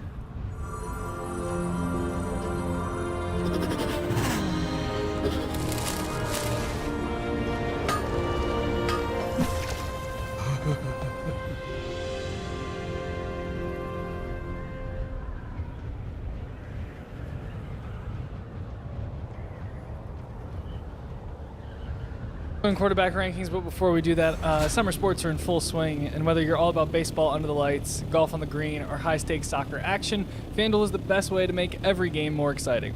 You're already following the action, why not make it a little bit more thrilling? With FanDuel, you can get in on the game while your friends are getting sunburned at the beach. I've been using FanDuel to track my favorite matchups, and the app keeps it fresh with new daily prompts to make fun ways to bet. If you're new to FanDuel, new customers bet $5 and they get $150 in bonus bets if your first bet wins. So you open the FanDuel app today or visit fanduel.com/UCSS to get started. All right, so this whole thing started, we mentioned our old buddy Nick Wilson, Dustin, put up a tweet where he listed all his quarterbacks in tiers, in his opinion. I think he said it was from him and Jonathan, but then Jonathan told me it was really just Nick. So, and overall his list was, we thought it was pretty solid, yeah, but pretty good. He had an egregious screw up, in my opinion, there, and I think most people would agree, that he had Jalen Hurts in the elite category with Mahomes, Allen, and Jackson, and he had Joe Burrow in that next group, very good, with Jared Goff and Dak and Jaden Daniels and a few other people. And to me, that was crazy. And his argument was, well, the Bengals didn't make the playoffs the last 2 years. There you go. I thought that was a pretty weak argument because the Bengals not making the playoffs the last 2 years had zero to do with Joe Burrow. Especially, first of all, Joe Burrow got hurt 2 years ago, missed the back end of the season. But last year, you can't play better. Joe Burrow, let's put it this way. If the Bengals defense was below average last season, they win 11 or 12 games, and he wins the MVP. The only reason he didn't win the MVP is because they didn't make the playoffs. He was better than Lamar, and he was better than Josh Allen last year. And there is, I got to imagine, obviously I don't know this for a fact, but Dustin, you tell me what you think. Yeah. I can't imagine there's a single GM in the league, including Howie Roseman in Philly, maybe he'd be the only one, maybe, that would take Jalen Hurts over Joe Burrow. Yeah, I mean, I would say maybe Howie would feel that way just because this guy, It's 4 guy. years has been to 2 Super Bowls, won. Like, I don't know. I mean, Philly doesn't win a Super Bowl without Jalen Hurts. Right, you agree with that, by the right? way, I believe higher on Jalen Hurts than the average person is. I like Jalen Hurts a lot. I think he's in that very good group, and I think he's near the top of the very good group. I just don't think he's better than Burrow. He just doesn't put up the numbers passing-wise that like some of these elite quarterbacks do. He plays the position so much different than we've seen in the past. Like, I don't know. I think that I can see why people would put him in that elite group. Ahead of Burrow, I wouldn't do that, but I can see it because the guy's won a title and been to another one. Like, Burrow's been to one. I get it, the team, all that stuff.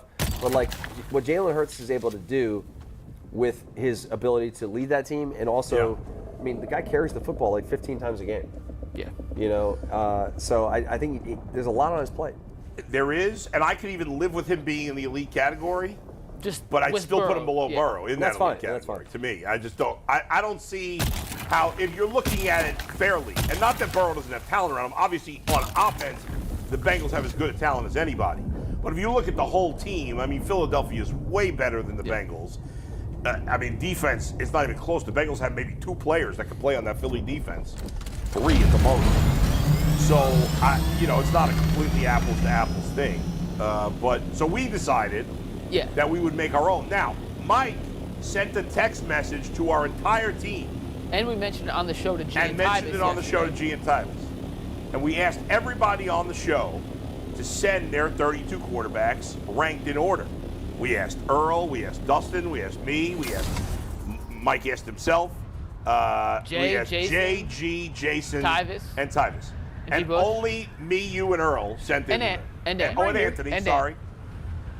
Dustin, G, Tyvis, Jay, Jason all failed to take on this assignment. Well, and you will only get current blame because you're here. Okay, but can I also get I barely look at that text, that group chat. All right.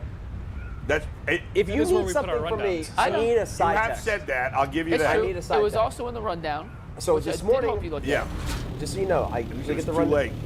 When you send the rundown at night, I typically go, cool, I'll check in the morning. Perfect. Yeah. And that's what I do. And this morning I checked and I'm like, shit. Yeah. Do I got to send Mike something? That's it. But I'm like, you know what? He knows to send me a side text. That is true. Yeah. It's okay, though. So here's how we did it. The only one that surprised me, honestly, was Tyvis. I knew Dustin wouldn't do it. I knew G. Bush wouldn't do it. And I knew Jay and Jason wouldn't Jason's do it. in Vegas. Jason wouldn't have done it anyway. He usually does. He might have. He might have. Does. I knew Jay wouldn't do it. No. Tyvis was the one that surprised me, that he didn't do it. So here's how we did it. So we had Bull, Ant, Earl, and myself all ranked quarterbacks 1 through 32. Yeah. We made a composite list. Yeah. Using, if you were voted first, you got 1 point down. Who had the worst list? Our top 11s were all very similar. Then the rest was preference, how you wanted to judge what you expect from a guy versus what they've done in the past. Yeah, my list, I did more tiers. So which is some of my guys that are unproven, I would probably have higher than the group before. But which is fine. So that's why I wanted to do it this way. So we have a composite. We're going to run through 1 through. It actually turned into 1 through 33 because some people voted for Penix and Kirk Cousins, who are both on Atlanta, which we didn't really think about. Did I put Cousins on Yeah, there? you did. Who did I leave out then? I must have left out one team. We'll get to it because Ant also couldn't figure out who he left out. And it's a whole thing. But I did that. I didn't even think about it. Yeah, I know. And Jonathan did the same thing. So we'll figure that. So I composited the list, took the average score, and then we're going to run through 1 through 32 real quick. Because I put Tyler Shuck on there. And I just left the Saints quarterback.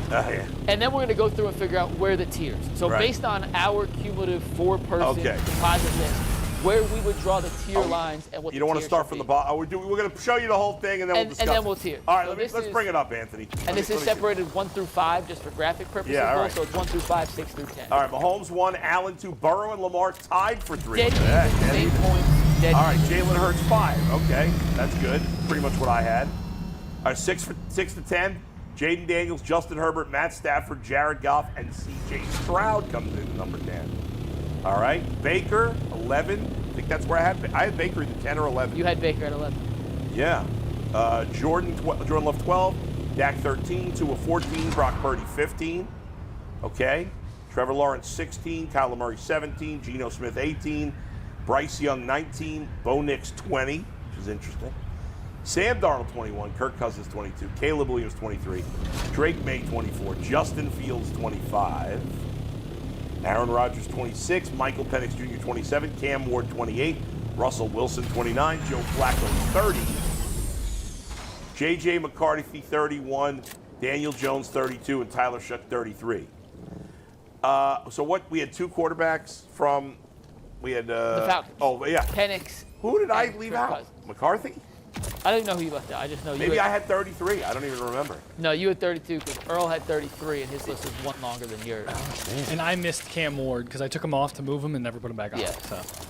Oh, I had Cam Ward on there. You did have Cam Ward on there. Can't remember who I left out. All right. So let's go through that again. I think our list is great. I think we did a pretty good job. Okay, let's start from the beginning again. So would you? The question I want to ask here. Yeah. Do you draw the elite line after the Lamar Burrow tie? I do personally. Or do you include Jalen Hurts? Dustin, what do you think? No, I'll play Lamar. That list to me is fine. But where do you draw the elite line? After Lamar and Burrow or after Hurts? Those 5 guys. Let's go before that. Do you still have Mahomes only? No, think I don't. No. Those 3, because I agree. Yeah. I used to have Mahomes, then those 3. Yeah. I think all 3 of those quarterbacks have permeated up Yeah, into I just the think elite in the tier end, the guys. tiebreaker for Mahomes. We is that he's shouldn't. We one more, shouldn't but denigrate Jalen Hurts just because he does something better than all the four of those other guys. I just. What does he do better than all of them? He's a better runner. Not better than Lamar. Okay. Or Josh. No, I think he's better than Josh. I don't know. I mean, I not better than Lamar. I'll give you that. Yeah. But I mean, Mahomes and Burrow, him and Allen, I'd say it's a wash. In terms of running. Yeah, I draw the elite line after 4, and I do Hurts too. is right on the precipice. I just I don't even know why, Dustin, because he outplayed Mahomes. This Super Bowl, you could argue he outplayed Mahomes. But they're not playing against the same I'm just saying, team. he played awesome in 2 Super Bowls. He's won a Yeah. Super Bowl, but his team's so good around him, and the pieces are. I don't know if he can carry a team like those other 4 guys can. It's easy to kind of pile on Mahomes a little right now because everybody was looking after all the celebrity they got, all the commercials they do, to look for any crack and take advantage of Mahomes.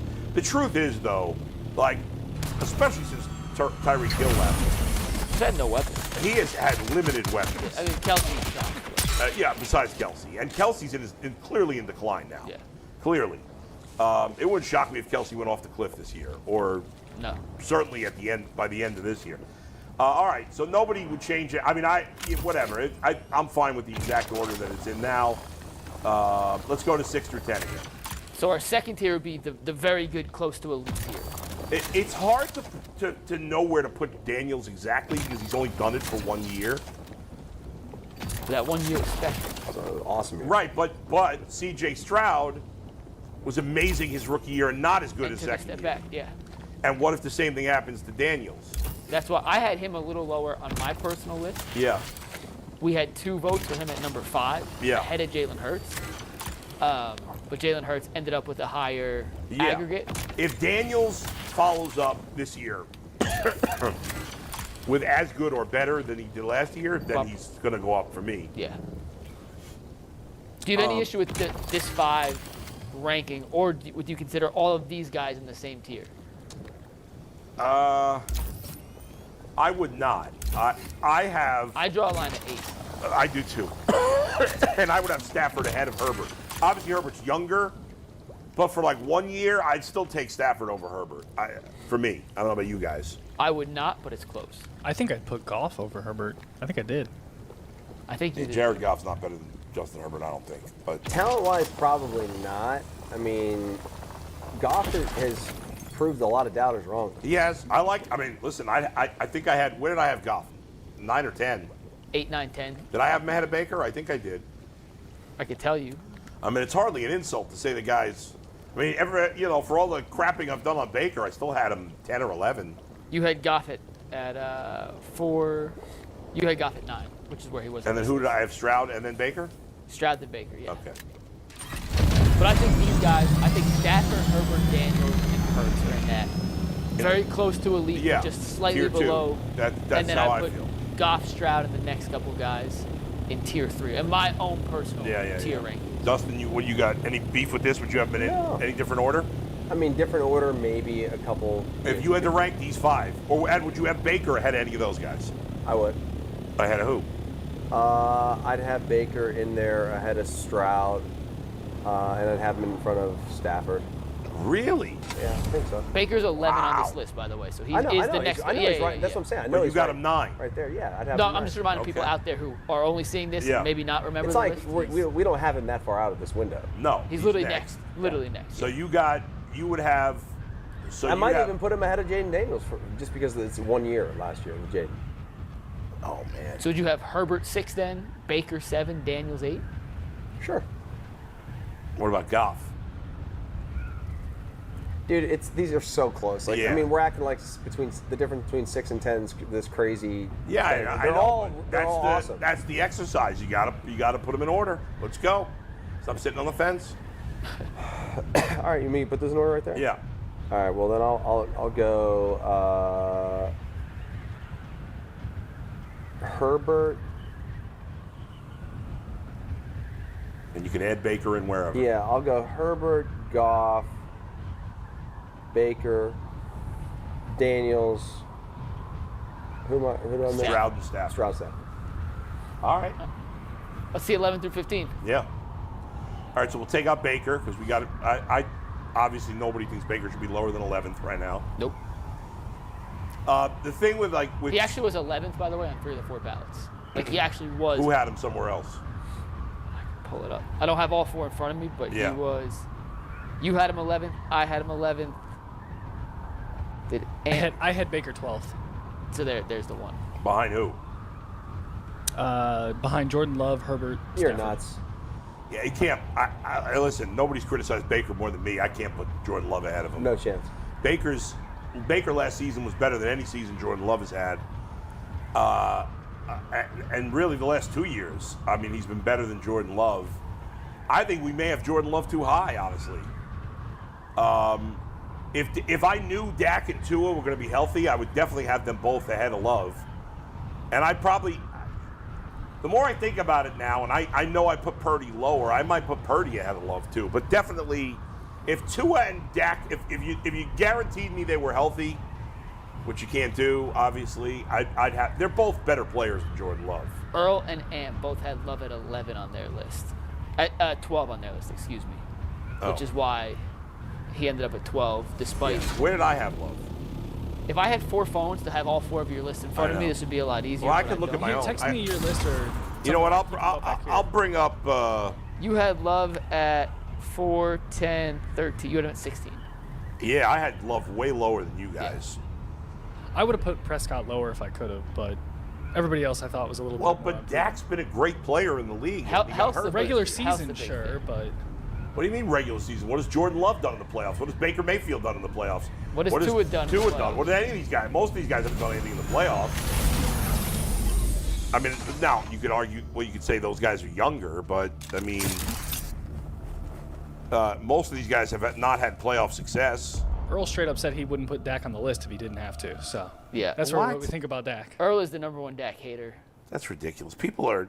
There's always a quarterback in every era that just is a really good player. Dak's but really the damn team good. doesn't really win, and the quarterback gets denigrated.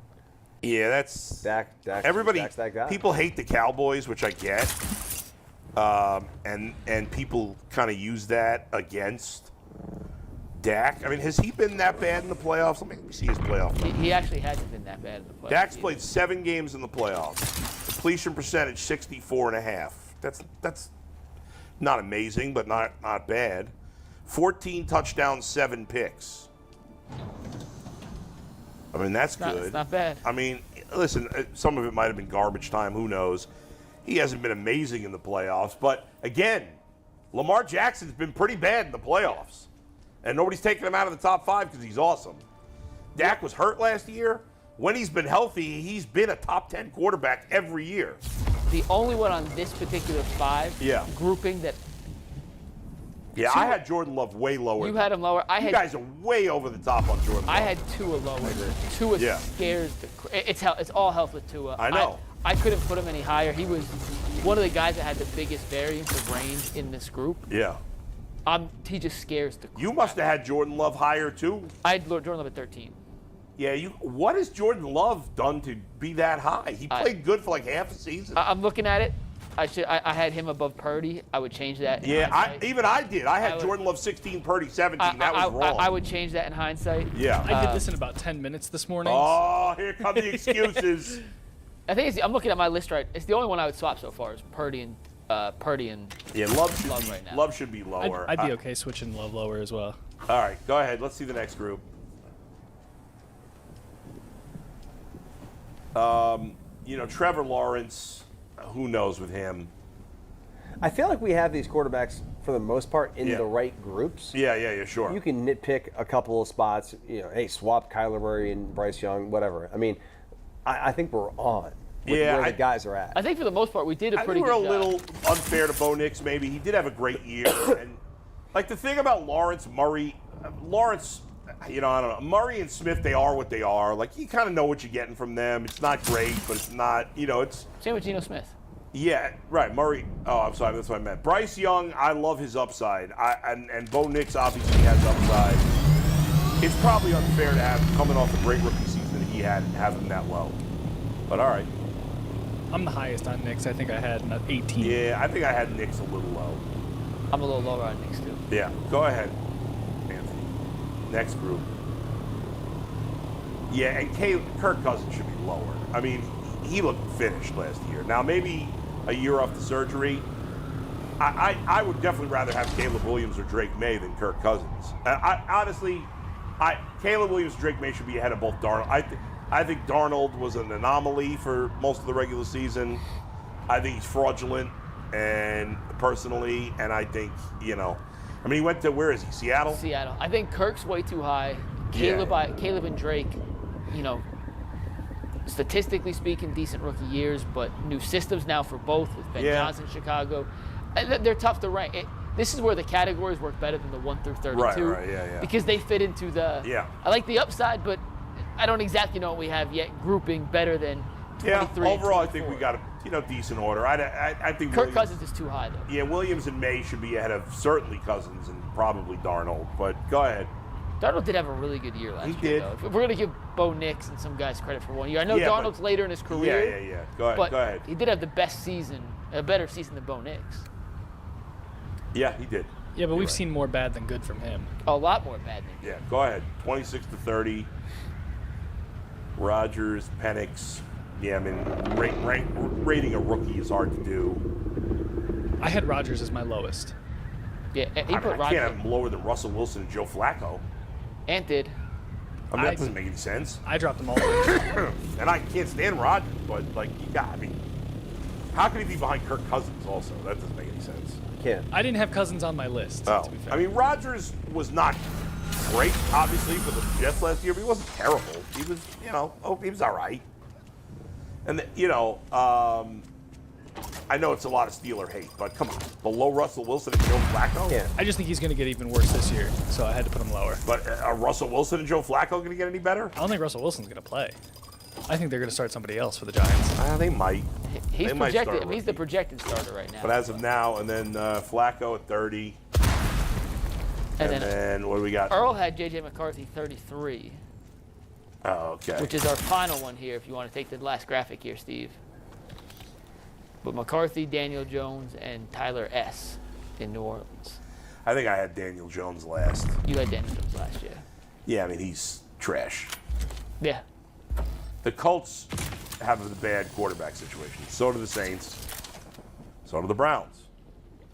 Unless one of the rookies does something. Same thing with the Saints. The Jets don't even have that. I mean, the Steelers. The Steelers. Well, yeah, they don't have that. They don't even have a rookie. Well, they got the Ohio State quarterback. Will Howard. Who seems like a long shot. If J.J. McCarthy doesn't hit from Minnesota, they got nothing. Seattle, Daniel Jones got injured. Obviously, their quarterback situation is terrible. And then what about the Giants' quarterback situation? Well, again, they might go with Jackson Dart. Jameis. Who is the Jets' backup quarterback? Tyrod Taylor. Oh, yeah, so they got a terrible situation. Oh, no, I'm thinking, they have Justin Fields. Yeah, that's a terrible situation. And the Steelers have a terrible situation, in my opinion. So, but Mike Tomlin somehow will find a way to win 9 games, of course, because he always does. And we'll see. I mean, Rodgers could completely go off a cliff this year. That's certainly possible. You think he will? I kind of think he's going to be good. I do too. I kind of think he's going to be good. Yeah? I do. I think he's going to be like he was last year. I mean, you put him into another, he went to New York. The Jets are a dog shit organization. And he didn't help, though. No, he's nuts. Yeah. I'm not defending Aaron Rodgers at all. Yeah. This is strictly based off of his talent. Well, you're right. They are a terrible organization. You pull him out of the city, you put him in Pittsburgh with a well-run organization, and Tomlin, you got a Super Bowl winning MVP quarterback, and a coach who's won a Super Bowl and been to multiple. I just think to write them off and to say that they're not going to be I just have to see it to believe it. I also think coming off an Achilles, that second year is Yeah, I know that, but he's still in his 40s. No, I know. I'm just saying. No quarterback besides Tom Brady has played well at his age. And I don't think Rodgers played. And I'm not very completely good writing him last year. off. I don't think but you can't be shocked if he goes off the cliff. I didn't say I'd be shocked. Favre had that good year in Minnesota, dude. In his 40s. I just think I think he's going to kind of be good. He kind of cratered towards the end of the year. He had a great year with the Jets, and then at the end of the year, he kind of fell apart. The same thing happened in Minnesota. It's hard in your 40s to be good at quarterback. I mean, he's a play away from going to the Super Bowl or going to the NFC title game. Yeah, that's true. I kind of think he's going to be good. I It'll think be the Steelers. interesting to see. I don't think Rodgers is going to completely fall apart, but I think he'll be kind of average. Which, again, for them, he plays average. That's probably better than the quarterback play they've gotten in the last Since few years. Roethlisberger, yeah. Which is hard to believe that they found a way to be over 500 with What do you think? below-average quarterback play. What's his ceiling in your mind? Then? Could he be the 15th best quarterback in football this year? Yeah, I guess so. I think guess so. I think he could be in. I think he'll end the season. We'll talk about him as like basically average, between 13 and 18. I think which is a lot higher than 29 wherever we had. Yeah, right. I think you'll have the Steelers in position, to make the playoffs. They'll compete. They'll be competitive, and I think he'll play well enough that people will be like, "Is he going to come back for another year?" I know he said this is like his last year. Right. But I think he'll play well enough that it'll leave some doubt as to whether or not he should retire. Do the Browns have a quarterback that could end up being as high as 15th best quarterback? Sure. Yeah, Shador. You think so? Or this guy's never taken a snap. So you saying Shador? I'm saying sure, and then it sounds like Shador. So Shador. I mean, you think there's a chance he could be the 15th best quarterback This year? No, I don't think so. I can't see it. It's possible. I mean, no one thought Bo Nix was going to do anything, or Right, but Bo Nix, you knew he was going to get the opportunity. We don't know that Shador's going to get the opportunity. True. Yeah. I'm not going to like. If I knew Shador was starting week 1, I'd say, yeah, okay, it's possible he could be 15th best quarterback in the league. But that's you also hard need enough you need the games to get the stats to make you be in the conversations. Like, oh, this guy had a great year. Like if he played 8 games and had 1,500 yards passing, he's not going to be the 15th best quarterback. Yeah. Right. And I mean, the odds of a player, again, you can say whatever you want about where he should have been drafted. If teams thought he was that good, he would have been drafted in the first round. Yes, he dropped further because of other things. But most of the impact rookies at quarterback were first-round picks. Almost all of them. We did that whole study after the draft, and it was 3 quarterbacks not selected in the first round have gone on to have, I forget the exact statistical rank. Rookie? Just in general. Yeah, but specifically as a rookie, there are obviously Dak Prescott and Russell Wilson and Kirk Cousins and Tom Brady. There's a lot of guys. Those were the 3 in the last decade you just mentioned. But there's not many rookies, period, that are great as rookies at quarterback, let alone not drafted in the first round. That's so rare because quarterbacks drafted past the first round almost never get an opportunity as a rookie. Purdy's the only one I can think of in like recent memory. But he started the season 10, 11. Yeah, but he played well. That's what I'm but saying. it wasn't He the came full in. season. Yeah, he played 6 or 7 games. Right, and nobody was calling him the 15th best quarterback at the end of the first season. Now by the next year, when he played well again, yeah. With Squarespace, you can do more than just build a website. You can build a business. Personal trainers and private chefs. Showcase your signature offerings and experiences. Makeup artists and music teachers. Schedule classes and appointments with ease. And then, send weekly newsletters to keep in touch with your loyal customers. Done. Squarespace makes offering your services simple. Get started with offer code MAKEITREAL for 10% off your website or domain. As we got some Browns coming up next after I remind you about Epicor. Today's episode is brought to you by them, and every team knows the value of hard work, taking pride in what you build, and in practicing every detail to get the best results. But no one player, no matter how amazing, can do it all alone. Working together makes the win easier. At Epicor, the all-stars are the hardworking manufacturers and distributors who create and deliver the things we all need, from aerospace to electrical to medical devices. You can see your whole supply chain, manage your logistics easier, and respond to pricing change easier. Because the clock doesn't tick down and you need the most out of every hardworking minute, Easier doesn't cut corners, Easier finds the lane. Discover your success at www.easierwithepicor.com. That's www.easierwithepicor.com. All right, let's switch it up. We'll get to our next topic here, and that is are we doing the quarterbacks here? No, we're doing Mason Graham here. Oh, Mason Graham. Okay, so ESPN ranked their top 10 defensive tackles in the NFL. No Browns, of course, on the list. No surprise there. But Mike, why don't you set this up? Because this has got you going with some stuff here. Yeah, so ESPN's doing its annual summer series of top 10 position groups. Today they did defensive ends. We'll talk about that tomorrow. Yesterday was defensive tackles. And Mason Graham's a guy who was selected 5th overall. He was the centerpiece of what the Browns got back in the immediacy of that trade with Jacksonville that allowed Jacksonville to get Travis Hunter. They also got that first-round pick, which may be the centerpiece down the road, but right now it's Mason Graham. And we said the other day, for a top 5 pick, we haven't spent a ton of time talking about Mason Graham, and maybe a little bit of a disservice. So I went through and looked at that top 10 defensive tackle list from ESPN and tried to figure out the backgrounds for the majority of those top 10 guys to see if we could find a common trend and see if that kind of is going to set the bar of expectations for Mason Graham, not just necessarily in his rookie season, but over his entire career with, we hope, the Cleveland Browns. So, Ann, if you want to pull up the top 10 list, go ahead, Anthony. We'll run through the top 10 and look at where a lot of these guys were drafted and the backgrounds of these. But the top 10 defensive tackles voted on by NFL executives, personnel, scouts. These are all, it's an ESPN survey of NFL people. Went like this: Dexter Lawrence of the Giants, number 1. Chris Jones, number 2. Chris Jones was number 1 last year. He swapped spots with Dexter Lawrence. He had Jalen Carter at 3. Jeffrey Simmons at number 4. Quinnen Williams at number 5. Going 6 through 10 here, you had Leonard Williams, nominee Matabike of the Baltimore Ravens, DeForest Buckner, Vita Vea, and Cam Hayward. So that's your top 10. So I dug a little deeper and looked at some of the draft positions, some of the backgrounds here of those top 10. And of the top 10 defensive tackles, 8 of them were first-round picks, guys. Chris Jones was a second-round pick. Matabike was a third-round pick.